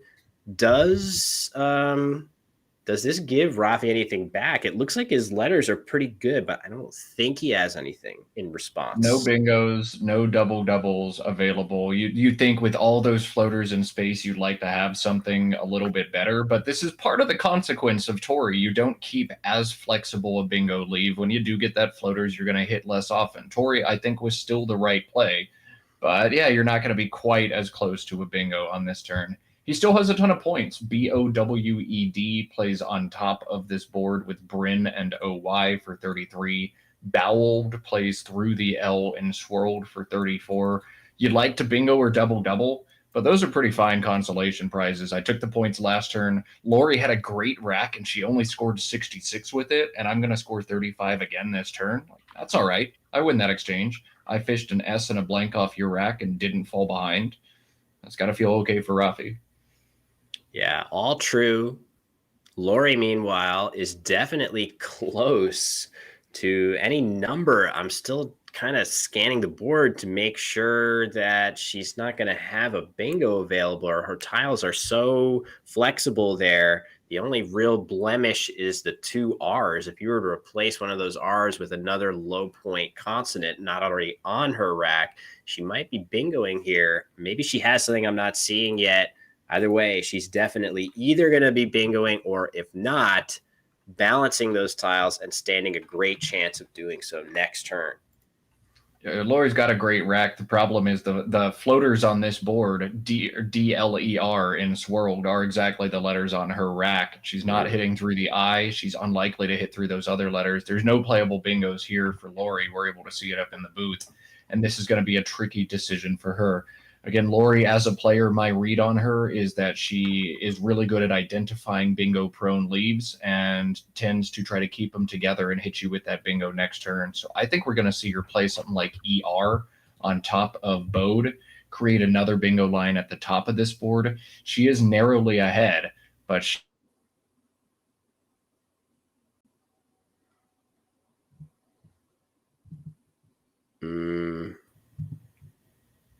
Okay, I might have had a hiccup there. Not sure if it was me losing Matt or the whole stream, but either way, oh, okay. Christian says we're good. Yeah, I just wanted to point out real quick to add on to Matt's last comments that you guys are in the chat pointing out that she has a slew of 8-letter words that do not play in this lexicon. So if you're watching from points outside of North America, might be frustrating, but she actually does not have any playable bingos in this matchup. So yeah, we'll just see. I think we should be okay with audio, but you guys should let us know if you can't hear me or Matt going forward. Yeah, let's see if you can hear me or Matt going forward. I hear Matt just fine. So all right, nice. I like that. Yeah, looks like it's all good. So this is tough though, Matt. She doesn't have a bingo. I guess the logical thing is to just play ER, maybe, yeah, just something simple like this and have a great chance of hitting a bingo somewhere. Also, if you draw something ending in ED, it's going to play right there. Maybe you said that, but seems very natural. But if I'm Lori, I'm definitely going to be spending a couple extra minutes looking through all this stuff and thinking to myself, how could I possibly not have a bingo, and ultimately grudgingly accept that I don't. Yeah, man, that's frustrating that nothing is here. This is another one where I put my head in my hands and I sit there for 2 minutes making sure I don't miss a baby bingo on stream, but nothing there for Lori. Again, I think ER at the top is consistent with her MO and her brand of Scrabble, but also the play of DEARER, 5 overlap to the right side of Swirler. It's pretty enticing. That's 26 points, busts up this rack. There we go. So this is the fish I expected. I didn't think she would play Re for just 6, but she is setting herself up in front. REE does take the front D that she holds, as well as a bunch of other stuff. If you're going to fish, got to make sure you create lines to hit. It is a big, yeah, it is a big point sacrifice, though, Matt. As you point out, her draw does not cooperate with that cue. But man, 7 points is a lot for her to give up on that fish. It really is. And again, this is the Lori Cohen brand of Scrabble. She plays to bingo on you, and she's more prone than almost anybody out there to play 3 or 4 bingos in a game against you. But you've got to try to catch up in the interim. When she does set up these openings, you've just got to score, because she's willing to make those sacrifices in open spots. Well, drawing that cue is definitely not what she wanted to see, but this creates a very interesting decision because she can just plop that cue down right there for 11 points. But I wonder if this leave with the 2 R's on it is actually a little bit too clunky. She already has, dealt with this for a turn or now 2. I wonder, is it possible that exchanging QR actually results in enough extra bingo opportunities for her that it's worth doing over plopping down Chi? We won't really get to sit there and unpack that one too much, but that was definitely another interesting turn. This one, Lori opting to keep the less bingo prone leave and cash in the points now. Another tricky turn for her. I think you just kind of play your gut in that instance, but she opts to play QI for 11, and we're back on Rafi. Double H's on his rack now. Yeah, tricky for him because the easiest place to plop stuff down would be right here, but I really don't think he's going to do that. You mentioned it earlier that Rafi and you share a similar style, a little bit more apt to go the defensive tack as opposed to a play that places a letter out in the triple lane after a move like this, which is a neon sign to Rafi. Do not do that. She's got a bunch of good tiles that she likes. So I really doubt that he's going to put a tile in the triple lane. It seems like he has set up on his rack. I'd be very surprised if he played this, but honestly, after the area ways sequence, I'd be impressed with his fortitude if he actually put another letter out in the triple lane like that here. Yeah, it's incredible to think where his psychology must be right now, given he just got a really improbable triple played on him. From just a sheer equity perspective, though, HUH is so good compared to other options. EILM is about the best leave he can keep on this rack. 28 points is the highest scoring option for him here. Like, it's really hard to sneeze at this. I would play it, and just seeing that there's nothing else to do, I'd play this, and Rafi's going to do it as well. Yeah, I'm really impressed by this. This is a great example of what makes Rafi such a strong player. Yes, very recently on stream, we saw him get burned by an opening just like this, and there is no question that Lori is keeping strong tiles after this. But to your point, Matt, this is definitely the best combination of points and leave value that Rafi can get on this turn. And he knows, even though he just got hit with area ways for 1 billion points, this H is going to be very, very difficult for Lori to capitalize on. And you can see his suspicion is going to be confirmed immediately. And he has Mycelia on his rack almost as an immediate reward. Yeah, wow, what an incredible swing. And Lori drawing into exactly the same rack she had. She fished off RE holding ADELR, then had to play the Q, and then ended up with RE again. So she didn't have to look for 8s that time. She already looked for him. What a find from Rafi. Mycelia, that's pretty deep in there. You're wasting no time on it. Yeah, that's not your everyday find. That is not the first word or the second word or the 1,000th word that you are going to learn on your journey as a tournament Scrabble expert. This is many, many, many thousands into the book with that MYC combination. So well done to Rafi. I'm frankly not surprised to see him spot any word, no matter how obscure, but he plays this very immediately and confidently and goes up by quite a lot, and he needs it because Lori has finally connected. Yeah, Lori set up that line on top of REE. Now she's got both the D and the T to crush that spot. This, again, the equivalent of a layup to a Scrabble player. This rack, Lori's going to bingo on top. I think we're going to see Dilator for 72, making TREE. She might go for Red Tail if she wants to keep this board open and get a triple in play. But Dilator feels okay to me. I don't think you're going to shift over and play Red Tail and Tree and open the triple. Yeah, right. You can look at it and just realize that, this is a little bit riskier depending on what Rafi draws.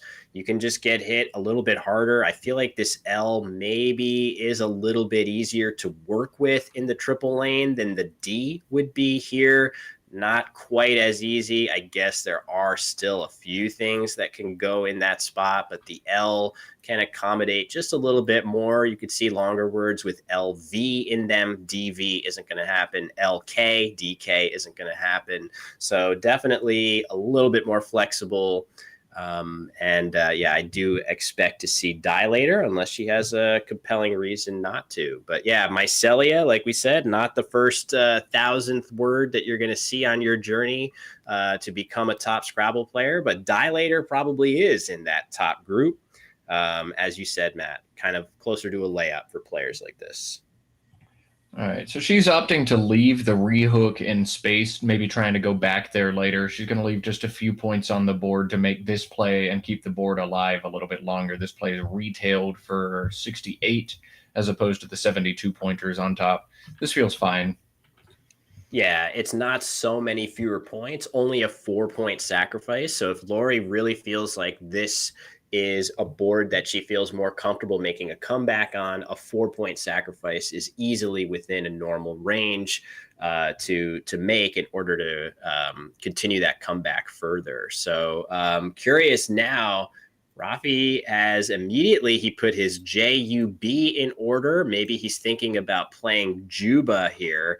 This is tricky because this X spot, Matt, is so appealing. If I was going to play the J here, I would love to do it in a spot that keeps this spot open, holding the X, but I'm not sure there's a great way of accomplishing that.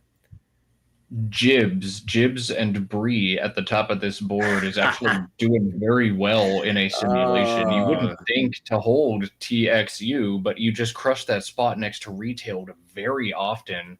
Jibs is the second favorite play of the simulation here, above Juba, I might point out. But the standout option here is actually just playing the X. FAUX at the bottom of this board holds BIJST. You get to hit Jibs or Jibe or something next turn. I think this is a great choice from Rafi. Yeah, very well spotted. I love this from him. I feel like maybe there are options for this J on the next turn. I'm not really seeing that he has a great one right here. But even just an E, maybe he plays something like Jibe. So I don't know. I'm not sure if the J has that great of a follow-up, but basically 42 points and getting rid of that X is hard to sneeze at here. But yeah, trying to figure out that last tile on Lori's rack there. We know she has spec and another N. Not 100% sure what that 7th tile is. We'll figure it out. It might be a T, and if it's a T, Lori has 60 points on the board right now, but I can't tell what it is. I'm trying to figure out from our production team as well. I even went back and looked at the stream on delay to watch her draw, and it just never popped in the frame. We'll try to figure out what that is. We've got Christian and Andrew on it right now. Yeah, these cameras are so beautifully wide angle. We're getting such a huge amount, but for whatever reason, Lori is using that far right side of the rack. Oh, it's a V, Matt, that last tile. If it's a V, then this is definitely her top option here. She could have had Sketcher to the HER for 60, which would have been absolutely bonkers, but you can't do that without the T. Very nice. That would be, yeah, this, you know what? This HER in the triple lane is definitely something you could see extended. I would say that the C was a really nice tile to be able to do that, but the T is definitely still possible to do that with. And Lori draws another V. That's a devastating draw for her next turn. Not at all what you wanted to see after Pence. Oof. Yeah, that's a big oof. Not that Rafi's tiles are that good, Matt. Yeah, man. Every option I click on through the engine right now through Quackle is sad and abysmal for different reasons. You really want to try to block up this board. You really want to try to knock out the PEN in pens, particularly the EN if you can. And yet the only real way to do that is jibe to the E or be fit through the E. And both of those leave so many points on the table. Rafi would love to block here, but his rack's just so bad that he can't. I think he needs to play Jimp at the bottom of this board, knowing there's no wise out for Jimpy.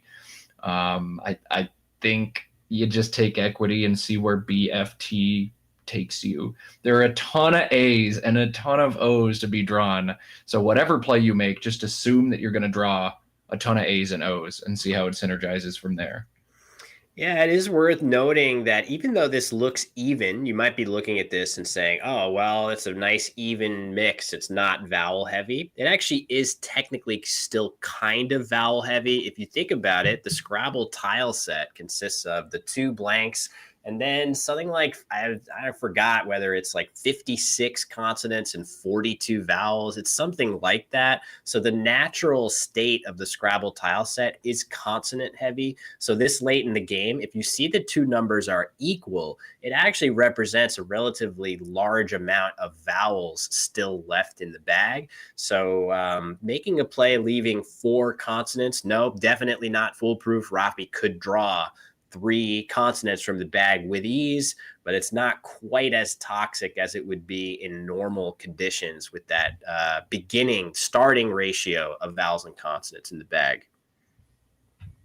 Yeah, I would be looking at trying to keep letters that synergize well with the A and the O. And I don't think that the letters you keep after GIMP do that. If you just look at A, B, F, T, like maybe I'd pull abaft. But the O's specifically give me a lot of pause there. I could see this going south, but there aren't other good options. Rafi considered Jibs and Bree at the top of this board, but that holds the abysmal FP combination. Jimp is kind of all he's got. I think you have to do it. Yeah, not always the case that in Scrabble, the play that you make is going to make you feel very good. There's no doubt that Rafi doesn't love keeping those 4 consonants there, but he does get bailed out just a little bit by 2 vowels from the bag. I'm sure he's very, very happy to know that as long as he can dodge a bingo from Lori on her next turn, he'll have some kind of flexible play available to him next turn. I like this from Lori. Just get him off. Go away. Yeah. Bob for 17. This also wins the sim, so her best statistical move, as well as just a very satisfying one. Yeah, get those V's out of there. The V's are one of the most frustrating tiles in Scrabble. I feel like this is a classic, Predator meme handshake between Carl Weathers and Arnold Schwarzenegger, between longtime top expert Scrabble players and novice Scrabble players. Everybody can have that muscular handshake that the meme portrays, that we all hate the V. There's definitely some tiles that are very different. A lot of novice Scrabble players really hate the C as well, whereas we in the tournament scene at the expert level definitely like the C much, much more. It has a lot of great attributes. Neither of those 2 tiles allow for 2-letter word overlaps, but the V is also just not a good tile for any purpose other than defense in very specific scenarios. So not what Lori needs. She doesn't want to play defense with a now 40-point deficit. So dumping those Vs makes a ton of sense. We saw a few suggestions in the chat to maybe just exchange there if you're Lori, but if you exchange, all of a sudden you must bingo to win this game. You've got to put some points on the board and maybe a high-scoring intermediate play. You don't have to bingo and win the game. You just crush a score 1 turn and you're back in it. So she needs to score some points. It was bad, the GKVV combination, but it wasn't so bad that she needed to score 0 there. Very true. If you're Rafi here, though, how do you assess the threat level on this board? You've got this 7s lane that Lori set up earlier, and to her credit, she played retailed, knowing that she might still be trailing as she is now after her next move. You can see the foresight of not using up that hook now maybe coming into play. This lane is still kind of sitting there as a threat to Rafi, but also this E, Matt. How does Rafi evaluate what to do here? And again, you really want to knock out the E with the lead that you have, but you can't. You can partially obstruct the hooks to Re, and I think you have to be looking up there. Hit that spot first while your rack allows you, and then try to take out Pence next. The next question is, how do you address that spot? And I thought we might see Rafi play FUD and Free. That sets up the big back hook with 2 unseen S's. But that is the more standard equity play. This is the more Rafi style play. I'm not going to let you burn me with the bingo.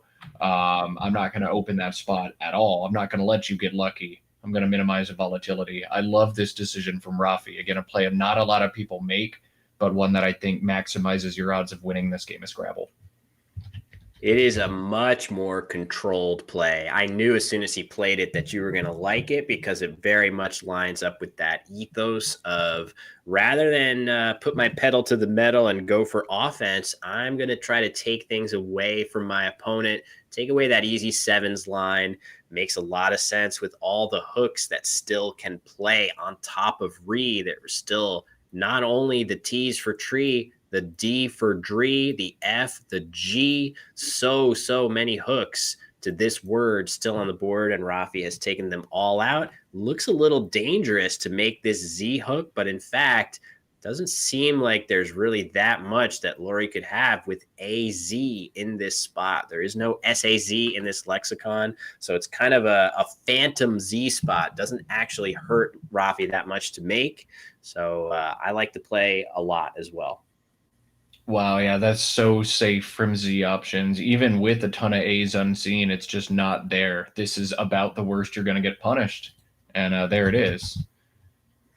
So a fish of just the Z makes sense. It scores 31. It prolongs the game by using only one tile. I guess what I would have liked to see there is if she's going to just play the Z, what can she actually draw in the bingo department here? Does she even have that many things? A T would give her gaskets, but that doesn't seem to fit anywhere on the board after Za. Actually, the nice thing about Roof, even though for a second I was like, oh no, he's making an S hook. Nope. Bowed blocks that. So Roof is totally safe on Rafi's part to play. Love that play from him. See, all of a sudden, like, look how much better Rafi's position feels after that play of BAUDS. If he had played FUD, maybe Lori doesn't have an S in bingo, but she can open the board again, create a third line. All of a sudden, Rafi's in a commanding position in this game because he opted to score the defense there. That's why you start to close the board when you're ahead, because it makes closing the board later much easier, and you just get these slam dunk victories. Yeah, now I'm just looking at Lori's, possible moves. Of course, she's going to want to open more space, but problem is, there is a little bit of room for a bingo on this side of the board, but how can she really open anything in that spot without scoring very few points and opening Rafi up to score incredibly well in response? So I'm not 100% sure what she can really do. She needs a few points on the scoreboard, but there's no great way to open and score here. And man, Rafi is so close to a bingo of his own, Matt. I thought for a second he surely has one through this E, but I guess not quite. He's knocking on the door, though. Yeah, he's got a great rack, and you always want to have a flexible rack.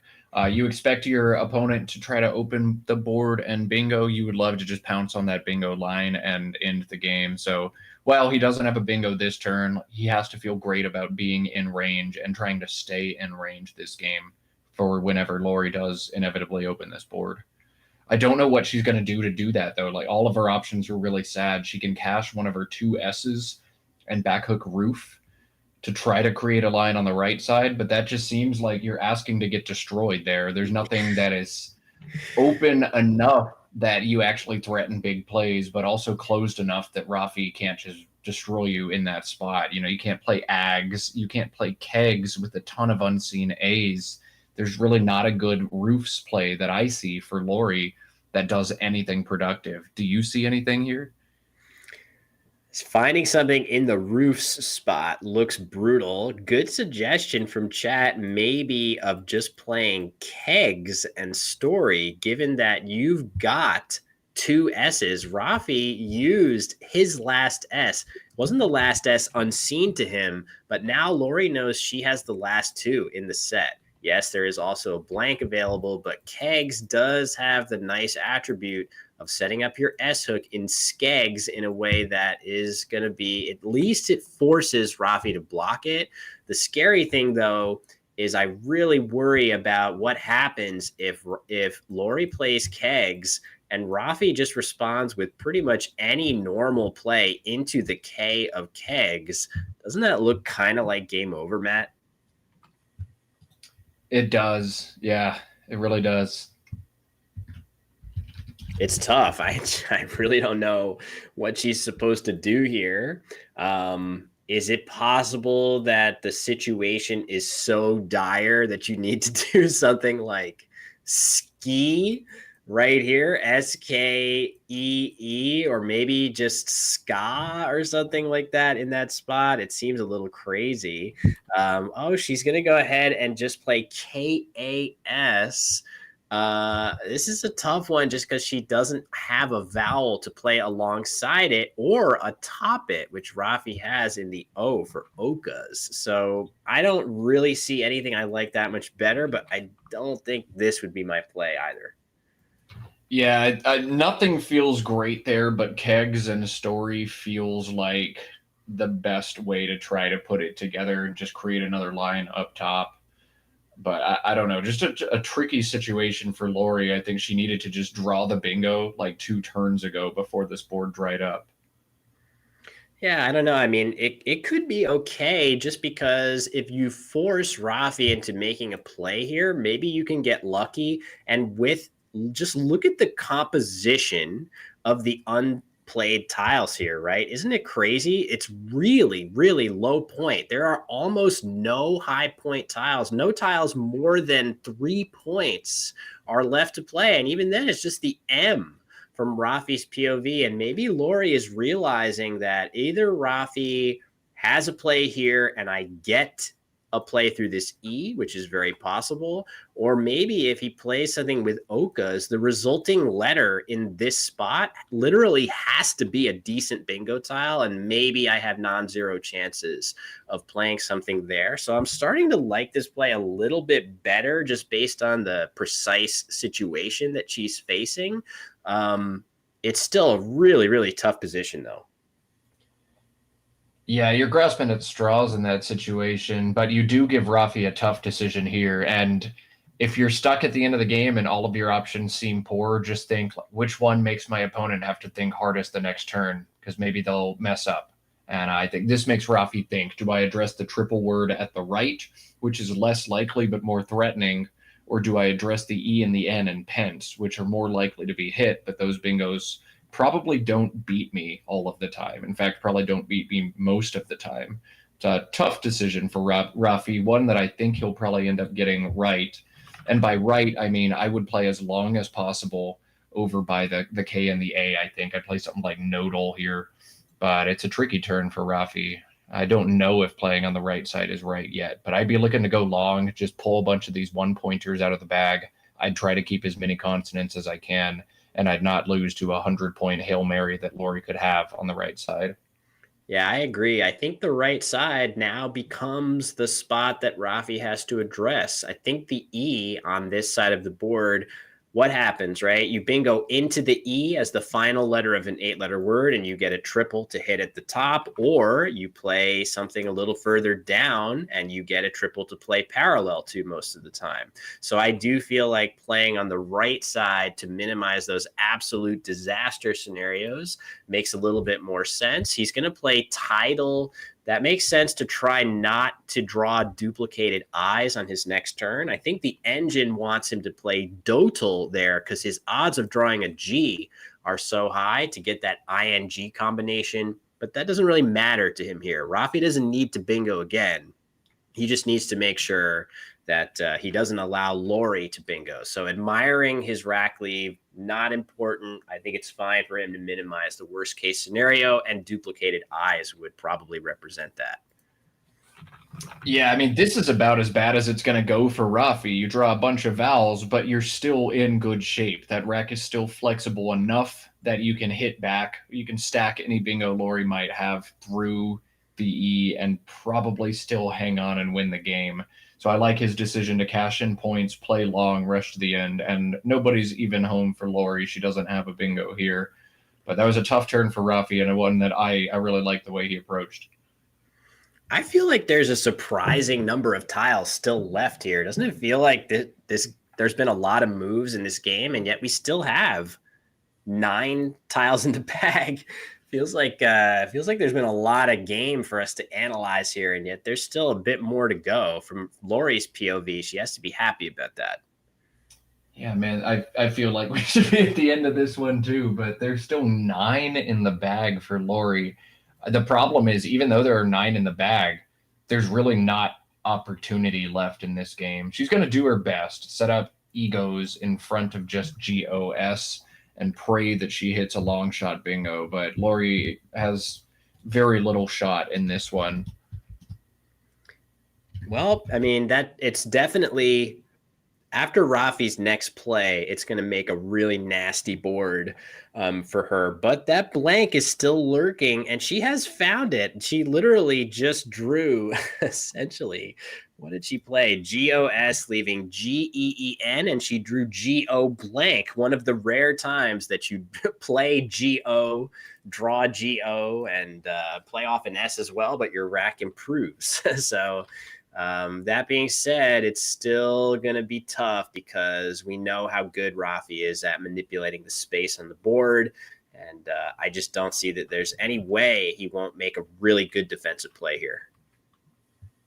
Yeah, he's got so many defensive options here. It's just about trying to execute the plan. You can play through the G, you can play on top of GOS, or you can play down to either the E or N and pence. Plays like Nation down to the N, obstruct most things, but maybe some miracle overlaps are still in play.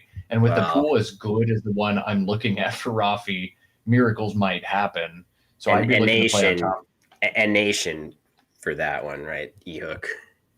Oh, yeah, no, never play Nation. That's terrible. All right, I am fired. But I think just in that case, yeah. if not for that, a play like that is absolutely called for. So not sure what that would be, but a play in this spot looks fantastic. If Rafi can find something there, totally agree with the general principle. Certainly a play into the G as well looks pretty good. So if you can't find a play down into this N, something like towing or eating or something, anything really forces Lori to find a 9-letter word, which is always a much higher degree of difficulty.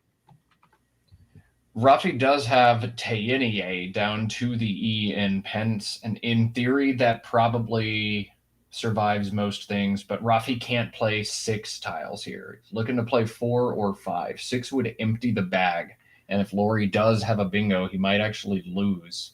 I think we're going to see OATEN and egos or something in that vein play on top. But yeah, on top or through the G, just don't empty and play off 4 or 5 tiles. That's the approach here. Yeah, I like it. Just to put it on the board so you guys can look at what we're talking about. Eating is the play instead of Oten, but this definitely accomplishes a lot of the same goals, blocking the E and the egos hook in one go, and leaving Lori just 1 tile to fish with, and it's going to be really difficult for her. Both, obviously, she can play 1 tile in a spot like right here, but that makes it obvious to Rafi what to do. Just block that 1 line and you're home free. So nicely done by Rafi. He is right on the cusp of a very needed win for him after a pretty brutal loss that we just saw him endure. Yeah, good for him to right the ship and get back in the win column on this one. Lori's a tough opponent, and he made this one look easy. Mycelia, still just a really impressive find. That one outside the top 10,000 7-letter words. So Rafi's definitely been hitting the books to get ready for this. Yeah, no surprise there. I said it before, but I would always be surprised to see Rafi miss anything. His word knowledge is at that level. There are a bunch of players in the tournament who you would say that about, and it really is a testament to the depth of this field in both divisions, really. But yeah, so this is a tough one for Lori. Did she even have anything available that just got blocked? I actually wasn't paying attention to whether she should be, hoping against hope that somehow that spot stay open, even though she knew that it wasn't likely to. No, there was nothing there. I just ran it through. So nothing that Rafi even blocked. The double G, the EE, and not having any of the A's gave this very little flexibility for her. Yeah, it makes sense. So I don't even see, just looking at how sprawled out the rest of the board is, just try to, as an exercise, for the viewers out there, try to imagine where on the board could a bingo actually fit if not for this quadrant. This is really it. There's nowhere to open any space. You can't play something here. That's not going to be good enough at this score. There's just nothing anywhere else. So Rafi's done a tremendous job of exhausting that space on the board to a point where there really isn't too much hope for Lori to open. And again, the reason we're in this situation is because Rafi played BAUDS. In that moment, he made a point sacrifice, but every turn after that for the rest of this game just got so much easier. And now he's coasting to a victory. Laurie's got nothing. Yeah, really instructive position there. Remember, he used an S on that move. Normally, we fetishize that S for good reason. It's such a good tile. But Rafi's objective is not to hold on to the best possible tiles. It's to win the game and do what's required to win the game. And yeah, creating that board, taking away this hook, making it really, really difficult to do much. I guess it's interesting to think about if Laurie had somehow had a play that overlapped this, that also opened the top of the board. We could be really thinking about a totally different scenario right now. Instead, she's going to go for the best fish that she can look at here, which is fishing off an E. I think this makes some sense. If she draws one of the A's, she will threaten age long in this spot right here. Not sure if that plays anywhere else, Matt, but it seems like as good a try as any. Rafi has a 9 right now if he just wants to bingo. I've never seen this word before in my life, but Rafi has a 9. So there's your puzzle, everybody. If you know obscure 9s, look at this board. Oh my God. Are you serious? I can't even believe what I'm looking at here. Anybody that sees this, you get a Wanderer 15 cookie. That's the currency that I'll award you. Oh, there it is. Seth Lipkin in the chat. The North remembers also. I don't know Seth Lipkin, I expect, would see this without help, as brilliant of a player as he is. Ametropia. Completely insane. I don't think Rafi is going to see this. And I think anybody that knows him well should ridicule him severely for not finding this word after the game. This is one that's hard to see, but if you know the definition, I'm sorry. A vision-based ailment. Absolutely. Hard to see indeed. Yeah. Who's finding this, Matt, in your estimation? Who is finding ametropia? Mac Meller is most of the time live over the board. Josh Sokol sometimes. I'd say a lot of the older vets who just love words and have been around Scrabble forever find them, like the Seth Lipkin types, but probably not Rafi, unfortunately. I love Rafi. He's a great player, but not going to find ametropia here. Yeah, nor does he need to. Amazing chat that apparently Quinn James played this exact word in a duplicate game recently. So that's pretty good evidence that Quinn could find it. Hard to believe that level of coincidence, but I absolutely don't doubt it. And you're getting roasted too by Adam there, Matt.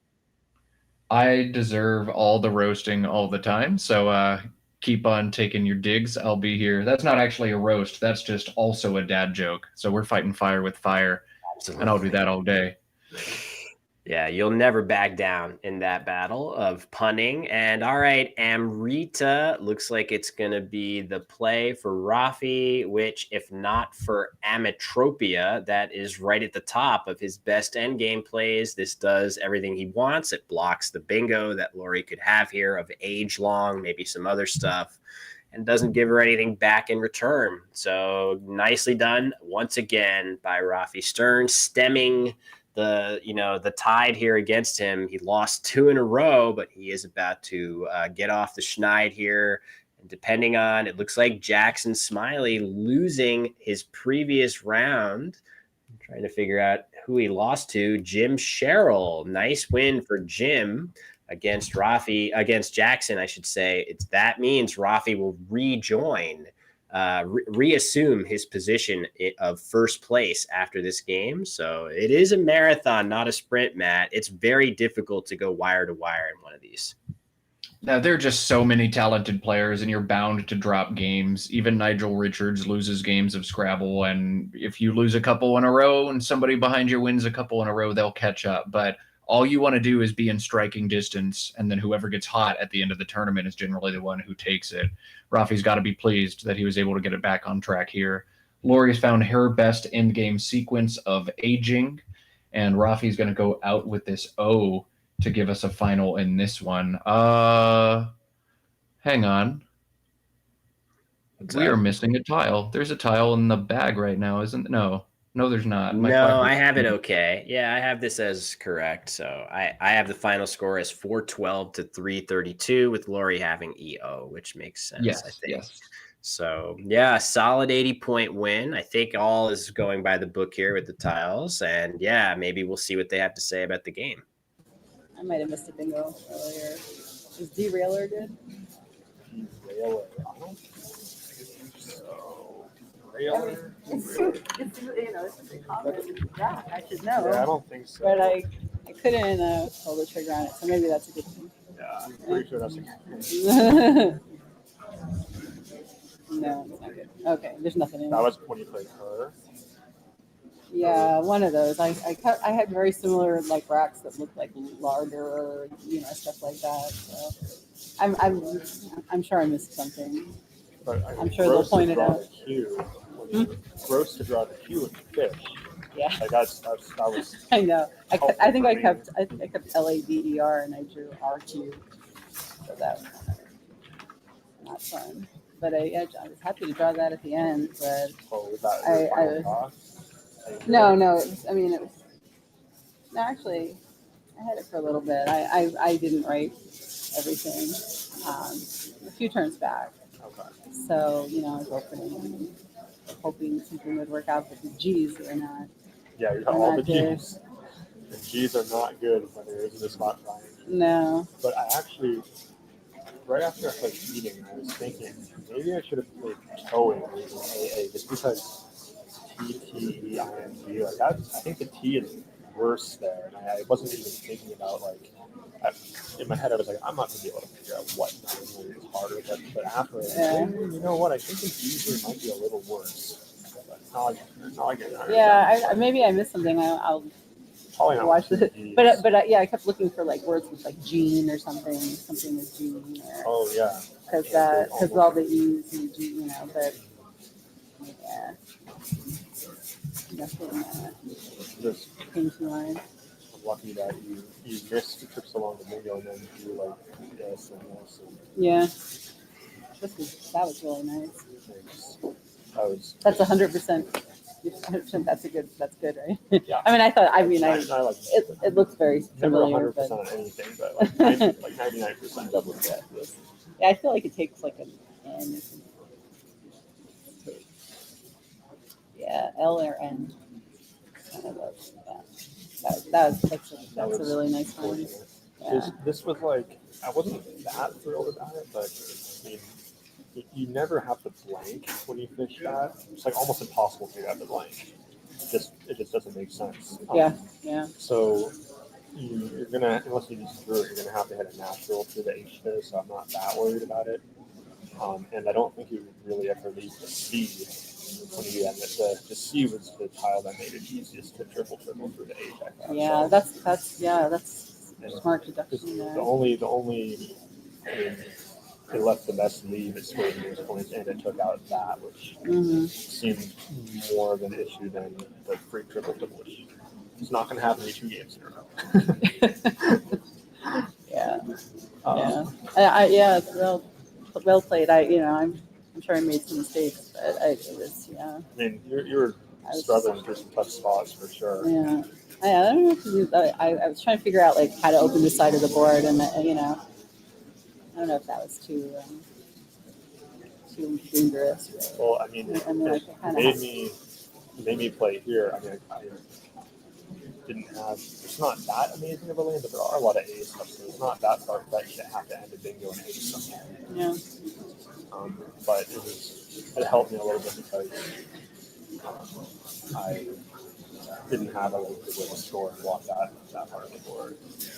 So anyway. Well, that was a learn from my end. We got 412, 332. Yeah.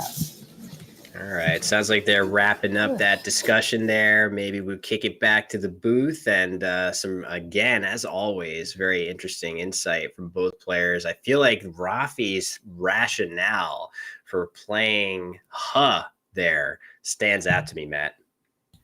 Yeah, so Rafi, if you don't know, has an extensive background as a poker player. He is better than almost anybody out there in figuring out what does this play mean. And you see him saying after REE through the E, you basically never have the blank. It just doesn't make any sense. And she'd only drawn, I think, 2 or 3 new tiles since playing REE. The odds that she had a blank were very low. And outside of having a blank, the odds of a triple pretty low. So Rafi able to defend that decision based on his ability to make inferences, and that's what makes him such a strong player. Yeah, for sure. That inference-based thinking, basically the same thing as a poker player putting their opponent on a certain range, on a certain hand or set of hands. Exactly what he did there, imagining that after Lori's play of just re for 6, very unlikely that she would keep the blank or the C in her range. That's very, very next level impressive thinking on his part to help him. Basically, the other funny thing that he pointed out was there's no way I can get tripled on with a natural 2 turns in a row, can I? Which is maybe not the same level of mathematically or probabilistically based thinking, but hard not to buy into that a little bit as well. Yeah, we heard Matthew Tunnicliffe use the same logic or similar logic. He had a game against Josh Sokol a few weeks ago where they each tripled, and Matthew said, "Well, there's never been a game with 3 triples, so I'll open mathematically another." they triple," and he did open another with a big lead. Beautiful. Didn't get burned. It was incredible. That's hilarious. Love that thought process. So yeah, another fun game. You can see Jackson sitting down as if on cue. I was about to preview the next matchup. Rafi winning and reascending back to that first place position. But we're gonna close out the day with another game from Jackson Smiley against a very high flying, lower seeded player, the 36th seed, who was in 5th place going into the previous round, David Brown, a player I've actually played against a number of times. I feel like he's a bit underrated at that 36th seed. So it's going to be Jackson versus David Brown coming up. Our final game of the day, Matt. We're almost done with this. It looks like we just passed the halfway point, but only barely. Still so much Scrabble to come.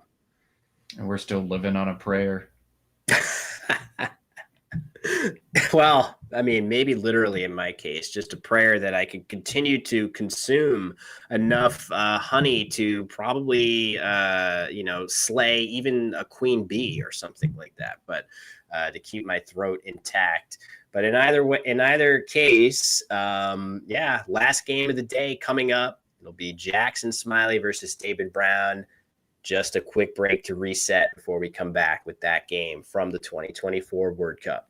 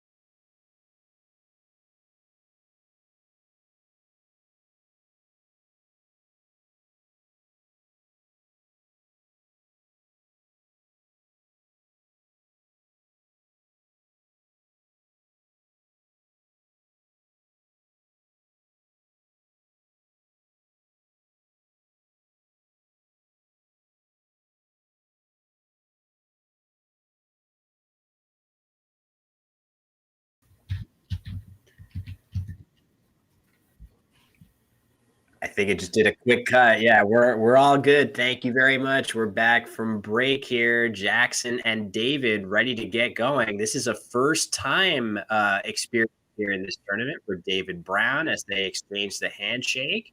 And yeah, this is definitely so in Scrabble, Matt, we have something called classes, which is determined by your rating going into the tournament.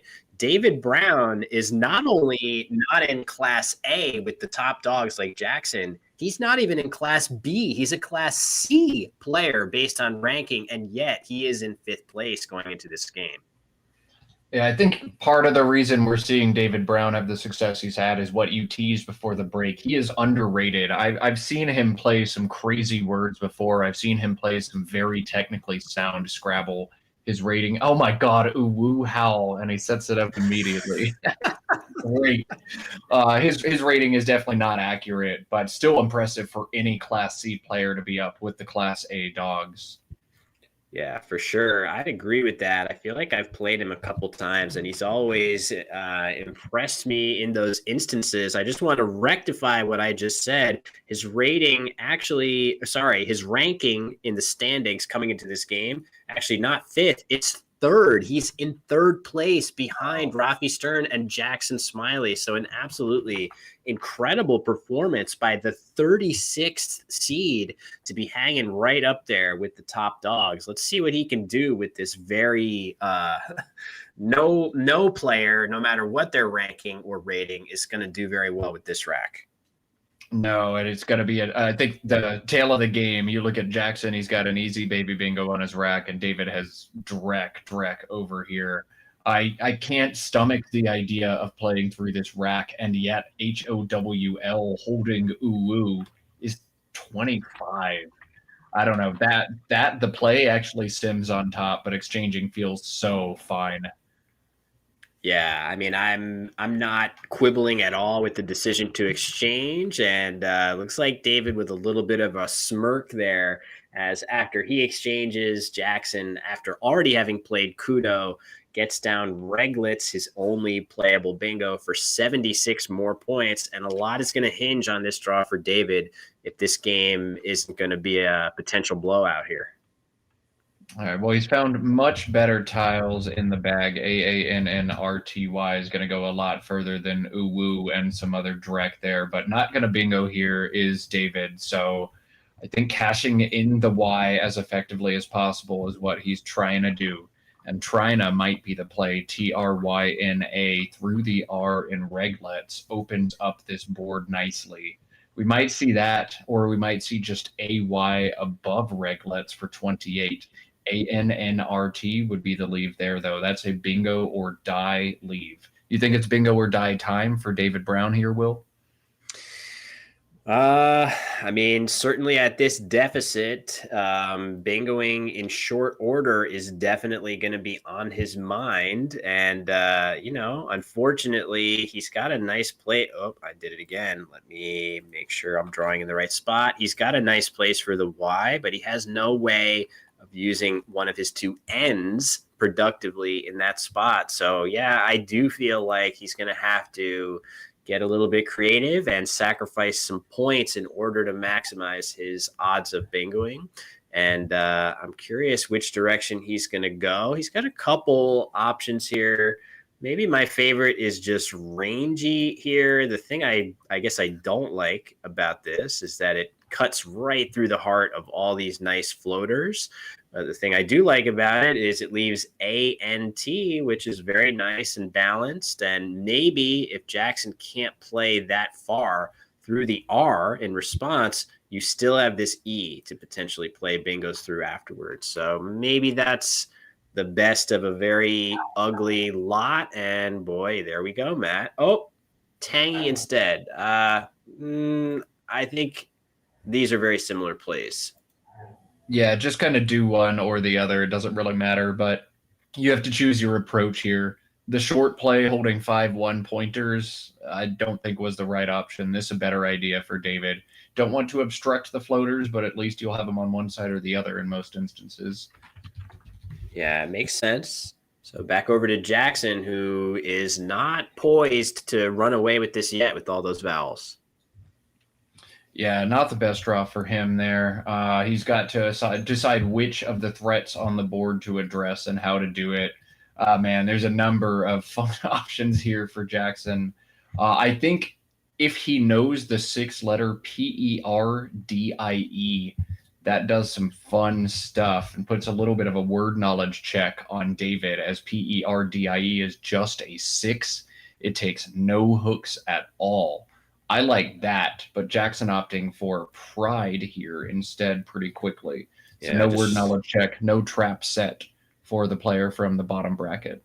Like, I apologize for my horrifically drawn Purdy, just trying to show where it would go, and Matt suggesting as a 6-letter, I think an interjection could be really nice to bait an S hook on that, which he could then challenge off. So I appreciate that. That would be a very Jacksonian play. I feel like that's what we thought he was doing against Rafi with Ravings. But I definitely have seen Jackson do that many a time, as I'm sure you have in your commentating experience.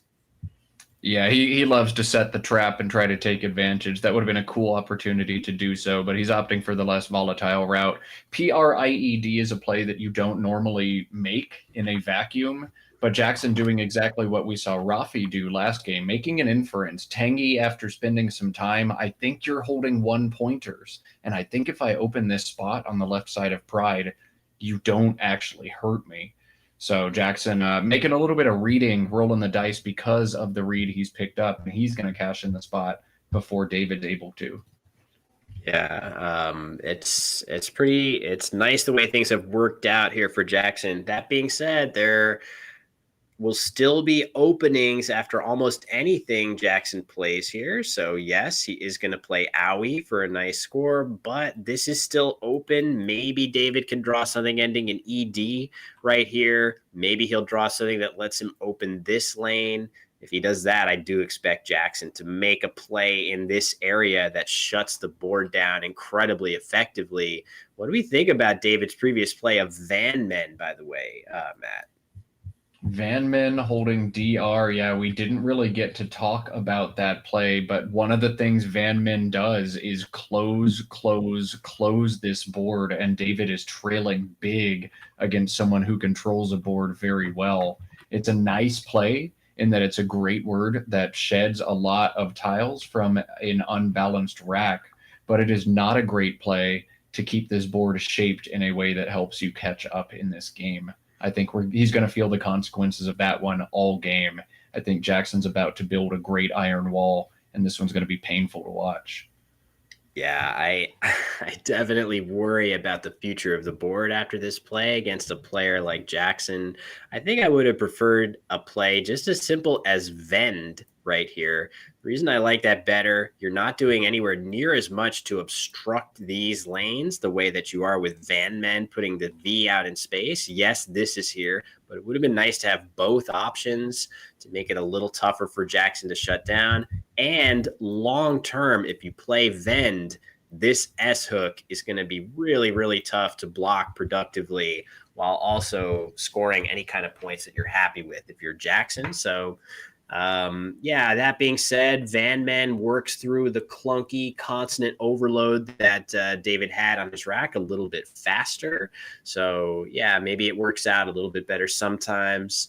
But yeah, let's see how the board unfolds. We could be in for a closed board masterclass here.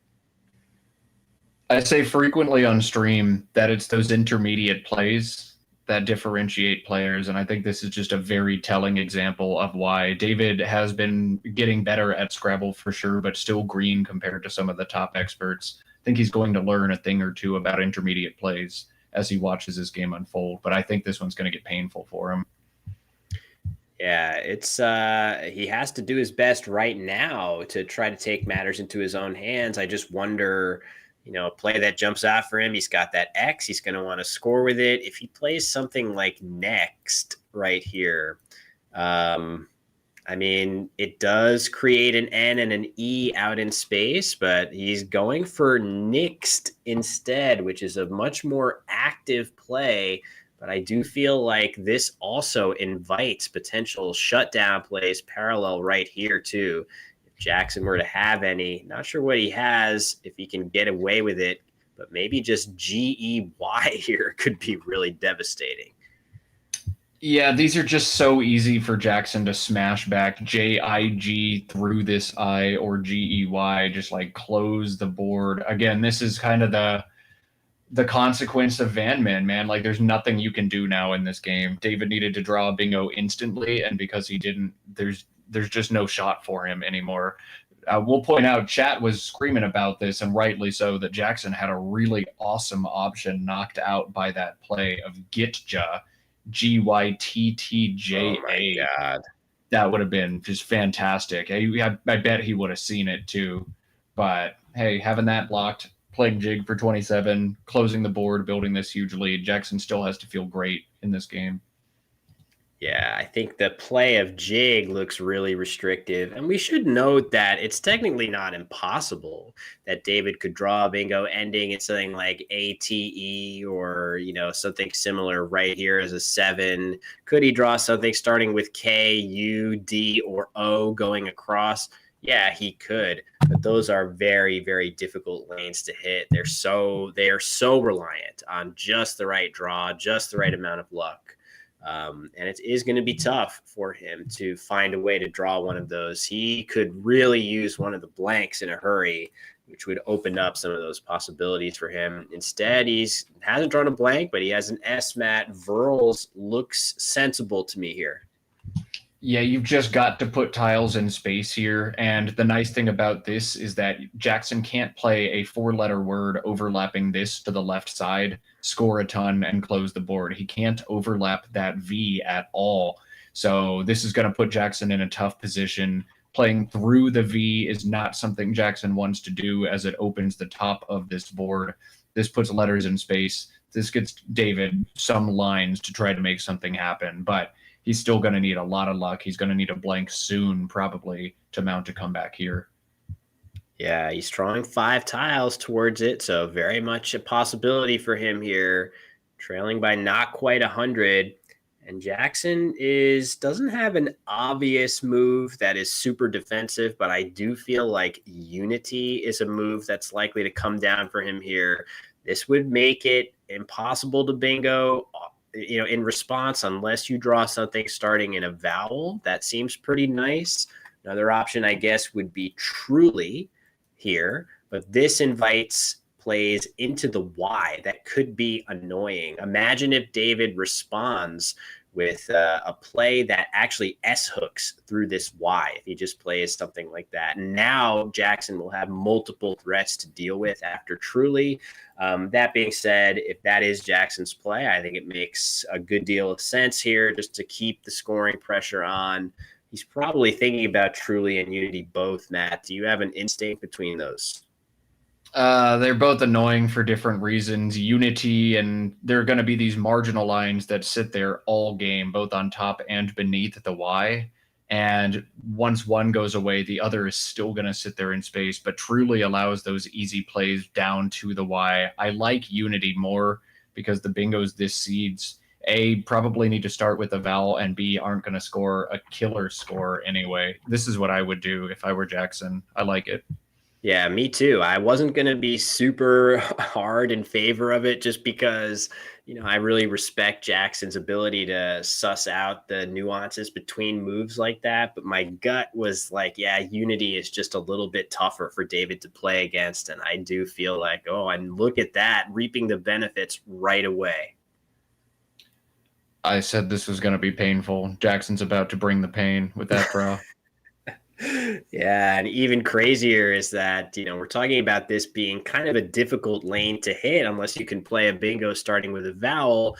Well, that is what Jackson will be able to do. You can see Amulets in all likelihood, the play he is eyeing in this spot right here.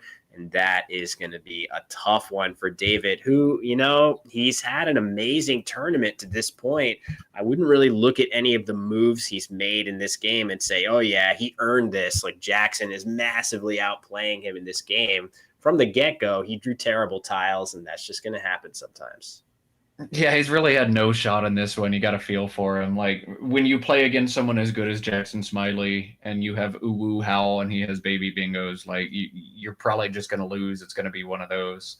But I mean, hats off to him. 14-6 in this stacked NWL or WoW division is really great. 14-7 after 3 days is a dream come true for him, even though he's getting run over in this one. Yeah, and that is inevitable. You play enough Scrabble, you're going to get in trouble in some of these games where the tiles don't go your way. But he is going to be fighting on here. He doesn't know that Jackson is sitting on a blank. For all David knows, he can play something good. Maybe he's going to try to play something like Jag right here and try to draw one of those blanks. Instead, he's going to play Gap. Not sure what this accomplishes for him. It does balance his rack a little bit, but it's hard to see. I guess he's really going to be going for a 7-letter bingo here with his A. That's what he's hoping for. But yeah, Jackson might be shifting his idea from amulets to ampules here. I'm not sure. There's a big difference between those. Not really. Just which floaters do you want to put out in space, LES or ETS? Doesn't really matter. Just kind of do one. I'd be more not looking to use much clock on this turn if I were Jackson, but ampules and amulets are Jackson's 2 highest scoring bingos. Each of those with YA is 77. I think he'll take one of those, but he wants to make sure there's not a cool overlap that really slams this board shut. I don't see anything that does that, though. Yeah, I think he's made the right choice to go ahead up top with one of his 77 pointers. It is going to be amulets, unless he really shocks us by circling the wrong letter. That every so often does happen, Matt, where it's pretty painful. But you know what? Look at what's happened here. Ampules would have worked out slightly better because David now has a bingo from this E. I feel like this is a classic example of right play, worse outcome for Jackson. Yeah, it feels like double doubles from the L are probably more likely than double doubles from the E. But hey, Scrabble happens. And there's the second blank for Jackson. God. So very briefly, I thought there for a second that if Jackson draws terribly after that bingo and David draws the second blank, maybe we've got something on our hands here. But it is not to be, as Jackson's drawn very, very well. I'm not 100% sure if he has a bingo right now, but the fact that he has the second blank by definition means David doesn't have it. So he has to be thrilled to see that tile find its way onto his rack. Yeah, when I see that second blank come and I'm already up about 100 points, I start thinking, okay, I'm going to win by about 200 or 250, aren't I? This one's going to spiral because I know in this situation my opponent has to open the board and pray that they get lucky, and I know I'm about to wallop whatever opportunity they open. So this one's going to get nasty, I think. Jackson can score a ton of points on the left side of this board too. He's got the O's he needs to play Coho and OP. That's 31 and holds AI blank. This one's going to get ugly. And yeah, I was wondering if David would draw something to make it interesting. His tiles are decent, but doesn't seem like he will have a playable word. I'm sure Jackson is never going to open any tiles for him to play through, like an I for Infector or something like that. I'm expecting Jackson to play the pretty standard looking Coho off of the P. That's great. To me, it scores decently well, doesn't open a thing back to David, keeps AI blank. Maybe you draw some consonants to hit this S and put the game away. So makes a lot of sense to me. Not sure if you see anything, Matt, that also appeals. No, I mean, honestly, like being completely candid in this situation, if I'm Jackson, I'm now looking at the clock and thinking, ooh, I get to be the one to pick the restaurant and make a reservation for dinner tonight. My brain's already on dinner, on who I'm going to take out, how many people I'm going to bring, and where I'm going to go. That's the best part about Scrabble tournaments. Yeah, the game is fun, but the after hours, the food, the company, the games, the drinks, the everything else, that's the real fun that these players are going to go have. Yeah, these big tournaments really are kind of a, a dual purpose event. Obviously, there is the thrill of top level competition, which we've been bringing you all day, but there is so much more that we really don't show on these streams. It feels much more like a convention. It feels like you're sort of with an extended family for a week.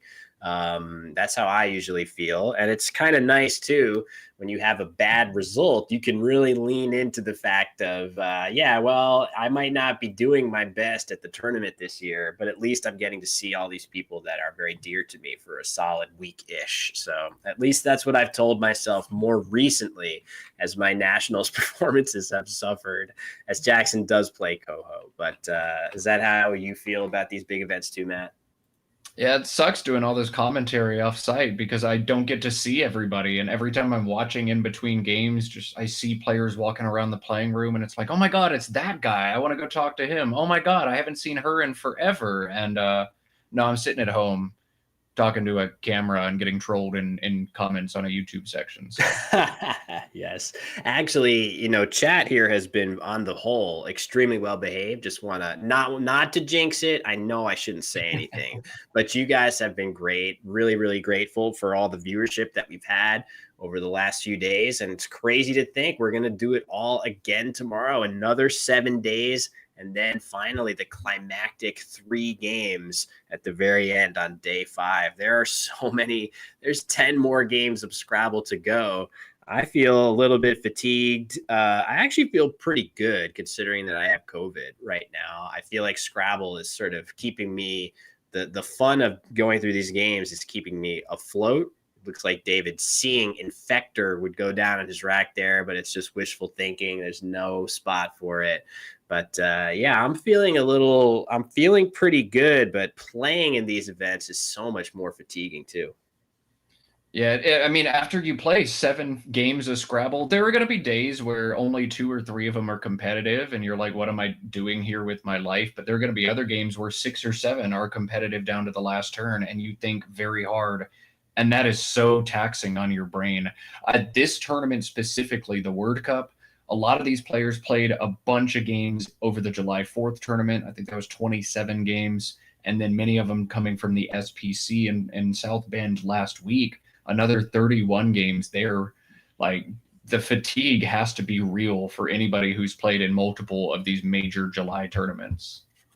Yeah, without question. I did that last year. I played every big event there was to do between the SPC and then Westpac immediately after, and Word Cup before that. It was something like 90 games of Scrabble. And I really do feel like stamina played a role for me down the stretch of that final tournament, which is only natural. I'm not about to be that upset with myself for that. But yeah, the best thing you can do as a player is to try to make it so that a normal game of Scrabble isn't that taxing for you, whether that means studying the dictionary so well that the words just pop into your head. You don't have to grind and worry about, is this valid? What am I missing here? If you can get to that point where the words are coming so easily and that your strategic acumen is so honed that you don't have to really burn a ton of brain power on most positions, as we see Jackson dump 2 vowels with ale in the center of the board. Anyway, I feel like that's the only way that you're going to make it through such a marathon month of July. Being able to be very solid on your baby bingos helps so much. If you're able to look at some of the most common racks you might draw and just say straight away, either there are no bingos, or there is 1 bingo and it's this, or there are 2 bingos and it's these. That makes a lot of those mid-game turns just so easy for you. You don't have to spend the 2 minutes shuffling and finding the word. That helps you save a lot of the stamina. So that's one place people tend to start if they want to make the games easy. But hey, a lot of people really like that part of the game. And that's something I noticed as I came up the ranks and I studied more racks. So I seldom get the opportunity to just shuffle my letters around and anagram and naturally find words. If that's the part you find fun, maybe never study words in this game, and you can always spend your time anagramming. There are people who don't study at all who make it to 1,500, 1,600, even 1,700 in Scrabble. Just do what brings you joy and come meet some other nerds and hang out with us. Yeah, it's the best advice I've heard. So many ways to improve at this game. You really don't have to do all of them. You can just pick the ones that make you happy. And you're going to find that improving at Scrabble is so rewarding. It's such a fun journey to go on, self improvement in Scrabble, because it really does feel like no matter what you do to get better, it's going to pay off over the long haul. Maybe not on a game to game basis, the 1 or 2 games after you learn a whole bunch of new words, you might not get to use any of them, but over the long haul, you definitely will. And it feels so good when you can either add some new words to your repertoire or execute a strategic concept that you have really digested in full over a series of games, or you've learned it from another game you've watched, making setups, doing all those sorts of things. It's just a lot of fun. So definitely that's something I'm very passionate about. Is I don't really make overt calls to do that on my YouTube channel. I feel like I'm trying to show and not tell that this game is just unbelievably complicated and beautiful and fun to play. So hopefully that's rung true for some of you out there. Yeah, you don't have to be Jackson Smiley or David Brown to play in a tournament. Just show up. Just show up to a club or a tournament with a can-do attitude. The words will come with time. Not all of them, but enough of them. You'll pick up the 2s and 3s after, a few months, a few weeks, depending on how much time you put in. But just show up. Scrabble's accessible to everybody. There are fun decisions you have to make at any level, whether it's finding words or setting yourself up or blocking, anagramming. There's all kinds of puzzles to be solved at all levels of this game. It's super fun. Jackson with not too complicated of a puzzle here. David, yeah, you see his body language there. He just flips his hand up and says, I had to try. He played Ach on the previous move, realizing that, yeah, I've got 2 of the E's remaining. I think his odds were actually not bad with that setup of being able to capitalize on it himself. But Jackson had the only other unseen E to him. Actually, maybe there were 2 unseen to him at that time. Either way, that's not a lot of E's left. So as far as setups go, I feel like that made some sense. But of course, Jackson pouncing with airbase for 86 to seal this one up. Yeah, it's one of those where it's the most rational thing to do from David's perspective, except it's also the least rational thing to do, because what did Jackson just play? Jackson played ALE through an L. He played just an A and an E for an intermediate score. Yeah. Jackson is holding an E 100% of the time. Yeah, if David identifies that, it's not even worth rolling the dice here. You're just asking Jackson to punch you in the face, and you have just been punched in the face. And guess what? The WU from your first rack, they're back punching you in the face too. Very well said all around. Yeah, just one of those games for David, even with the understanding that after ALE, Jackson's very, very likely to have an E. I don't even quibble that much with David's, trying to get super creative to make a spot that might, give him a chance back into this game. But I agree that maybe there were other ways that were slightly more, calculated aggression as opposed to just throwing caution to the wind. But hey, sometimes there's not a lot you can do one way or another. Sometimes you just get punched in the face. Exactly. Yeah, what does he do now? There are 4 tiles in the bag. F, Z, Q. I guess ZQ is more salient, along with 3 I's. So I wonder, is David going to consider holding on to his U just in case he draws that Q? Seems like it'll make things a little bit easier in the end game if he does. Yeah, you want to hope Jackson has it too. Weirdly, of all the letters that could be in the bag, it is EILR. And because I know that, it's like, well, hang on. Could David put together an absolute miracle here if he set something up? But I don't think so. Jackson's going to hold on still.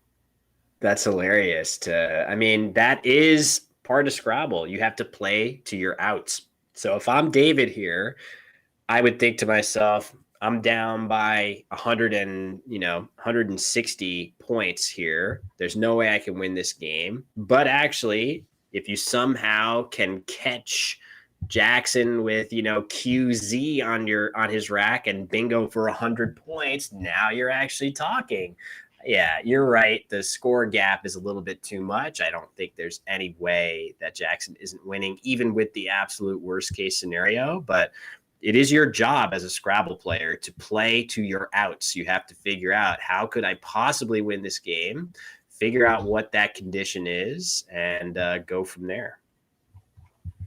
He gave it his best shot. He tried to open that spot up and, roll the dice one last time, but it's been all pain for David on stream. Bad tiles, bad sequences of events. Jackson just ran him over in this one. So, yeah, I'm not sure what he's going to opt to do. He still's got 5 minutes to think about it. I guess I would also, in his shoes, be thinking to myself, well, is there any kind of big spot for the Q or Z lurking on the board that I should really be blocking here? I don't really see a spot like that, Matt. So maybe that's not a relevant concern. Yeah, I don't see any huge crushing plays like ZOO and TOO is about all I see, and so I'm not really worried about taking away killer plays for Jackson.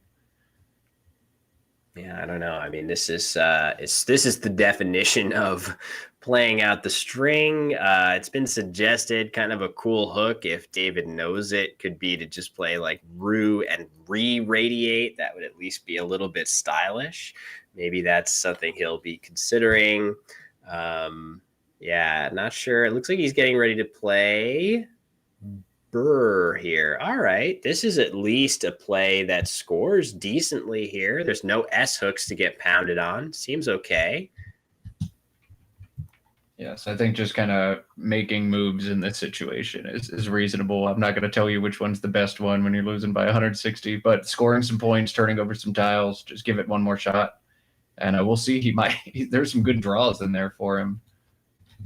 Yeah, looks pretty good. Jackson playing Zoo with impunity, realizing that there are no A's. This is a completely safe spot. I guess this is also a safe spot too. You can't play down because Burr now blocks off that lower triple.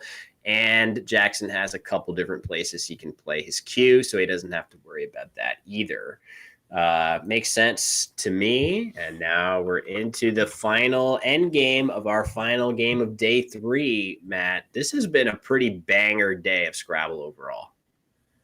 Yeah, we had 2 just immediate classic games as soon as I sat down, and got to watch Rafi Stern put on a defensive clinic in the third one. This one's been a little lopsided, but hey, we get to use the time to make banter and give our thank yous and shout outs and all that. So you couldn't have scripted it better if you tried. This actually, even though this game is absolutely been decided for quite a while, this end game is a great puzzle for the audience out there. I really feel like that from David's perspective, what would you do? This is a combination of strategic thinking and board vision for sure here. There's a play that makes this end game really interesting, Matt. Not sure if you've spotted it yet. I spotted it because I'm quackling, but I unfortunately it's also wrong. David has a standout play that is dope, but it is not mathematically correct. So I'll see if chat spots the dope play, but the dope play is not the correct play here because of what Jackson has on his rack. Yeah, so I think the idea, which has been spotted, is that uplifter is available through these letters. This is amazing, right? L, L, T, E, R, leaving EWE on the rack there. Oh my God, I'm seeing that in the chat, Matt. Nigel Peltier losing by 1 point after that incredible heartbreaker to Laurie Cohen on stream before. God, maybe I'll pause now and get your reaction to that. I need to open a beer so I can pour it out for him, man. He just lost with a 475 after losing with a 480 something earlier today on stream to Lori. That is just an absolutely heartbreaking day. Of course, Nigel, just an excellent dude, and I'm sure he's going to take it in stride, but pour one out for Nigel. That sucks. It does suck. Earlier in the tournament, I believe there was news that SPC Collins Division finalist Wasim Khatri lost a game with a 551, which is another absolute just brutal. That's just insane to think about that happening. So yeah, in any case, the best place that Jackson can play his cue is right there. Okay, so right idea by David there. Block cheese and force Jackson to play his cue somewhere else if he wants to play it. Seems very reasonable. Best way to do that though was to play EEW, saving LTER as a follow-up move. And if Jackson wants to block that, he can't really play his cue as well. He could play something like if to block it, but then David will just go out and collect extra points from the cue. So very, very instructive endgame. Certainly a shame that it did not matter one bit to the outcome here. Yeah, no, that is still a wonderful in-game puzzle. And this is a trick. I'm going to shout out Noah Walton in the chat, but Noah taught me this one. You can practice an in-game in any game. Just pretend like the score is close and then figure out what deficit, what lead is safe. How can I maximize this? You could have done it here. That's a great puzzle. Let's cut to Mike and see if we hear from them. I don't think there's much to say, though.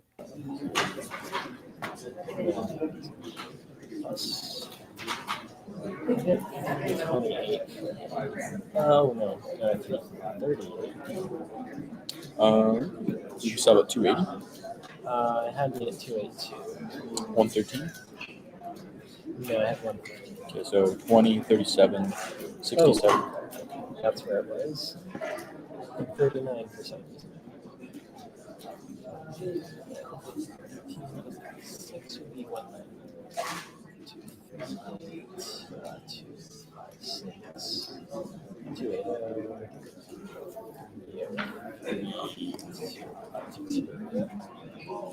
Yeah, 336. And 462? 462. Yeah. You're good. Yeah. Thank you. Sorry, it was kind of rough. Yeah. I'm pretty sure I found my best end game. Yeah, that was good. I was looking at Ever, seeing Yeah. Welt, but then it's good to block QIS. Yeah. I just saw QIS, so I didn't even consider playing that. Yeah. That's good. Maybe that would have been. I'd have to do the math to see which is better. But, No, I assume it's best.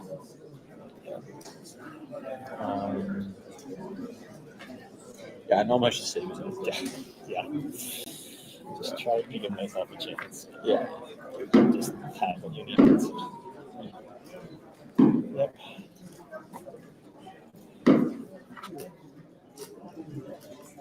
All right, well, maybe Jackson's saying it best there. Not much to say about this one.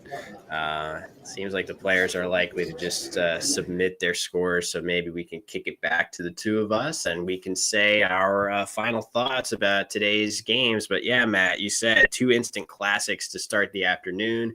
Had some great games this morning.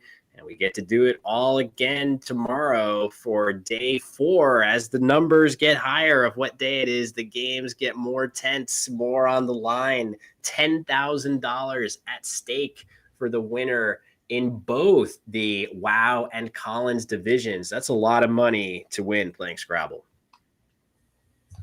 Yeah, wow. Tomorrow's going to be such a spicy day. I'm looking forward to it. We've got Nigeria still dominating the Collins division. Wellington at 14-7 and Etakaro 14-6 pending a result. That one's going to be very spicy tomorrow as Canadian Josh Sokol and Jeff Teveno, someone I go way back with, are right behind. That there are just so many good players, and that one is so tight.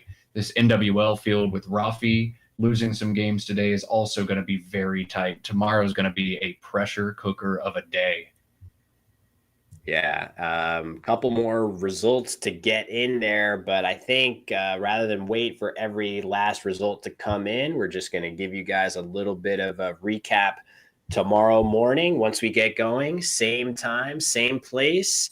But yeah, it's been a pleasure. Thank you so much to everybody watching. Very quick plugs while we're at it. This event is made possible by collaboration between Word Game Players Organization, WGPO, and Collins Coalition, the COCO. Thank you so much to everybody behind the scenes who is a part of either of those two organizations, for making all of this possible.